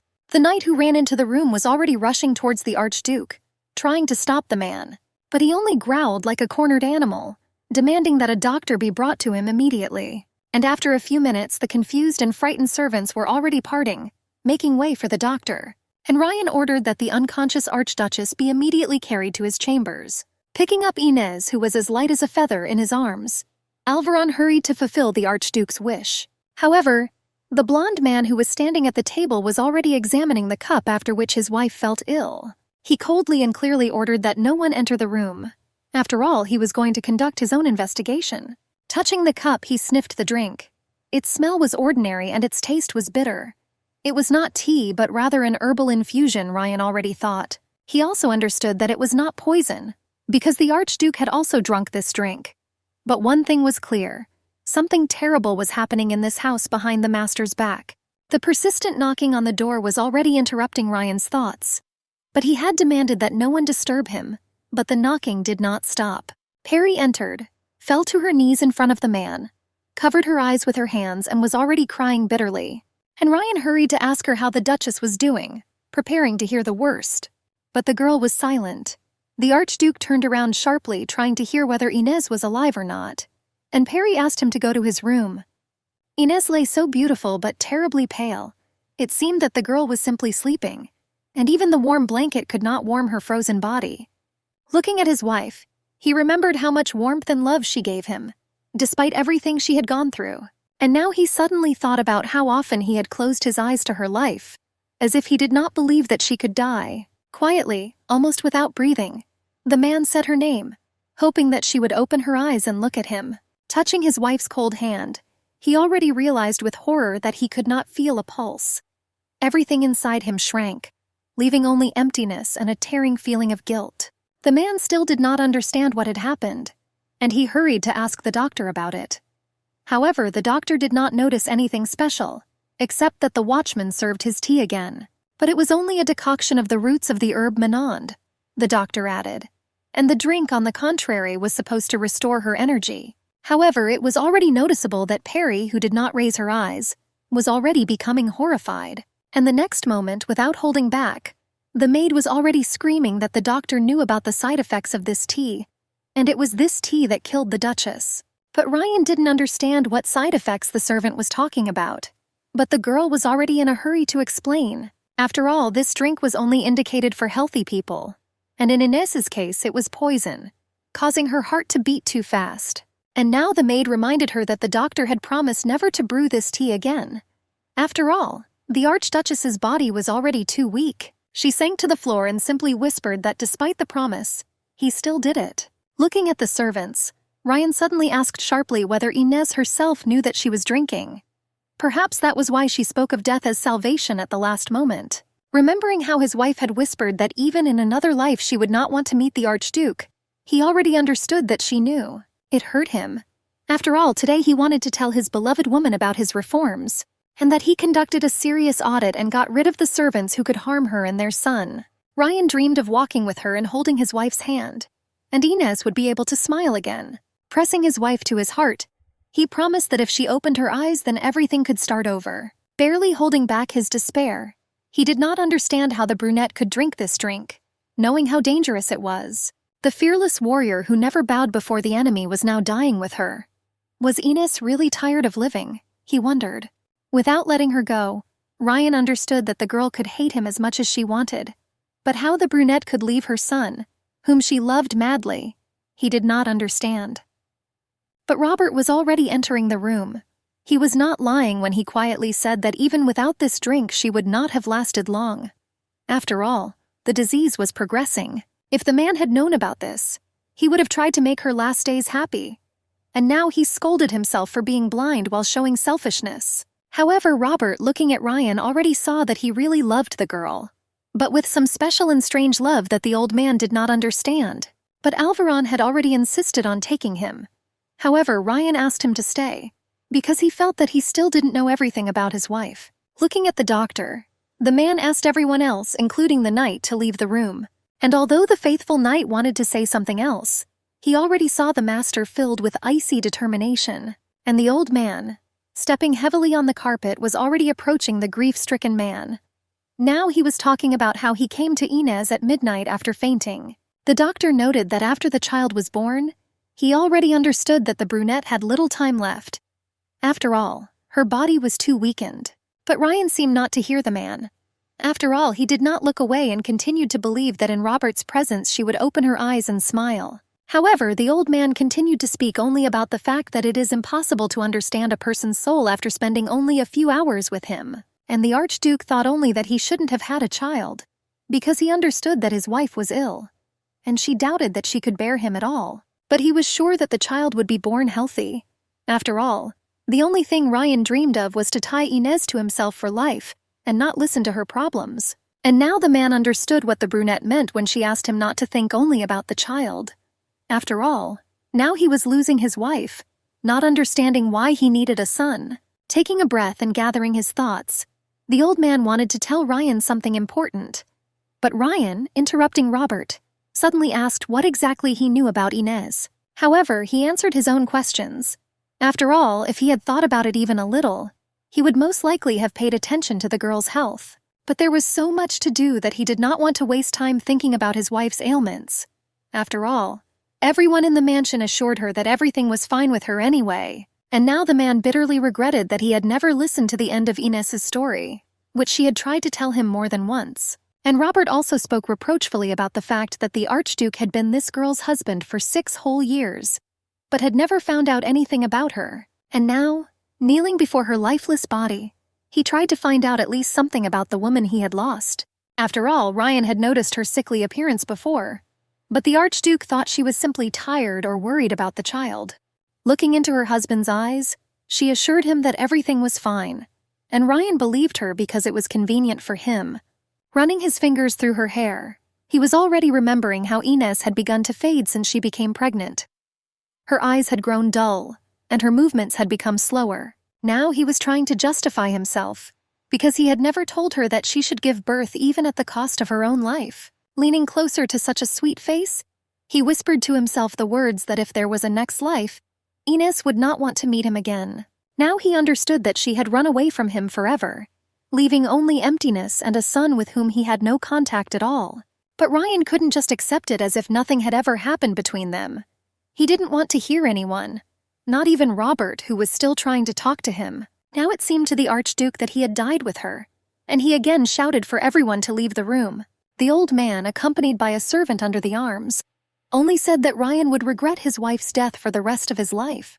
And little Caesar, realizing that his mother would not return, had already sat down on the steps. He was completely frozen, still not understanding why she had been gone for so long. He saw the adults fussing, but none of them said where Ines was. Pulling the handle of the heavy door, the baby had already decided to look for her himself.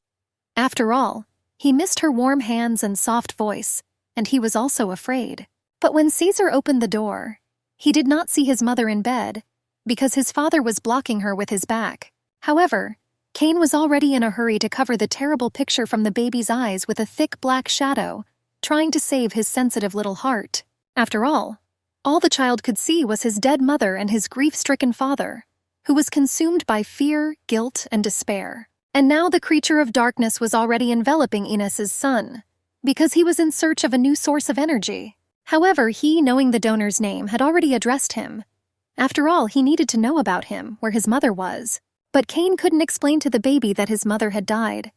And now he was telling him that he would come back if the boy wanted.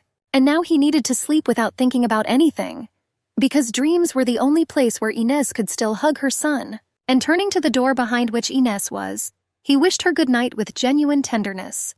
And the news that Archduchess Ines had died spread like wildfire throughout the area, and even remote areas were already discussing her sad fate. However, the subjects were extremely surprised that even after 3 weeks her funeral did not take place, and terrible rumors filled the space with negativity.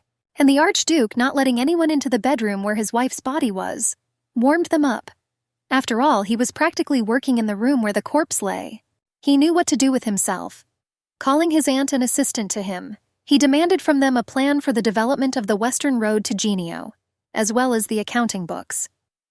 He didn't care what Aunt Kara thought of him, but he demanded reports on the delivery of goods developed during wartime, and she just looked at her nephew with icy contempt. After all, her gaze showed one thing: he would still find nothing no matter how hard he tried. Looking at the strange circumstances, the knights on duty at the door of the chambers, going over hundreds of versions in their heads, tried to guess why Ines was still inside. But the most discussed version was frighteningly simple, and it was that the Archduke believed that the brunette would be resurrected, and this made them laugh. After all, how can you not tell a dead body from a living one? However, Alvaron remained silent, realizing that he could not influence what was happening. After all, he himself had returned to the past, where he had already seen a similar situation. Back then, 6 years ago in Chiron, Ryan's behavior had already raised questions in the boy. After all, he was too calm and focused, as if he knew what would happen next. The Archduke waited for the girl to appear at the inn for more than 10 days, not knowing when she would arrive. And with each day his expectations became more and more tense, but it was clear that the man did not lose faith. However, Ryan waited. After all, the beauty appeared on the threshold of the guest house and accepted the invitation to leave with him, and he gave the brunette a pendant with an emerald. It happened on the day when it rained, and now years later Alvaron found himself thinking that perhaps the rain would return her to the Archduke. But the recent downpour did not resurrect Ines, and now the sun's rays, curiously peering into Ryan's bedroom, only illuminated the paleness of the brunette's face. This was the whole difference with the past, because then he took her with him and made her an archduchess. But now he couldn't even make the brunette open her eyes. Now it was clear that Ines would not return, and the dark circles under Ryan's eyes were not a trick of the light. A week later, Crown Prince Richard arrived at the Eleno mansion on a dazzling white horse. The aunt, dressed in mourning, ran out to meet them and was already hastily asking what had brought the Crown Prince to their house. But he, ignoring her words, immediately asked where the girl was. The gray-haired lady, slightly confused, did not understand the question. After all, she had personally sent the news of Ines's death to Lickany, but it soon became clear that he knew about it. And all that interested the prince was the place where Ines was buried. The Crown Prince was shocked by the fact that since Ines's death no one had reported the girl's funeral, and now he was talking about how he came to Eleno without waiting for an explanation. However, the aunt who met him was already strangely saying that it was not her decision. But Richard, quickly crossing the garden and not wanting to listen to excuses, could not understand the fact that the girl's body had not yet been buried in the ground. Standing at the door of his brother's room, he was already knocking loudly on it. But there was no sound in response. The growing anxiety inside did not allow him to hesitate, and he, throwing the door open, went inside. In the room, filled with soft sunlight, he saw Ryan frozen by the window. Coming closer, the Crown Prince was already sharply turning him to face himself. But in horror he saw his brother's empty and detached gaze. Grabbing Ryan by the collar, he loudly asked why the brunette had not yet been buried, and what he was doing with her. The young man bitterly admitted that Inez was special. After all, such a delicate nature needed a soft approach, not cold power in an iron hand. But the next moment he was already asking why it all ended with the girl's death. However, Ryan remained silent, not knowing what to answer his brother. After all, he still hadn't found an answer to this question. The Crown Prince remembered how many years ago, in the castle of Geneo, he could have changed everything. After all, the young man only had to say his name, or take her from the balcony where he met Inez. After all, he understood that he would never receive letters from her. He blamed himself for the fact that, knowing his brother's difficult character, he still left Inez with him, dooming the wonderful man to a slow death. But suddenly it dawned on him. After all, he already understood that Ryan still perceived Inez as his property, even now that she was gone forever. Not wanting to hold back any longer, he spoke directly to his brother about it. After all, Inez was not his thing or trophy. However, Ryan said that Inez never belonged to anyone. Covering his eyes with his hands, he said that he wanted it to be like this. But the more he acted, the man bitterly admitted, the further his wife eluded him, despite the fact that she was unwell. In the end, she preferred death to escape from him. The Archduke quietly summed up. Looking at Richard, he said that he was not crazy. Of course, he understood that his wife had died, but he still hoped for a miracle. After all, Ryan continued, for all 3 weeks he had been watching her, hoping that her eyelids would tremble or her hands would move. He was afraid to say it out loud, but inside he believed that either Inez would wake up or disappear from the bed, as if evaporating into thin air. Looking at his brother, Richard understood that this was at least strange, but the next moment the Archduke asked the Crown Prince not to put pressure on him. And now Ryan was talking about how he was waiting for Inez to disappear from the room or vanish into thin air. And if that happened, it would only mean one thing, that she was alive. He imagined that hiding under the hood, she would run away from him through the wet forest. But the most important thing in these dreams was not even salvation, but the hope that they would be able to meet again. And he knew for sure that he would never let the brunette go again. After all, he would tell her what he had kept silent about all these years. But now, looking at his brother, Richard hoarsely said that all this was just his invention and sick fantasy. And Ryan already asked the Crown Prince to leave. After all, no one can force him to leave this place. After all, if he walks out the door, he will finally lose the girl. And for him, it will be tantamount to death. Approaching the bed, he again leaned over his wife, admiring her cold beauty. And Richard was already begging his brother to stop, because all this looked cruel. Not only towards her, but also towards everyone who loved her. However, the Archduke seemed not to hear him. And looking at his wife's face, he could not understand how, after so many days, she still looked so beautiful. And now he remembered the first ball when he first saw Inez.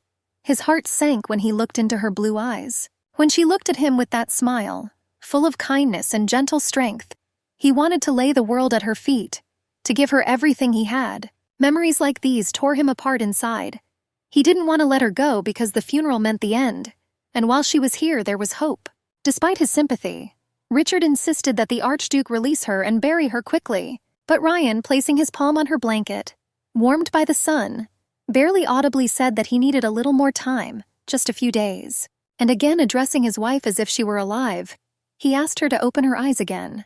Ryan swore that he would never let his wife go. And most importantly, he would not make the same mistakes. However, the Crown Prince could no longer bear it. He asked the Archduke to wake up and face the truth, and not hide in illusions. But bitter tears having broken out were already rolling down the man's cheeks. He whispered that if love could revive, then the man would give himself entirely. Richard knew he could no longer watch from the sidelines, and there was only one way to bring his brother back to reality. Coming closer, he hit Ryan in the face with all his might, hoping that the physical pain would bring his brother to his senses. The Archduke's cheek flared up from the blow, but he seemed not to feel the pain, and only closed his eyes tightly. But Ryan's brother, who had grabbed him by the collar again, was already shouting that he had killed his wife, and no amount of waiting would bring the girl back. He added, Inez was dead, and the Archduke had to accept that fact. Without letting go of his brother, the Crown Prince said that Inez would never return, and if the brother really wanted to beg her forgiveness, then he would have to let his wife go. Grinning hysterically, Ryan repeated that his brother was right when he said that he killed her. But the Archduke did not understand how to breathe without the brunette, because her absence completely erased the man's reality. The memories wouldn't let go. They came with a terrible force. and he realized that from a certain moment his life without the girl no longer existed. She seemed to him the purest and most beautiful woman in the world, and he watched with pleasure from the window as his wife enjoyed nature, looking at everything around her. And now, without raising his eyes, he quietly called Alvaron, who had long been waiting for this moment, thinking that finally something would change in the gentleman. And he had already heard about how the Archduke asked to report the death of the Duchess and begin preparations for the funeral. Watching what was happening, Richard understood that despite the pain, his brother was trying to act sensibly. When he ordered the coffin to be placed in the chapel of the mansion, the Archduke understood that he still had a little time. But looking at the transparent coffin and Inés lying on the flowers, the Archduke realized that he could not take his eyes off her. Standing next to his wife for hours, he left the chapel with difficulty. However, the emperor who appeared was already talking about a new marriage, causing Ryan's surprise. Turning around abruptly, he couldn't believe his ears. Did his uncle really dare to talk about this at Inés's coffin? The man thought. However, as if nothing had happened, he calmly reminded her that Princess Ignal was still kind to Ryan, and it had been 5 years since they had seen each other. And looking straight into his nephew's eyes, he asked how quickly he could marry her. But Ryan was changing before our eyes, and his trembling lips begged for this farce to stop. But the uncle insisted. And if Ignal was not suitable for the Archduke, then the emperor could find another candidate for him, he added. Thinking it was all disgusting, Ryan said the funeral was not the right time to have that kind of conversation. But with his characteristic calmness, his uncle asked whether Inés was really the girl who was left alive only because they could not kill her. However, the next moment he was already touching on the topic of a child. After all, he did not expect that the Archduke would have one, and the emperor did not want to see him as Eleno's heir. He demanded that Ryan proceed to the reception room, where Count Arobe and his daughter were already waiting for him, and after a while the count, holding out his hand, was already talking about it, saying that he was glad to see Ryan again. Pointing his hand at the girl, he wanted to introduce his daughter to the Archduke. Introducing herself as Celia Arobe, she already reminded him that she had recently sent him a letter and hoped that he had read them. The Archduke remembered that they had met at the festival a few months ago. He also knew that Inés had once burned her letters. Trying to show sympathy, Celia added that she could not even imagine how hard it was for the Archduke now. But her voice did not have a fraction of the sincerity of Inés. Realizing that she had said something inappropriate, she covered her mouth with her hand, noting to herself that Ryan didn't like it. But the next moment she awkwardly apologized and bowed, and the Archduke only thought about what emotionless faces now surrounded him. He understood that with the disappearance of his wife, as a symbol of celibacy, many in this house breathed a sigh of relief, as if this was exactly what they had expected. And they didn't even try to hide that they were ready to cross out Inés once and for all, like an unnecessary page. But Ryan himself was once like that, and the emperor, as if not understanding what was happening, was surprised by the situation. After all, he did not understand why everyone around him suddenly became sentimental. But the crown prince, not holding back his bitterness, reminded that an illegitimate child was always worse than any curse.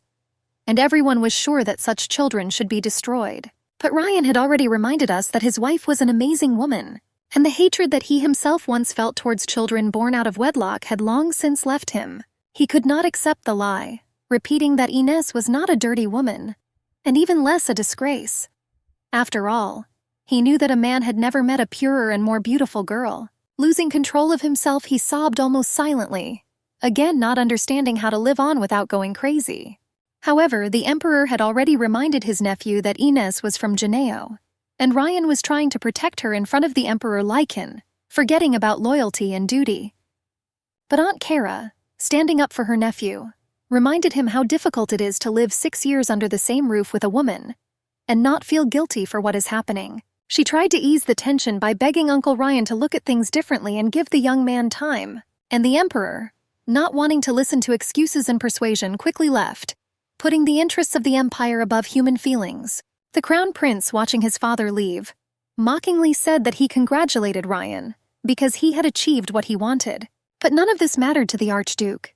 His heart was broken and his face was sad, and now he didn't understand why no one was grieving with him, because his inner world was cracking at the seams. There were no more people left at the coffin, and he still was unable to give the order to bury his wife. And the aunt, having settled down at the tea table, noted with pleasure that order was finally returning to the mansion. She had no doubt that Ryan would be fine, and given the beautiful weather outside, she would like to have lunch in the garden. And Ryan, watching those around him, could not understand why everyone around him was so calm, as if the tragedy had not touched them. The peace that had reigned irritated him, and these smiles, the smell of tea and sunlight, made him want to scream. He felt like he was dying along with his wife. After all, the pain that had settled in his chest did not leave him for a moment, filling even his dreams. Remembering his wife, he mentally confessed his feelings to her. The Archduke kept them so deeply that only Inez could feel them. The huge bedroom was drowning in muted moonlight. Its reflections, softly spreading over the furniture and the floor, abundantly flooded every corner of the room with a cold glow. Without taking his eyes off his wife, the Archduke was full of passion and longing that had accumulated over the long months of separation. He was very gentle but too impatient, and this caused her pain, which he, in the rush of feelings, did not immediately notice. With difficulty holding back her sighs, Inez asked to be more careful, and the brunette's voice trembled from pain and weakness. But he only asked why she had not been with him for so long, because during this time the man was simply burning with longing and loneliness. Tears streamed down her cheeks, reflecting in her blue eyes, and unable to lie, she said that she was with him in her thoughts every minute. He kissed her tenderly and for a long time, and it seemed that there was no one in this world except them. But the girl asked not to leave Cesar. But suddenly she said that she would soon die, and Ryan, looking at the brunette sitting on the bed, did not understand what she was talking about. However, now, remembering this incident, he scolded himself for being so stupid, not realizing how much pain his wife was in after the difficult birth. And she, touching his cheek with her warm hand, asked how much the man hated her. But taking the brunette by the hand and gently squeezing her little fingers, he could not even imagine that he could experience such a feeling for his wife. However, she did not give up trying to understand what feelings her husband had for her. But something inside him, fear or a shadow of the past, did not allow him to say it out loud. Perhaps it was fear or a shadow of the past. But kissing the girl, he tried to convey everything without words. She insisted that he say it, but the girl whispered that he couldn't, as if he was broken by something more than just shame. When the funeral was over, he still couldn't make the decision to bury his wife. Everything inside him screamed that it shouldn't have happened. When all the rituals were finished, he looked at his wife again. She was a bit of a blendy, but even in the coffin the Archduke admired her. Returning to the bedroom, he looked for a long time at the bed where Inez had spent the last 3 weeks, and felt that the whole world around him had changed. The man rushed about in despair, shouting her name, which only echoed in the long corridors of the empty mansion. Feeling how he was finally losing the connection that kept him on the edge of life, he tried to find something from her as a keepsake, forgetting that he had a son. Ryan seemed to be running after his wife's shadow, canceling all the meetings and things that had been neglected for a long time. After all, he was not able to get ready and go to meet strangers. Sorting through the drawers of his desk in his office, the Archduke looked for anything that would remind him of her, anything that would keep her warmth. And suddenly, at some point, he already had in his hands a handkerchief with a clover, which the brunette had embroidered especially for him the day before the hike. Bending over the handkerchief, he whispered words of repentance. After all, he had not previously appreciated such trifles, and did not understand how important it was that Inez did it from the heart. But Alvaron again held out the documents, reminding him of urgent matters related to the mine in the south. And Ryan, clenching his fists, understood that he was completely unable to make decisions, and begged again to cancel everything. But the knight seemed not to hear the Archduke, reminding him that it was too late to send a messenger with a refusal, since too many people were already involved. However, jumping up, he was already grabbing Alvaron by the neck. After all, Ryan was tired of repeating the same thing before he was heard. Looking at the owner, the knight froze. After all, the Duke's eyes reflected determination bordering on madness. And he, having locked himself in Inez's room and wanting to be alone with his memories, demanded that no one enter it. But a moment later the man noticed that some things had disappeared from the room. He couldn't believe that someone had cleaned Inez's space without his knowledge. However, the Archduke recalled that he asked the servants not to touch the room and not to change anything in it. But nervously they explained with fear that they were only following the orders of Mrs. Kara, who had ordered the removal of unnecessary furniture. Realizing that he was once again secondary and even in his grief, he could no longer fight. After all, his aunt's demands were higher than his orders. Unable to bear the growing tension, Ryan hurried out of the mansion, knowing exactly where he had to be now. The assistant seemed to sense where the Duke was heading. After all, he was hurrying to the one who was waiting for him in the chapel, among the candles and silence. And it was in the old chapel that everything he had once loved and lost rested. The coffin covered with green velvet hid her from prying eyes. After all, the funeral was over. And even knowing that the blanket should no longer be removed, he, breaking all the prohibitions, was already tugging at it. After all, Ryan forgot to tell his wife the most important words. She lay there, still as beautiful as if she had just fallen asleep. And the man, as always, trembled as he said her name, hoping that the girl would answer him. Addressing his wife, he spoke tenderly about how he could probably live without her, but he would never be happy again. And also about the fact that in an attempt to find traces of her in the empty mansion, he found nothing but pain and emptiness. Putting his forehead to the cold glass of the coffin, the Archduke admitted that he had never felt hatred towards her. It was hard to believe, but Ryan Aleno, born to rule, was now saying that he loved her, and the tears rolling down his cheeks confirmed it.